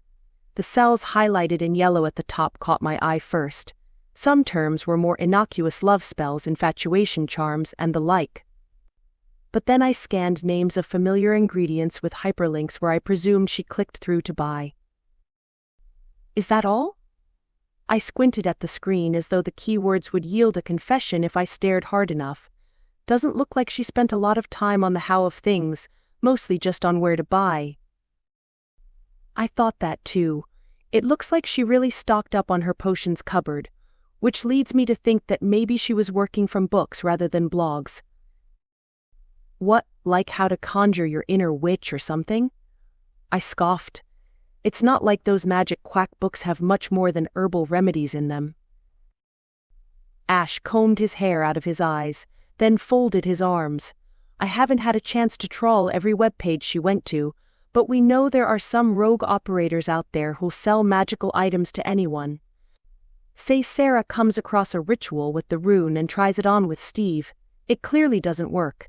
Maybe she buys the poppet which promises to achieve what she couldn't, some kind of off-the-shelf, one-size-fits-all charm. I shook my head. Nope. That poppet was definitely made for Steve. I was scrying for him when I was led to it. Huh. Ash drew a deep breath through his nose. I mean, it might not be completely unreasonable to assume Sarah might have scratched together what a witch would need to make one. I don't. Some hair? Maybe a fingernail? She worked with him for long enough. Maybe this was a custom job. Unless you happen to find an illegally operating hex witch out there connected to Sarah, I doubt we'll be able to make a case. I thrummed my fingers on the counter. It was one thing to sell hexes on Witchy Web. The magical authorities were much less forgiving about magic being traded with regular people, and unless the Inquisition takes the poppet seriously, there's no way to know about its intent. Poppets aren't illegal here per se, frowned upon, sure, but unless they committed a regular crime with magic or it threatens to expose the magical world, the Inquisition won't act on them. Regular crime? Ah, like Steve being a missing person? There isn't a body yet, and the only witch connected to the case is you. So far as I can tell, the Inquisition gets alerts when magic users are recorded as people of interest in regular investigations, so you should be glad the Inquisition aren't up here sniffing around. So, what do you suggest we do then? I asked tartly. We? I didn't know I was playing Nancy Drew with you. I'll keep looking online, but my gut still tells me she's the bookworm type. Maybe you can do some snooping on that front. Snooping? You broke into Steve's locker, didn't you? Ash smirked. My cheeks warmed and I shifted on the stool. As a spur-of-the-moment exercise, I didn't think rifling through people's property was going to become a regular thing. You want to solve this case or not? Ash's smirk turned into a grin. I'll totally put in a good word with Stella if you crack it. I sighed, but it sounded like he was right. We didn't have enough to go on, so it was either confronting Sarah on her use of weird love charms or trying to get some more intel. And I never much enjoyed confrontation. Chapter 18. At least Ash provided me with an address for Wayne and Sarah Walsh. I drove directly to the outskirts of town where their squat cabin-like abode sat on a large parcel of land, then parked across the street. I was quietly arguing with myself about what kind of idiot breaks into someone's house before noon on a Sunday, then saw some movement from the porch. Trying not to look too obvious, I held up my phone as though I was looking something up. As I was relatively new to the area, I hoped to be mistaken for someone who was lost. But from the corner of my eye, I watched Wayne get into a van marked with his plumbing service signage and pull out the drive. That left one car that I could see, and from the look of the battered old sedan sitting on bricks due to a lack of tires, I doubted it was Sarah's usual ride. I was making a lot of assumptions. Sarah might not have a car, but she might not be living with Wayne either if what Rihanna said about their marriage at the pub was true. Regardless, it was sweltering in the truck's cabin without the AC running, and the rest of the street looked quiet. Maybe I could say I was after directions if people caught me approaching the house. There was only one other time I'd gone trespassing before, and that was way back in California when, incidentally, I was trying to crack another case. I'd had a better excuse at the time delivering unordered hydroponic supplies, but back then I didn't have the skeleton key I'd inherited with the house. It should be a cinch. Go in, take a quick look around to see if there was some kind of nefarious magical library, then get out and track down Sarah to have a difficult conversation. With my heart hammering in my chest, I slid from the cabin, worried Wayne might pick up coffee and the newspaper before coming straight home. I held the skeleton key with an iron grip in sweaty palms and crossed the street in a feigned leisurely state. A dog barked somewhere nearby, but thankfully not from the house, and I picked up the pace as my feet crunched on gravel past the letterbox. The house was very much the yin to Steve's place yang. The siding consisted of rounded timber logs which had aged with lichen and mildew, and the only garden to speak of was some overgrown banksia shrubs which appeared to stubbornly endure despite prolonged neglect. The lawn was more weeds and bare patches of dirt than grass, and when I got to the front door after a quick scan around the side of the house, I noticed the screen door was hanging off its hinges and propped awkwardly against the wall. "Might not even need this," I muttered as I thumbed the skeleton key in my hand. I had no way of knowing if there was anyone home, so I stuffed the key in my pocket to knock first. I knocked twice just to be sure, but the long stretch of silence was assurance enough that I was free to make my move. Perhaps Sarah really was staying with her family or something. Though without a job I thought it would be a difficult time to start a new life. I pressed the skeleton key against the lock and sucked in a sharp breath when the tumbler snapped open audibly. With one palm pressed against the door, I eased the handle open and winced at the squeaking as it swung inward. With a quick glance over my shoulder to make sure I wasn't being observed, I slipped into what I presumed was the living room and wrinkled my nose at the smell. If Wayne had been living the bachelor life for the past week, it was clear by the number of takeout boxes crowding the coffee table and empty bottles of beer which appeared to cover every flat surface in the room. Hoping it didn't ruin my chances of finding a copy of Witch's Weekly nestled in among the newspapers, I hurried through and peered past an arched opening which led to the kitchen, then decided on the hallway instead. The house was laid out similarly to my own, with the living area at one end and the bedrooms at the other. I counted 2 bedrooms on the way to the end, and a third beyond the single bathroom with more beer bottles crowding up the sink. From first glance, I could tell which room Wayne and Sarah shared, the only one with a queen-sized bed, and the second bedroom had little more than a single bed pushed into a corner, but it was the third room at the end of the hall which immediately interested me. It was like the antithesis of the rest of the place, with a desk and armchair taking up the space in front of 2 large and orderly bookshelves. Even the smell was fresh, with candles taking up the space that beer bottles claimed elsewhere, but the room felt more cozy than cluttered. Books, indeed, I mused, noting that I'd have to let Ash know he was right. But the pine shelves weren't filled with grimoires. For the most part, they appeared to be novels. Dismissing them in favor of the desk, I rummaged around in the drawers hoping to find, well, whatever it was that would incriminate her for the use of magic on Steve, but aside from utility bills, blank notepads and tax statements, there was nothing of interest. From my position I saw cords running behind the desk, and the worn timber top made it appear there was a computer which had been removed, perhaps recently. If that was the case, I assumed anything else which might have been useful would likewise be long gone.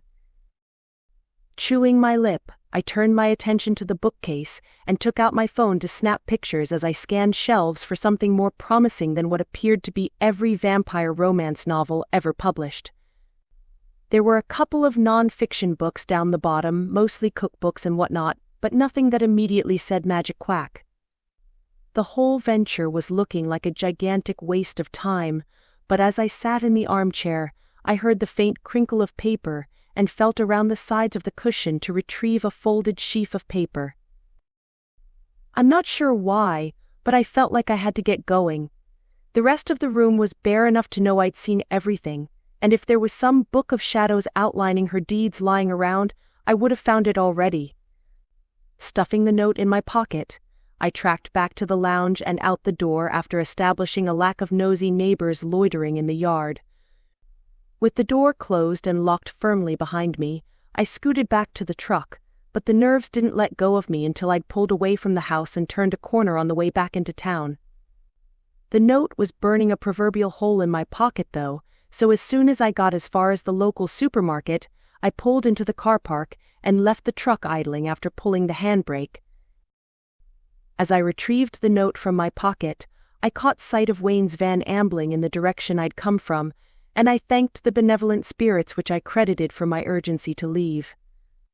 I hoped he was out getting something other than beer, but spared little thought about him as I unfolded the thick paper. It could well have come from one of the handmade notebooks that Jan, at the post office, was wont to sell, and the smudged ink of the page could very well have come from one of those goofy feathered fountain pens which were often bundled together with such items. But the markings themselves were of more immediate interest, and my eyes widened at what appeared to be a sketch of a ritual circle. The ink appeared faded on the circle, but a newer scrawl on the margins of the page cast some illumination on what I could only guess was a summoning ritual. Iron, amaranth, dandelion leaf, and wormwood. What the heck was Sarah summoning? A demon? I shuddered at the notion and dropped the page to rub my fingertips together. But under a dog ear on the page there was another word, so I folded it back and grimaced. Wishes. Of course it was. I dropped my head on the steering wheel and groaned. If pop culture on the supernatural was to blame for anything, it was proliferation on the dark arts, the kind no witch in her right mind would dabble with. Hoping that Ash hadn't left the store yet, I pulled out of the parking lot and headed back to the shop. The door was locked this time though, and I pulled my phone out of my purse in irritation. When it went to voicemail, I refrained from stamping my feet and instead took a picture of the note and sent it in an email marked urgent. Loitering out the front of his store wouldn't do me any favors, and after my breaking and entering exercise and lack of shower that morning, I opted to head home and wait for Ash to call. After getting cleaned up, I could do my own research, and the shower was generally when my best ideas sprung to mind. One heard the odd story of regular folks opening a magical Pandora's box, mostly out of luck with spirits and magical items. I mused as I drove home. It probably warranted an entire department of the Inquisition back home, where witch culture was steeped in a popular history and too many items became unearthed beneath new developments or in forgotten old attics. Such mishaps were less common than it used to be though, with the Inquisition and Arcane Council making their vaults of confiscated items a priority in recent years. It was probably also the reason WitchyWeb saw a market opportunity to keep secrets of the craft online. I had to suppose that Sarah got whatever information she'd acquired by accident. If she had a witch accomplice, I doubted she would have risked doing something as crazy as selling her soul for a chance with Steve. There were less over-the-top solutions for that kind of thing, even if love charms were unreliable at best and considered repugnant by most.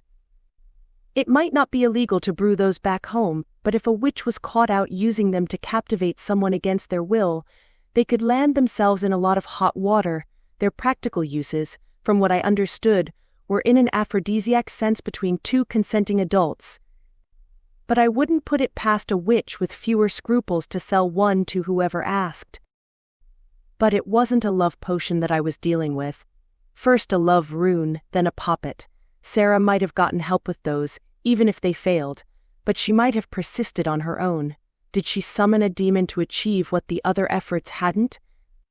A demon was Class A in terms of magical beings and could account for the kind of big magic weather event Myrtle Glen had been experiencing. It had to be enough to warrant Inquisitor intervention with the evidence at hand. If it wasn't, I didn't know what it would take. But if Sarah's intent was to have Steve, that told me he might very well be alive and in the clutches of a monster. Chapter 19. It turned out the Inquisition didn't provide an out-of-hours service, or at least Amelia wasn't picking up the phone. I didn't have a direct number for Stella, so I sent a text message with a picture of the note to Amelia, hoping she wouldn't ghost me if she saw it. Making sure my phone was off silent, I dropped it into my purse and climbed out of the truck to head inside. No backup, no answers, and a churning feeling of dread in the pit of my stomach. My skin felt sticky from the heat, so I made a beeline for the bathroom and took a shower while furiously pondering my next steps. Cold calling the witchy web community online forums to seek information on the circle could spark all kinds of suspicion on myself, not to mention violate their terms of service for discussing illicit spells. I was of a mind to try my luck anyhow given the urgency of the situation, because besides going and drawing the circle and seeing what happened, I had no way of knowing what I was dealing with. Demonology was something I had a rudimentary knowledge of. The kind that witches gave children to ensure they knew enough not to get themselves in trouble, and not so much that they could get themselves into worse trouble. The witch community widely held they were malignant beings who inhabited another plane and could traverse the world only at the invitation of those who called. They were known to feed on soul stuff, and while selling your soul was common knowledge beyond the witch community, what people didn't realize was that your greatest desire was a hearty meal to a demon. Gross. Mindful of my water consumption, I got out of the shower and toweled myself off before trotting off to the bedroom for a fresh set of clothes. But as I dropped my laundry on the bed, I yelped in surprise as Gus hissed from under the covers at me. "Whoa. Hey, sorry, didn't see you there." "It reeks," he hissed again. "Why have you brought it here? I told you, something must be done. There are whispers." "Oh, the whispers." He crouched back against the far corner of the bed, at the furthest point away from my clothes, while staring at them. Frowning, I tried to take his meaning. "You okay? What do you mean, brought it here?" "The stench. Charcoal and filth." Filth was a little over the top for a pair of jeans and a t-shirt I'd been sweating into for half a day. But charcoal was something he'd mentioned before. Picking up the jeans, I plucked the note out of my pocket and held it up with an arched eyebrow. "This?" Gus hissed again, and hopped down to the floor to crawl under the bed. "You should know better than this. The dark arts are dangerous. There hasn't been a single crow to practice such magic in." "Wait, you think this is mine?" I scoffed. "This is evidence, Gus. I'm trying to figure out what it's for so I can stop whatever craziness is going on." "Too dangerous," Gus muttered. "The whispers. It's gaining strength." I dragged my hand over my face. "What whispers? Who is whispering to you, and what is it exactly?" Gus made a pathetic mewling sound, both telepathically and audibly. I was about to ask again when I spotted a dripping wet, toothy face pressed against the window, and backed up against the armoire with a screech before realizing it was Billy. "You know windows are off limits, right?" I screeched. "I'm still in my towel, for goodness sakes. Scared me half to death."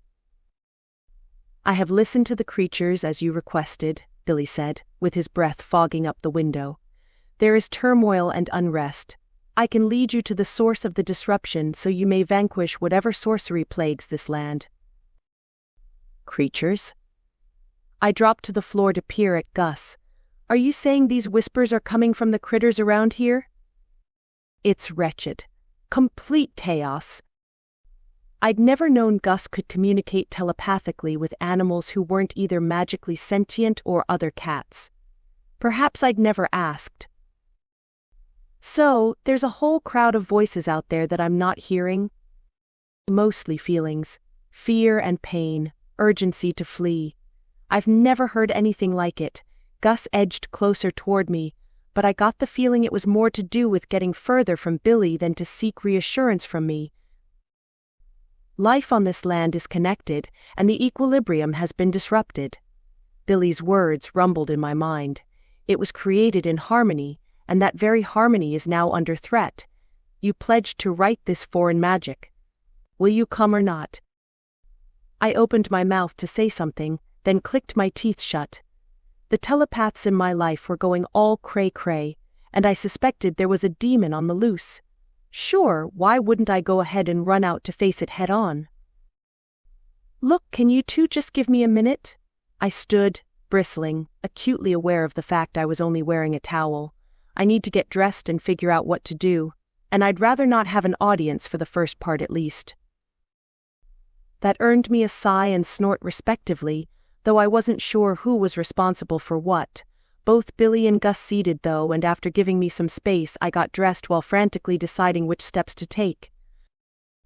Steve was out there somewhere, and while I'd assumed Sarah's soul was on the line, it could be Steve's too if things went horribly wrong. What I knew was that whatever it was, it involved a summoning, and fortunately, I knew a thing or two about banishing. Not that it was a practice I regularly had to employ in my everyday life. In bare feet I strode out to the kitchen to check my phone, even though I hadn't heard it since arriving home. The home screen showed nobody had called, and while that was what I'd expected, my jaw clenched in frustration. It was 2 p.m. After Ash's late, or not so late for him, night, I wouldn't put it past him to be sleeping the daylight away. And for all I knew, Amelia could be sipping cocktails on the beach somewhere. It was Sunday. Did I dare wait for business hours and someone presumably more qualified to come in as a cleanup crew? What did I have to offer that balanced the scales? You have suitable garb on. Billy stalked into view through the glass sliding door. We should make haste. Okay, the Inquisition didn't have a thousands-year-old water spirit to call on. I didn't think they did anyway. I wasn't sure exactly what superhero powers Billy had at his disposal, but his sharp teeth did look menacing. Hopefully, a demon would agree with my assessment. Gus? I called, scanning the living room for his ginger self. I could use a refresher course on Banishing 101. You don't intend to do this yourself, do you? Gus whined as he slunk out from behind a sofa. This is a powerful being. It could very well take a score of witches to safely banish. I don't know if there's a score of witches within 100 miles. I took a deep breath. And I don't know what'll happen if I wait for them to come up from the city. You said it's getting bad out there. What kind of banishing ritual do you think might work? As my familiar Gus' cumulative knowledge of generations' worth of Crow witches was often more useful than a grimoire. He wasn't an encyclopedia, exactly, but his multiple lifetimes' worth of experience held more than 1 or 2 nuggets of wisdom. You're really doing this, aren't you? Gus hopped up on the dining table and sat back on his haunches to give me his most serious stare. I'll be doomed to languish in this land to the perpetual shrieking of its fauna after you perish. A low telepathic growl from Billy hastened my words lest the two fall into a heated argument. I have to try, Gus. If it doesn't work, well, I'll do everything in my power to get the cavalry in before this all blows up. I'll be careful. Sneak up, try a ritual, and if it doesn't work, get out as fast as I can. Billy will help me, won't you, Billy? I shall protect your life like they are my own waters, he concurred. Please. I sank to a chair and scratched Gus under the chin.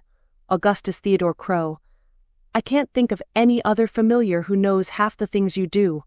All I need to know is which ritual will give me the best odds.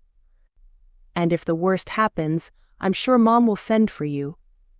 Even if it means more kitty quarantine. I said the last with a smirk, but wasn't sure my take on humor in that situation took the edge off Gus' worry. He stepped back from my hand to evade the petting and paced back and forth on the table. The banishing should fit the summoning. Fetch the note, will you?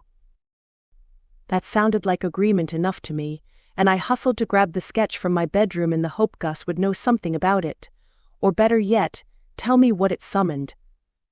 After spreading it out under his nose and sitting down thrumming my fingers as he inspected it, I waited as he hummed and hawed. Summoning demons was more widely accepted in times gone by. His voice took on a more instructional tone. We did not properly recognize the consumption of soul stuff until the industrial era, though my theory is that the knowledge was lost over many millennia and rediscovered. Still, there were covens which sought to grow their power by any means in which they could. Some used the younger members, just children, to make bargains and offer the whole greater means by which to, in their words, protect themselves. There are many variations to these rituals as a result. Is that a long-winded way of telling me you don't know what this is? I kept my tone even? Or is this worse than the usual cavorting with demons rituals? I'm simply explaining that magic is one part intent, one ritual, and the other symbolism. We may achieve the same effect with two very different means. I am not familiar with these markings. What that tells me is that it is perhaps much older than the early modern period where most of our contemporary practices stem from, and was Gus's stomping grounds when he walked the earth on 2 feet. If the circle predated even his existence, then I doubted an expert on witchy web would be of immediate use to me. So how did a regular gal in Australia get her hands on something as old as that? Colonization happened well after the States in terms of history. I sucked in a breath as Billy growled again, this time audibly through the door. It was a touchy subject, understandably. What I mean is that we're certain this isn't native magic, so if it came from elsewhere and predates the classical era of modern witchcraft, then it must have been quite the obscure text. Its source is of no consequence. If you cannot discern this sorcery's function, you must confer on how to counter it, Billy snapped. Gus glared at the dripping water spirit with a catty sneer, and I propped my head in my hands. I wasn't sure we would ever get to the point where the two of them would get along, even if they both appeared to be on the same team in terms of intended outcome. There is a ritual which comes to mind which may be suitable. Gus kept disdainful eyes on Billy. I will instruct Katerina on how to perform it. Why don't you wallow in your cesspit while you wait? I expected that to cause a ruckus of the highest order, but Billy only bared his teeth and drew himself up to full height before turning to bound away without a word. Looking rather pleased with himself, Gus turned his attention to me and held his head up. You'll need a pen and paper to write this down. Great. There was only one thing worse than a grouchy cat, and that was a smug one. Chapter 20. I remembered why I always hated ritualistic magic. There was far too much emphasis on pronunciation and moving your hands just so. Add to that the urgency of the situation, and I was grinding my teeth in the living room as Gus tutted at me for messing up my pentagram in circular motions while mumbling in Latin. Okay, I'm as ready as I'll ever be, I huffed. We're losing daylight out there, and you said it yourself. This is about intention. How did witches ever get to adapting their practices without messing up 1 or 2 lines along the way? You should be concerned about the chance of backfire and burnout. This isn't your regular flower-blooming magic. We are talking about portals to other planes of reality. I'm more concerned about what's on this plane of reality. We need to send this demon back from whence it came. Stubborn, Gus muttered, as he hopped down from the sofa. The worst of the Crow traits, in my opinion. But I will hold to my obligations, even if it dooms us both. I watched Gus with a frown as he trudged to the back door and sat. Are you saying you're coming with me? I wouldn't be much of an ancestral guardian if I didn't, Gus grumbled. Besides, you'll be less likely to be consumed by a formidable being if I'm there to guide you. Less likely? Which still sounded like that's what he thought would happen. Still, even his reluctant willingness to stand by my side warmed my soul. I didn't know what the technicalities were when a soul which was bound to a familiar was consumed, but it didn't sound like it would be pleasant for the familiar. I opened my mouth, searching for the words to ask, when I was interrupted. Ah, said Gus, your soggy comrade approaches. Billy was indeed trotting toward the house, and I wondered if Gus had reached out to let him know we were ready.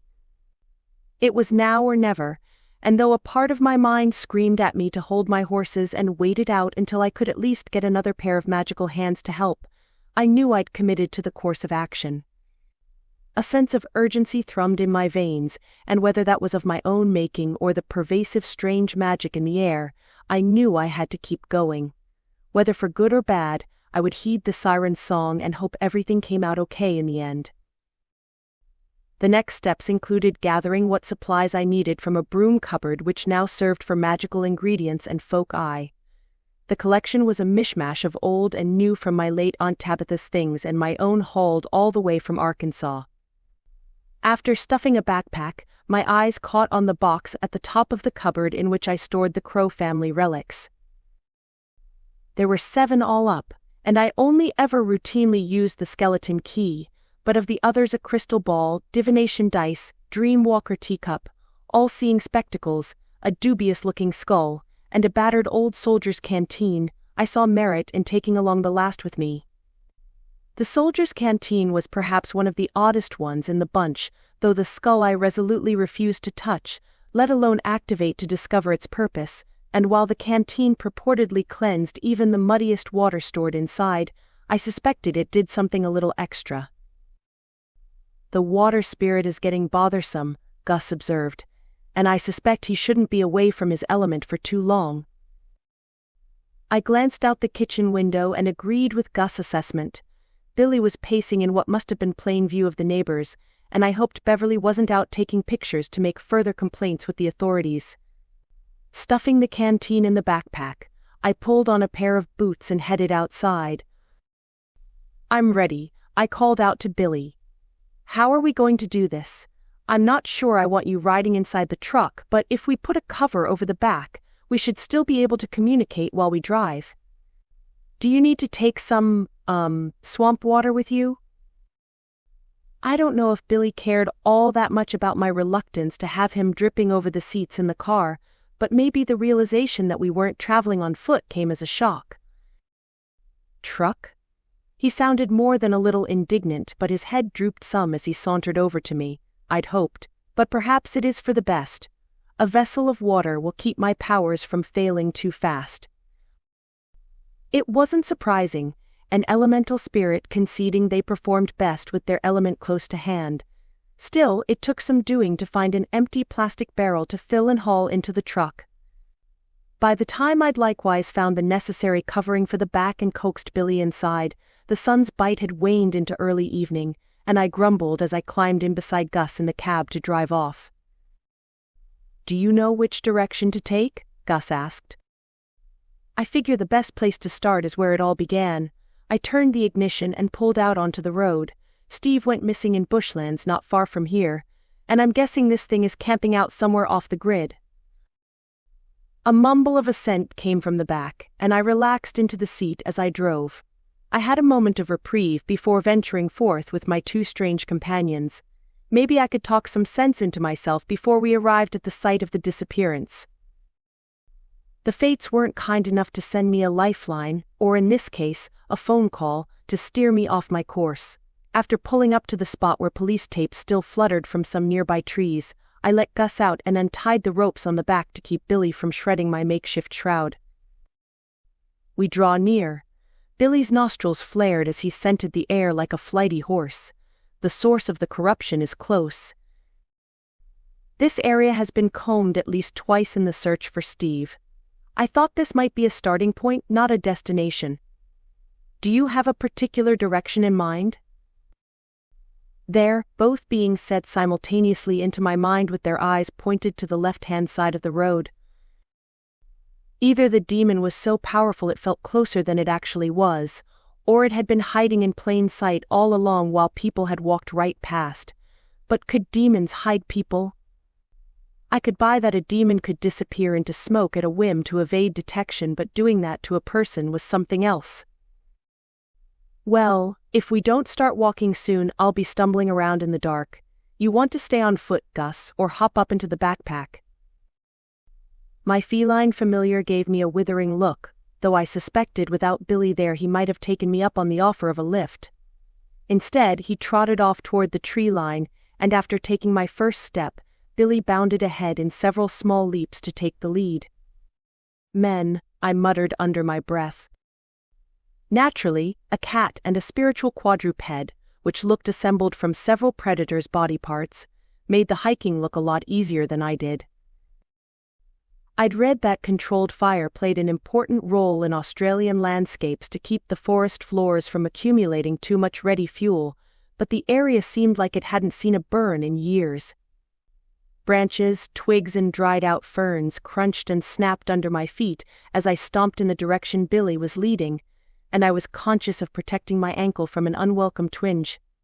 The last thing I needed was to be stuck out here on my own with a busted ankle. I called for a halt and pulled out my phone. "What is it?" Gus asked. "Sending a text. It occurs to me you won't be much help if I need to be carried back to the truck." Gus only scoffed and stretched his claws up to scratch at some tree bark. I was grateful to see there was still one bar of coverage in my position, so I quickly thumbed a message to Amelia and hoped it sounded fatalistic enough to draw a response.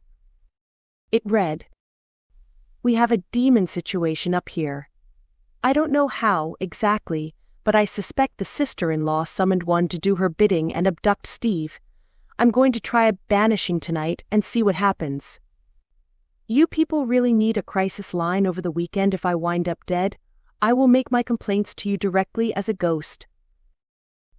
I sent the text and then sent a copy to Ash on the chance that I could reach him first. Sense told me he would have been of at least some help even if he was about as equipped as me to handle a demon, but I doubted I could have convinced him to come along. "Come," Billy hissed from somewhere up ahead. "We must hurry."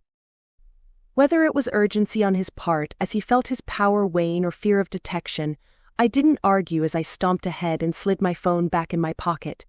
My job now was not to fall flat on my face, and to keep my senses open and aware of any magical trickery in the air. If said trickery was perceptible to a witch, that was. A while later I turned around a tree and frowned as I spotted Billy continuing to veer left ahead in the distance.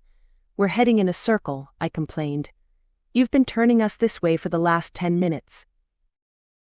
Billy stopped and sat up to hold his nose in the air. "It is this way. I sense it." I looked down at Gus to see whether I was alone in my assessment that we were circling.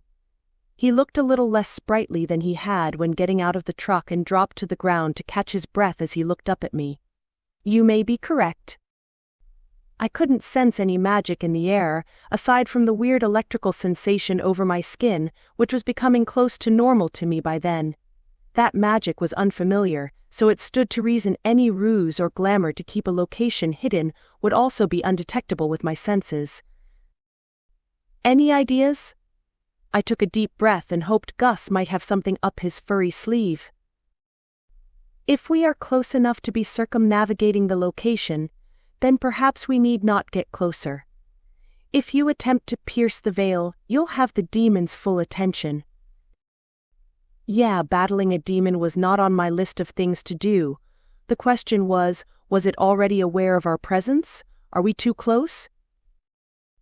"Oh, now she's concerned for her safety." Gus groaned. "You stand your best chance of success being as close as is sufferable. Get the pentagram circle formed, and the demon won't be able to touch you. But if it fails, he will have you in his clutches the minute the ward falls." That sounded reassuring. An all-or-nothing approach where I could only hope to succeed. I eyed Billy, who had picked his way back over to us, and sat staring at a point into the distance. It suddenly seemed like a shame that he wasn't wearing a saddle. I reckoned I might have stood a chance of getting out of dodge on his back if I could hold on tight enough. Chapter 21. It was with shaky fingers that I assembled a circle of crystals in a space where the gum trees weren't too crowded together.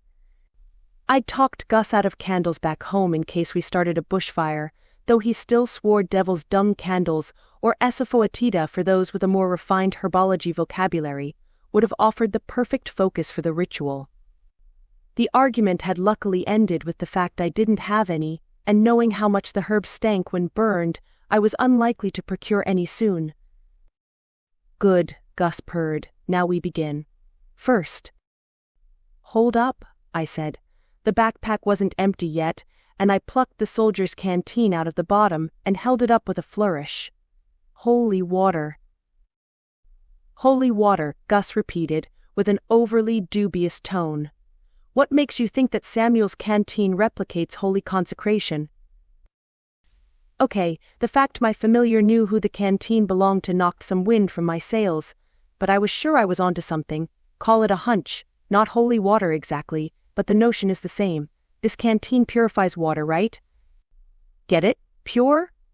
If holy water is supposed to hurt demons, even if it's not part of our ideology, don't you think the grain of truth in that might be purity? Theoretically, it could be possible, but I wouldn't put my faith in some notion and put it into practice blindly, especially when. Okay, just as a backup, let me hold on to the idea that if this doesn't work, I can douse this demon and walk away while he sizzles, all right? That earned a harumph, and I rolled my eyes as I took out a regular bottle of water and tipped it inside. After fitting the lid, I gave it a shake and felt the battered metal warm under my fingertips. There, I said, and sat it outside the circle. Let's hope we don't have to test out the theory tonight. And night it was, I realized, as I stared up beyond the canopy to the darkening sky. The moon was visible, casting white light down onto us. I hoped the flashlight in my backpack had fresh batteries in it. Will you begin? Billy stood and arched his spine in a feline movement. I might create a distraction yonder to keep the spirit from noticing your ceremony. What the bunyip had in mind I couldn't say, but I thought perhaps we could have communicated a little better about the game plan. While I was grateful for the offer to keep the demon preoccupied, I'd hoped I'd have Billy as backup rather than somewhere out of reach. I bit my lip in indecision and looked to Gus for some kind of advice. Better we don't come into contact with it at all than have a need to fend it off. Okay, I nodded. But not too far, okay? We might have to get out of here fast, and I'm counting on you to lead the way. Billy bounded away, and I ignored Gus muttering that he could just as effectively navigate us back to the truck. Closing my eyes, I sought to clear my mind. I emptied every stray thought into an imagined bottle and stored it away for safekeeping, just as I was taught to do from an early age. Reaching beyond the here and now, I embraced my soul stuff, the magical essence which was what I truly was beyond my physical body. I needed peace, serenity, the conviction to make my will known to the universe with acceptance for whatever happened as a result. I needed big magic, bigger than the everyday craft. When I opened my eyes, Gus sat across from me just beyond a chunk of clear quartz that marked the cardinal point of water. It was water I needed first.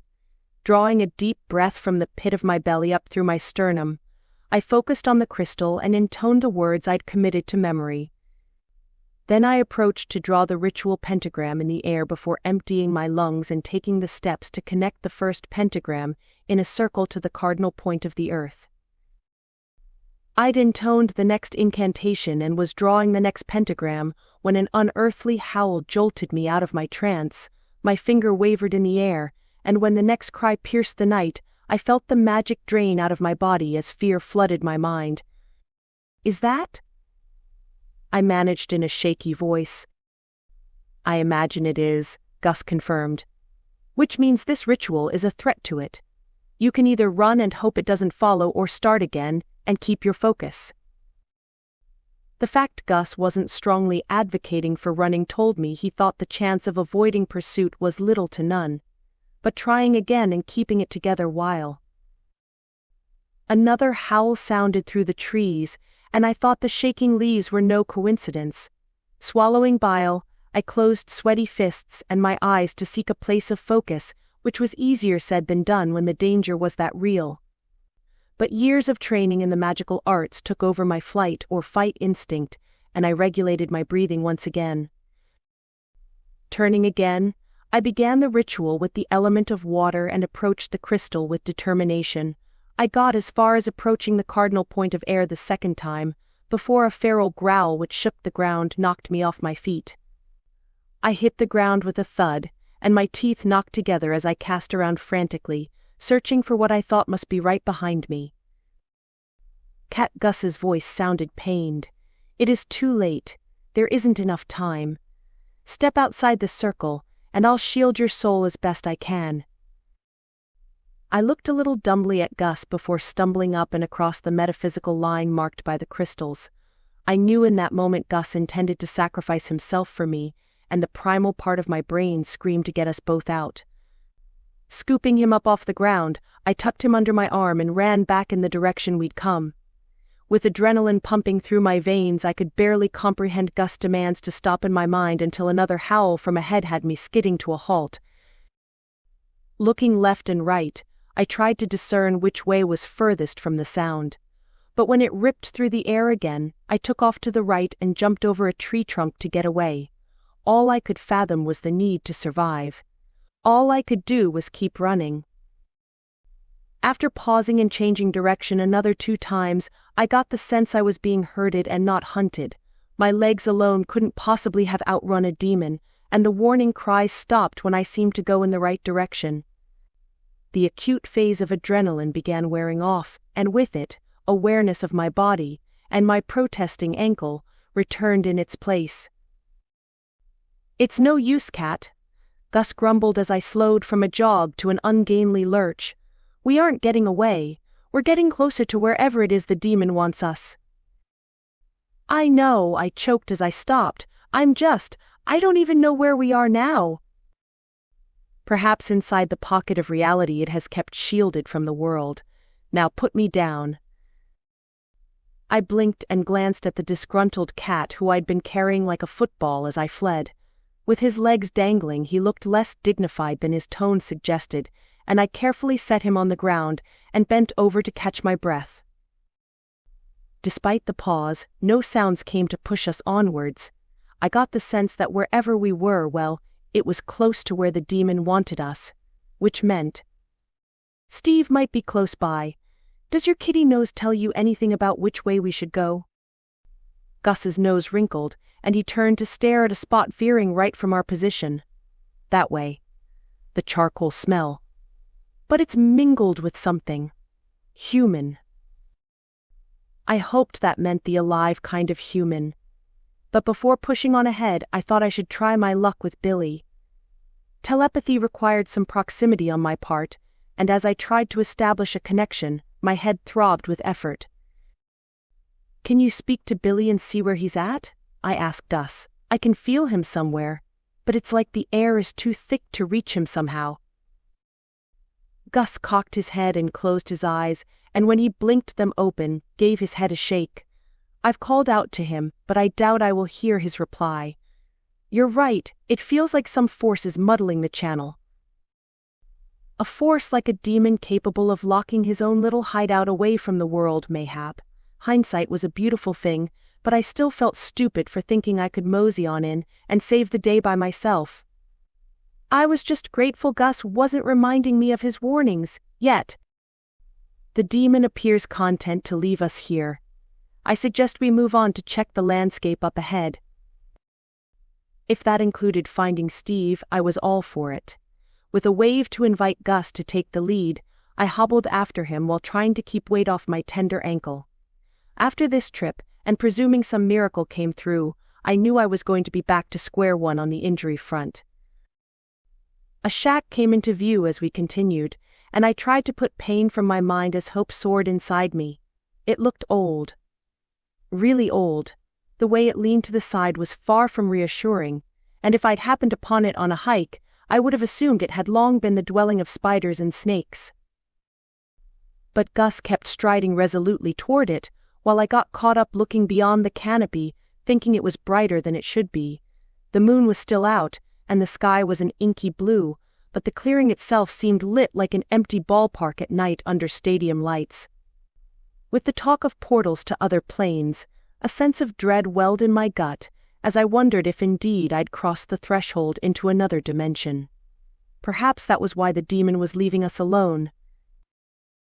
When movement at the darkened open doorway of the shack caught my attention, I stopped in my tracks and my throat tightened as I prepared to scream.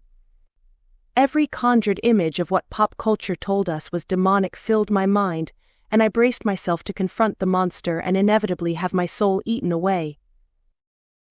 But it wasn't a demon that stepped out from the shack into the white light of the clearing. It was Sarah Walsh, and she looked me up and down in confusion, as much at a loss for words as I appeared to be in that situation. Chapter 22. I guess since I'd already figured out her part in the whole situation, it was up to me to break the silence. And it hadn't escaped me she was the one who had compelled the demon in the first place. She was my best bet for getting out of this mess in one piece, though it was hard to fathom as I took in her bedraggled appearance, from her frizzy unbound hair angling out in all directions to her ripped jeans. "You okay?" I offered and cringed internally at how lame that sounded in the middle of an unearthly clearing with a demon lurking somewhere out in the bush. "What are you doing here?" Sarah's eyes widened. "Who are you?" I thought she might have recognized me, but despite poking around in Sarah's personal life, I was a vaguely familiar face to her at best, I realized. Gus began sniffing around the clearing, apparently satisfied to let me handle this negotiation on my own, and I rubbed my hands on my jeans before taking a shaky breath. "My name's Kat, and I run the landscape supply store in town." I swallowed. "I'm a witch, and I came looking for Steve when I realized something hinky was going on with magic right about the time he went missing." "I think I know what's happened, Sarah, so we can cut to the facts before this demon tears us both apart." "Demon?" Sarah's mouth worked. "What makes you think it's a demon? And how did you find Sarah sucked air in shallow breaths and held the back of her head?" "A witch! What do you want with Steve?" "Okay, maybe I broke the ice a little too fast." I held up my hand and tried for a reassuring voice. "It's okay, Sarah. We can figure this out. Just one thing at a time, okay? Is Steve here?" Sarah's face crumpled, and she buried her face in her hands as she began sobbing. "I didn't mean..." Oh dear. Taking the liberty of crossing the distance between us slowly, I stopped short of placing a hand on her shoulder. Any hope I had of Sarah having the solution to putting the demon back in its box withered in my mind. It took a moment for Sarah to get it together, then she leaned against the side of the shack and stared off into space. "It was supposed to be harmless. Just a couple of wishes. I didn't even think it would work." "Not really. Demons are never harmless, I'm afraid. But if you talk me through how you summoned it, we might piece together something to get us out of this jam." Sarah frowned and gave me a strange look. "I didn't summon a demon, I summoned a genie." Wah, my jaw hung open, and I frowned right back at her. "A genie?" "Genies, wishes. You know?" Sarah rubbed her eyes, leaving a dirty smear across her cheeks. "Anything I wanted, except it didn't, and now I'm here. And Steve." I craned my head to follow Sarah's gaze as she turned to peer through the doorway, but I couldn't see anything in the darkened room. "He's in there? Is he okay?" "He's just sleeping." Sarah's voice had taken on a childlike tone. "It's better that way, the wish." The genie twisted it. "I said I wanted him to love me, but I don't think genies can do that. It tried to control him with some doll, but it didn't work. So instead he just kidnapped and brought him here and said I could have him." Somehow, I didn't think we were dealing with a genie. Not that I knew much more about the very Eastern mythological concept beyond Disney movies, but I was pretty sure even that one had rules for making people fall in love. Turning, I located Gus snuffling the ground and thought I'd better check in with the brain's trust. "You hearing this?" I cast out telepathically. "Do you think this is a genie we're dealing with and not a demon?" They are essentially the same thing. Except the genie you are thinking about is a very specific type of jinn from my rudimentary understanding. Some are benevolent and some, less so. From the smell, I would hazard a guess that Sarah here summoned a fire jinn, an ifrit jinn if you will, and was able to subjugate it in some fashion. "Okay, my pal Gus over there seems to think this genie of yours might be a fire jinn." I jerked my thumb toward Gus. "Which makes sense when you consider the weather lately. Can you talk me through how you did it, Sarah?" "We're on the clock here, and unless we figure something out, I'd say this spirit will have its way with us before too long." "Iron," Sarah muttered. iron to bind the genie to your will. I thought it was working, but the longer it stays here, the more powerful it seems to get. I only wanted to put things back to normal, but it won't, so here we are." "You made a bargain?" I prodded. "What did you promise in return?" "Nothing. Only to release it after the deal was done.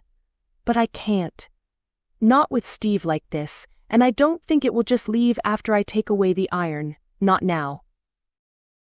Sarah's eyes had taken on a maniacal shine, and I shuddered. She might have gotten herself into deep water, but it was hard to feel sympathetic for someone who would go to such lengths to manipulate another's feelings. But if it was only a matter of restoring Steve to good health, maybe I could help with that, and let the rest unfold, hoping for the best. "May I?" I asked tentatively, gesturing to the doorway. "I might be able to help." "No," she snarled, baring her teeth. "He was frightened when he was awake. Until I can undo this, he stays as he is.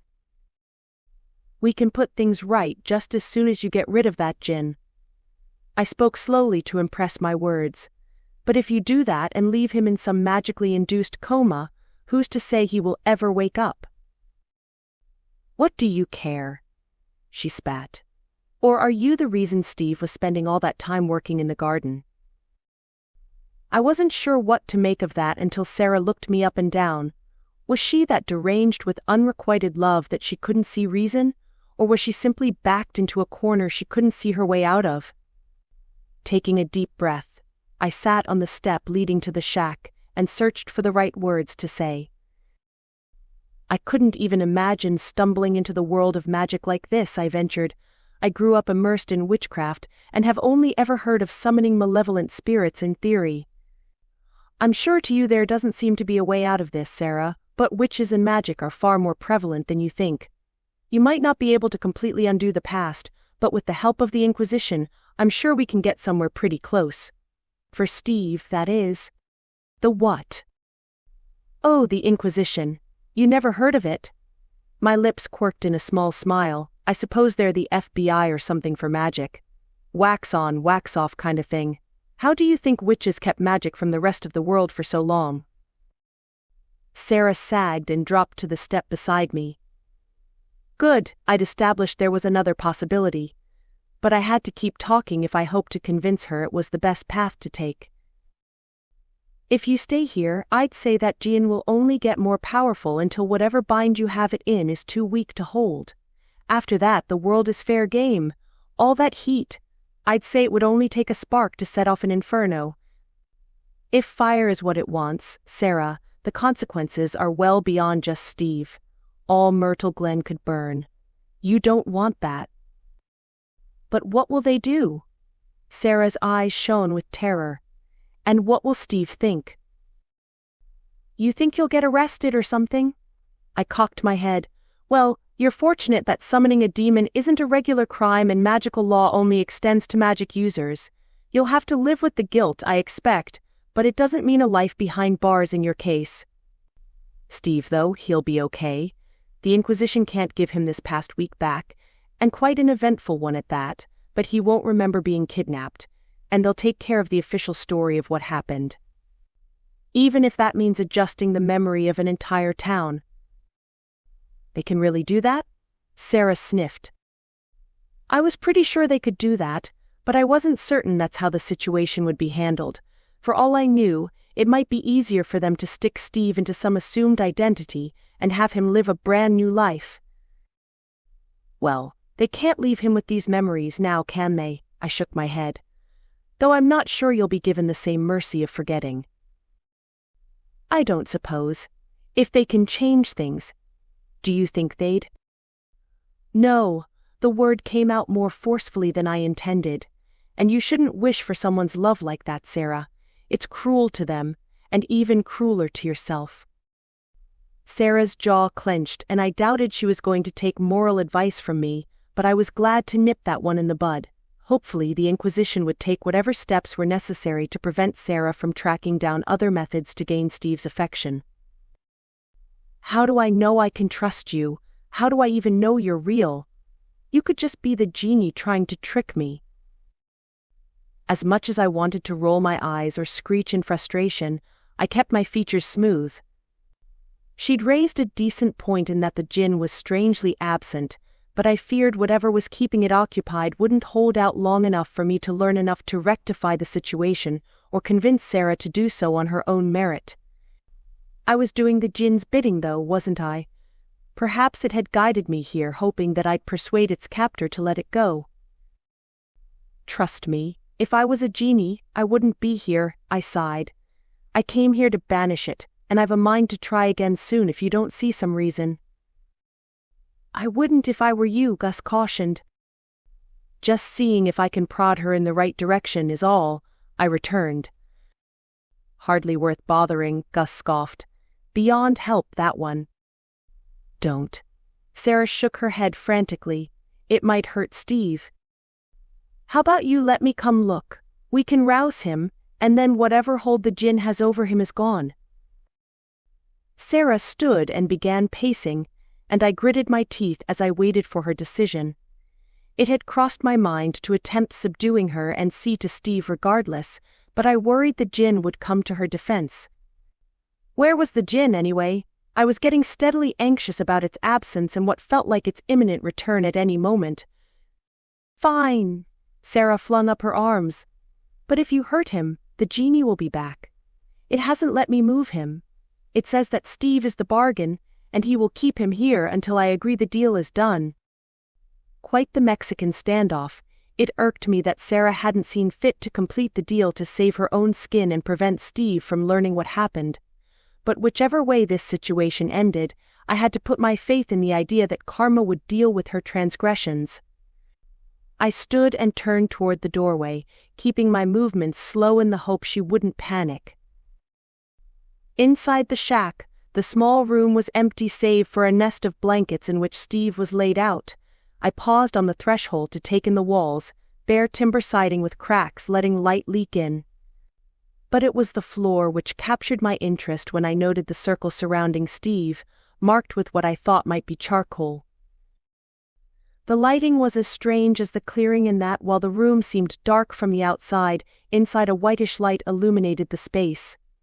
I guessed that the markings on the floor were the reason Steve appeared to be sleeping peacefully and weighed up my options in rousing him safely. Dragging him across the boundary might work, but it could also activate any shielding magic intending on keeping Steve in place. As with any circle, the most logical thing to do would be to sever it. While I thought nothing too catastrophic would happen, circles that were defensive in nature might have detonated, but that wasn't the intention with this one. I wasn't sure what extra oomph a djinn was capable of. If it was another witch's circle, I would have simply scuffed the line and walked right in. If the situation was different, and I had access to my magic closet back home, I might have tried to probe the circle first. But, with nothing on my person which might have helped, I didn't have a choice. You're wary? I started at Gus's voice and turned to see him observing me from the doorway. I'd say we're well beyond the point of circumspection. It sounded catty, but there was something encouraging about his tone.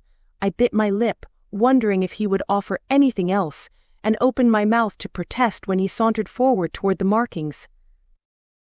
But he simply walked over them and sat beside Steve. Nothing went bang or exploded into white light. Steve didn't even stir. Encouraged, I took a deep breath and stepped forward while forming a defensive wall around my mind. I was just about to scrape at the line with my boot. And then the howling started again, right behind me. Chapter 23. I fell forward with a shriek, thinking the djinn was about to bear me down. I landed awkwardly on my hip, and Gus leaped out of the way with a yowl. But after rolling over, I saw the djinn was out in the clearing beyond Sarah, locked into some kind of battle with. Was that Billy? Scuffling forward, I pushed myself to my feet. The movement outside was almost too fast to keep track of and obscured by what looked like both smoke and steam. Fire and water, except one was of this world and the other wasn't. A grunt from behind me sounded, but I couldn't bring myself to tear my eyes away from the scene in front of me. Vaguely, I guessed I'd smudged the circle enough to break its hold on Steve, but unless I could stop whatever epic battle was going on out there, the plan involving Sarah releasing the djinn was useless. "Billy," I screeched, tearing out of the shack. If the bunyip had heard me, he didn't give any sign as he sank his fangs into the shoulder of what appeared to be a vaguely humanoid creature. The similarities ended there though, with blackened skin marred with bright orange cracks like a living inferno. The bite elicited a hiss of steam, and the djinn shrieked again. But Billy didn't appear to have the upper hand. His usually slick, seal-like coat was dry and blackened in some parts, and no sooner than he'd lashed out, the djinn struck back with a punch which landed in a spray of sparks against his ribs. "Enough, Billy, stop," I screamed. But deep down I knew Billy was fighting for survival and not to gain the upper hand. Sarah had fled inside the shack, and I stood uselessly on the step, wondering what I could do. "Katerina, look." Gus bounded toward the tree line. "Your pack." "My pack?" I frowned at a spot across the clearing where Gus was heading. My red and blue backpack lay discarded on the ground, and it took a second to realize Billy must have carried it in. A little woodenly, I hurried forward and around the brawling spirits, my mind like jelly, as I tried to figure out what was in the pack which could be of use. Gus had his head in the bag as I stumbled toward it, and I thought the crystal foci must have still been beyond this weird fold in reality where I'd set them up for the banishing ritual. But I dropped to my knees nonetheless, and as I held the bag up to allow Gus to wriggle out, the sight of the battered old soldier's canteen clicked something in my mind. "Holy water!" I exclaimed. Billy had been listening in on our conversation about the magical relic, and though I was sure I'd left the canteen out beside a tree, the bunyip must have trusted my theory and collected it before going in pursuit of the djinn. Still think the idea is stupid? I'd be happy to eat my words on this occasion, but you may not get a chance to gloat, Gus remarked, and I blinked before turning to check on the battle. Billy was pinned to the ground, with the djinn's cloven-shaped feet smoking against his hind legs. It loomed over the bunyip as though relishing imminent victory, and I slapped a hand against my mouth to halt a scream. But the djinn's back faced me, and I knew I had to make a move now, before it was too late.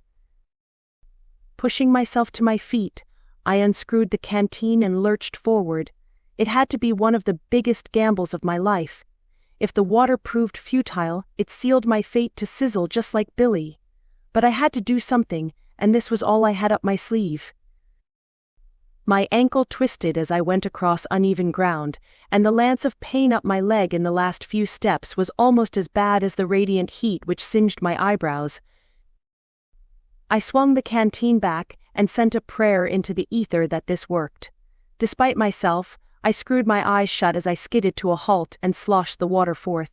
Time slowed, and a sense of dread filled my soul as I thought maybe I'd missed. But then an unearthly scream, unlike the earlier howls, pierced the clearing and something knocked me to the ground. When I opened my eyes, it was Billy crouching over me while heaving ragged breaths on shaky legs. Between his paws, I saw the djinn reeling as white plumes of steam enveloped it. The water was doing its job. "Water will quench fire in the end," Billy's voice rumbled in my mind. "It has always been so."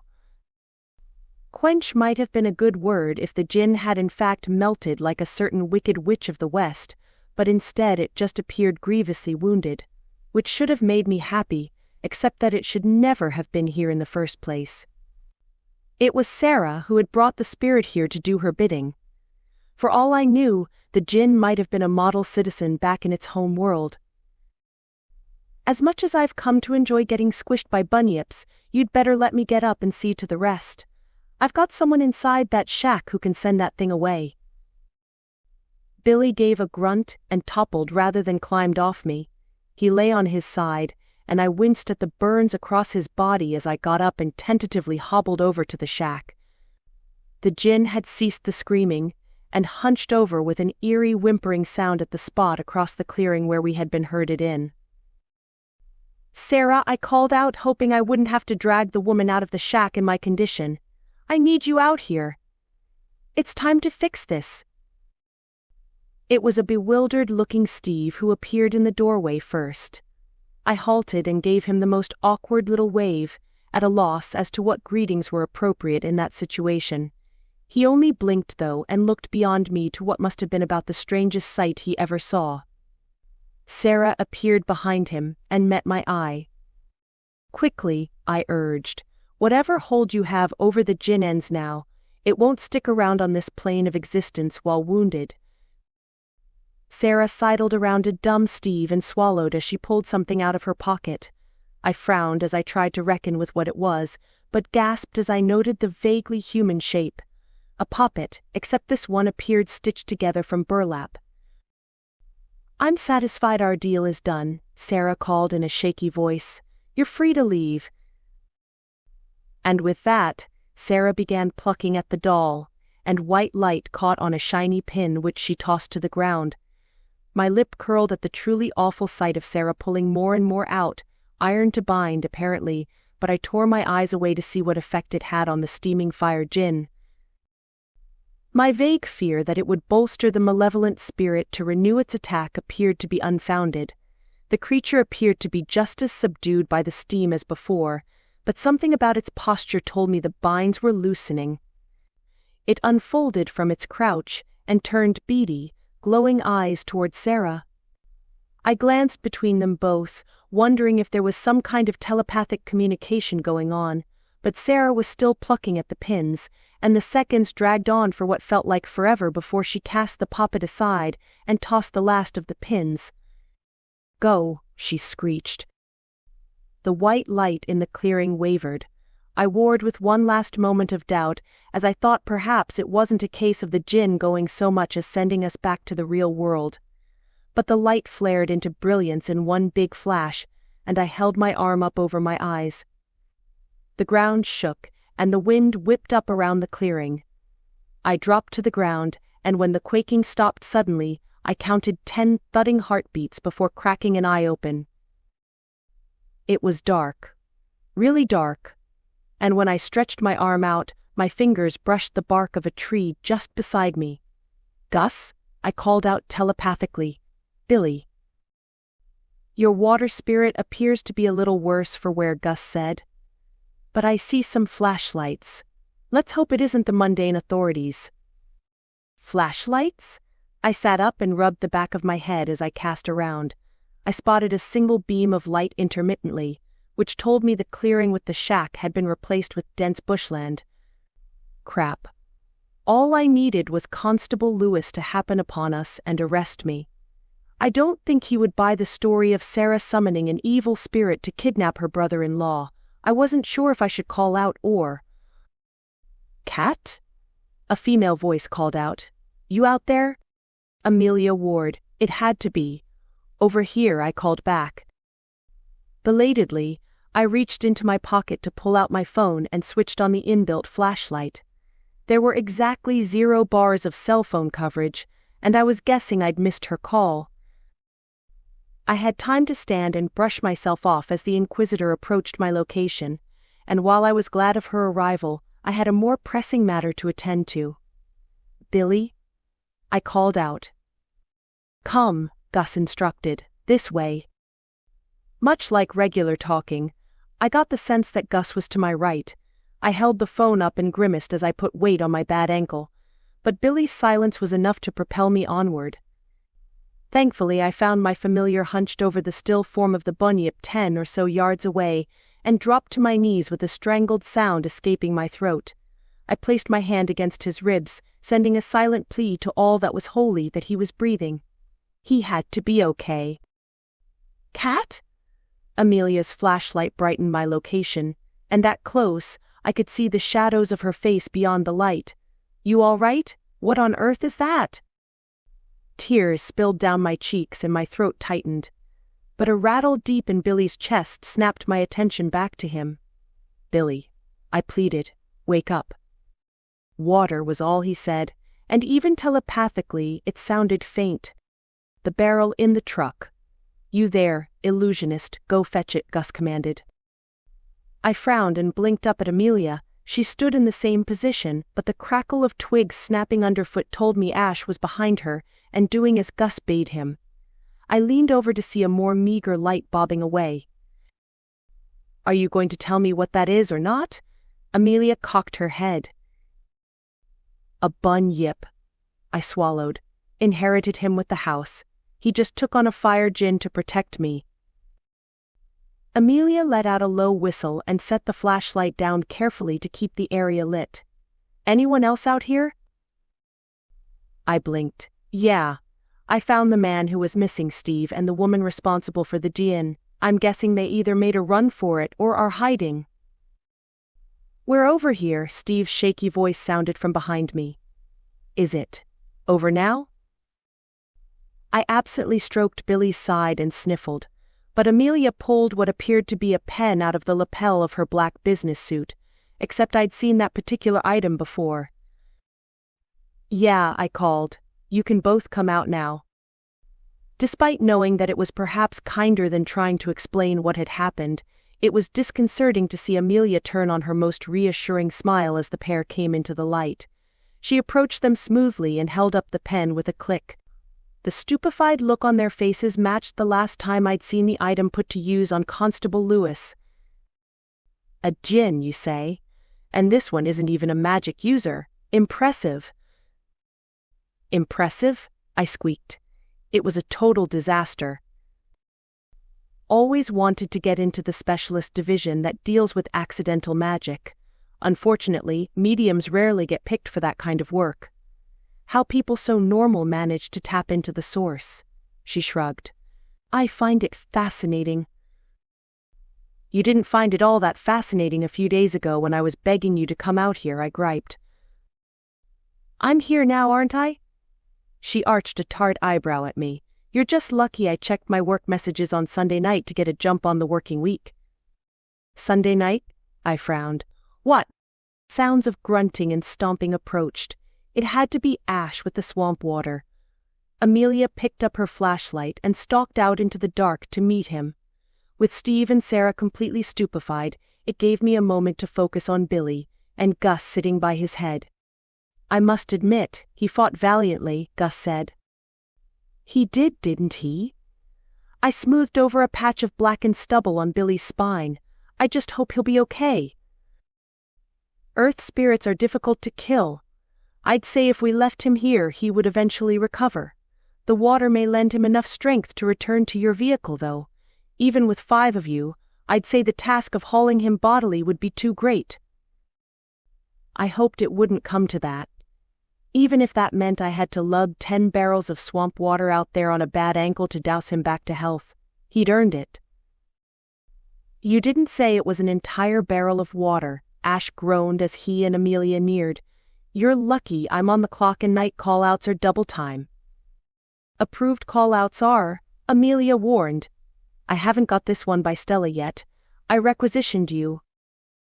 Ash dropped the barrel by Billy's side and gave her a withering look, but their bickering didn't interest me. Reaching over, I unscrewed the cap of the barrel and grunted as I heaved it up to spill over the bunyip.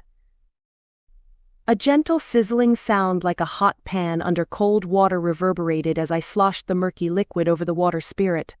Billy's lean form writhed, and a deep rumble from his throat was heartening. By the time the barrel was empty, Amelia and Ash had quit their conversation and stood staring at the wakening bunyip. He squirmed on the ground as though to soak up every drop of water which had spilled, then sat up all at once. "Much appreciated," he said, looking at me, but then casting his eye at the rest. "But I would return to my swamp at your earliest convenience to convalesce." He stood on shaky legs and I grinned. "I won't say no to that, unless you two still need me." Amelia looked Billy up and down as though reckoning with his size, but she shrugged and took a deep breath. "I'm going to need to call a cleanup crew out and interview these two. I can do that from your place, I guess. I'd rather not use that computer shop at 3 o'clock in the morning." "What's wrong with my shop?" Ash complained.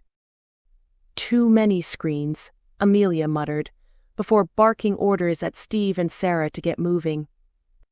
3 o'clock in the morning. It had been a long night, and it was already Monday. Time goes hella fast when you're solving a case and banishing malevolent spirits from our plane of reality. Chapter 24. With my fingers in the soil of a bromeliad, which looked the worse for wear at the store, I was glad at least there were dark, gray clouds in the sky outside. It was tempting to haul every pot out in anticipation of rain after my stock had suffered an acute case of dehydration over the weekend, but I'd promised the Inquisition medic that I'd take it easy on the ankle for the next week or so. Even if it did feel like it was as good as new after he'd worked his magic on me. With Steve back home in Myrtle Glen recovering from his accidental fall in the bush, Amelia was almost done leading the team of black-suited inquisitors who were working their way around town. We'd argued about the best course of action in resolving the matter, but eventually Stella had ceded that covering up a missing person in perpetuity would make for problems down the line. Apparently a program similar to witness protection was their go-to solution, but that worked better in the city where everyone's misfortunes weren't common knowledge in the community. I got the feeling that those little stupefaction pens which I'd learned also did a number on one's memory, would need recharging by the time Amelia got back to Melbourne. I was almost done tending my plants when I saw Steve's wagon pull up in the lot out front. I hadn't seen him since Monday morning and smiled as he came in through the door. "Morning," he said cheerily. "Looks like a jungle in here." I chuckled and considered my crowded office. "Certainly is. I need to get this nursery worked out before I'm completely taken over." Steve grinned, and I thought he looked as carefree as he usually did. But with what I knew of his personal life, I hoped it was actually true and that things were looking up for him.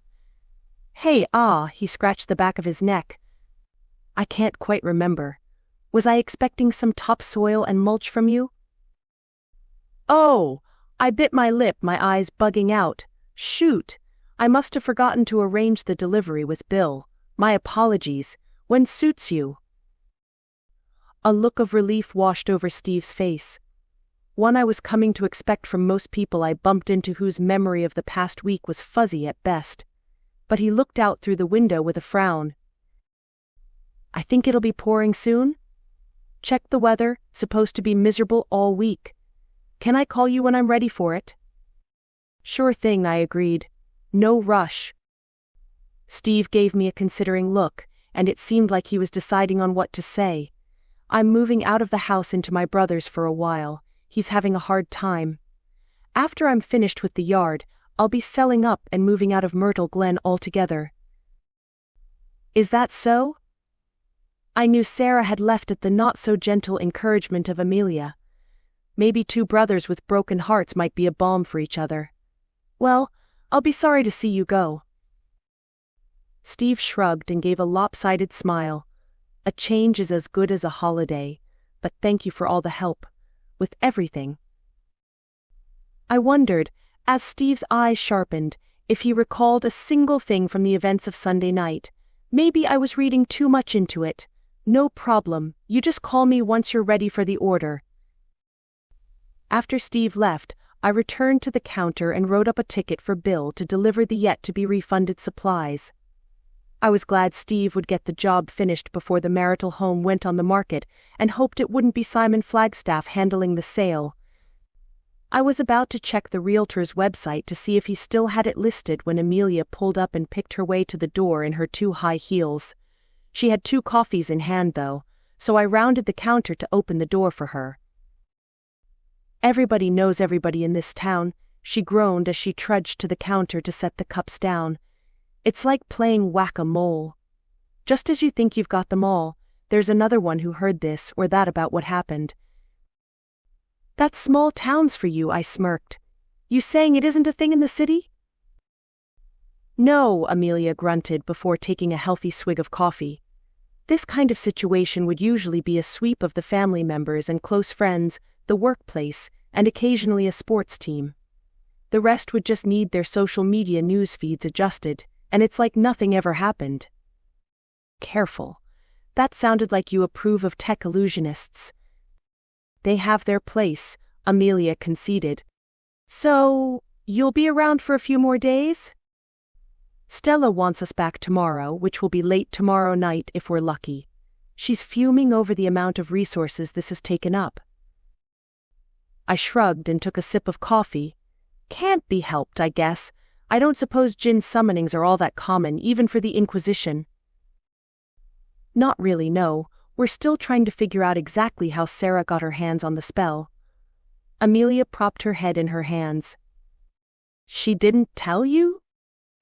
She insists it came from a second-hand bookstore. A book of shadows, most likely found in a deceased estate. But we can't pull any records. The owner can't recall that book in particular and seems to operate his business from a notepad and calculator. I wondered just for a moment if old Alfie I'd bought the landscape supplies store from had taken up the book trade. It sounded a lot like his business practices. But the book is in safekeeping now, right? Sarah burned it after things got out of hand with the djinn. Amelia heaved a deep breath. So all we have to examine is that page you had. If there are any other dangerous items lurking around Myrtle Glen, I doubt we will find them. And I can't spare anyone to go trawling through each charity shop. The Inquisitor drained the rest of her coffee, and I noted the circles under her dark brown eyes. She looked haggard, the kind of haggard that even her perfect makeup and rich brown skin couldn't hide. Well, how about I pick us up some pizza tonight and you can actually sit down for a while? I doubt you've slept more than a few hours since Sunday. I kept my face deadpan. I promise I'll keep Billy in line. Amelia narrowed her eyes. Her discomfort with the bun yip had only gotten worse after taking the water spirit back home and watching him guzzle an entire case of beer before stumbling back to his swamp for a snooze.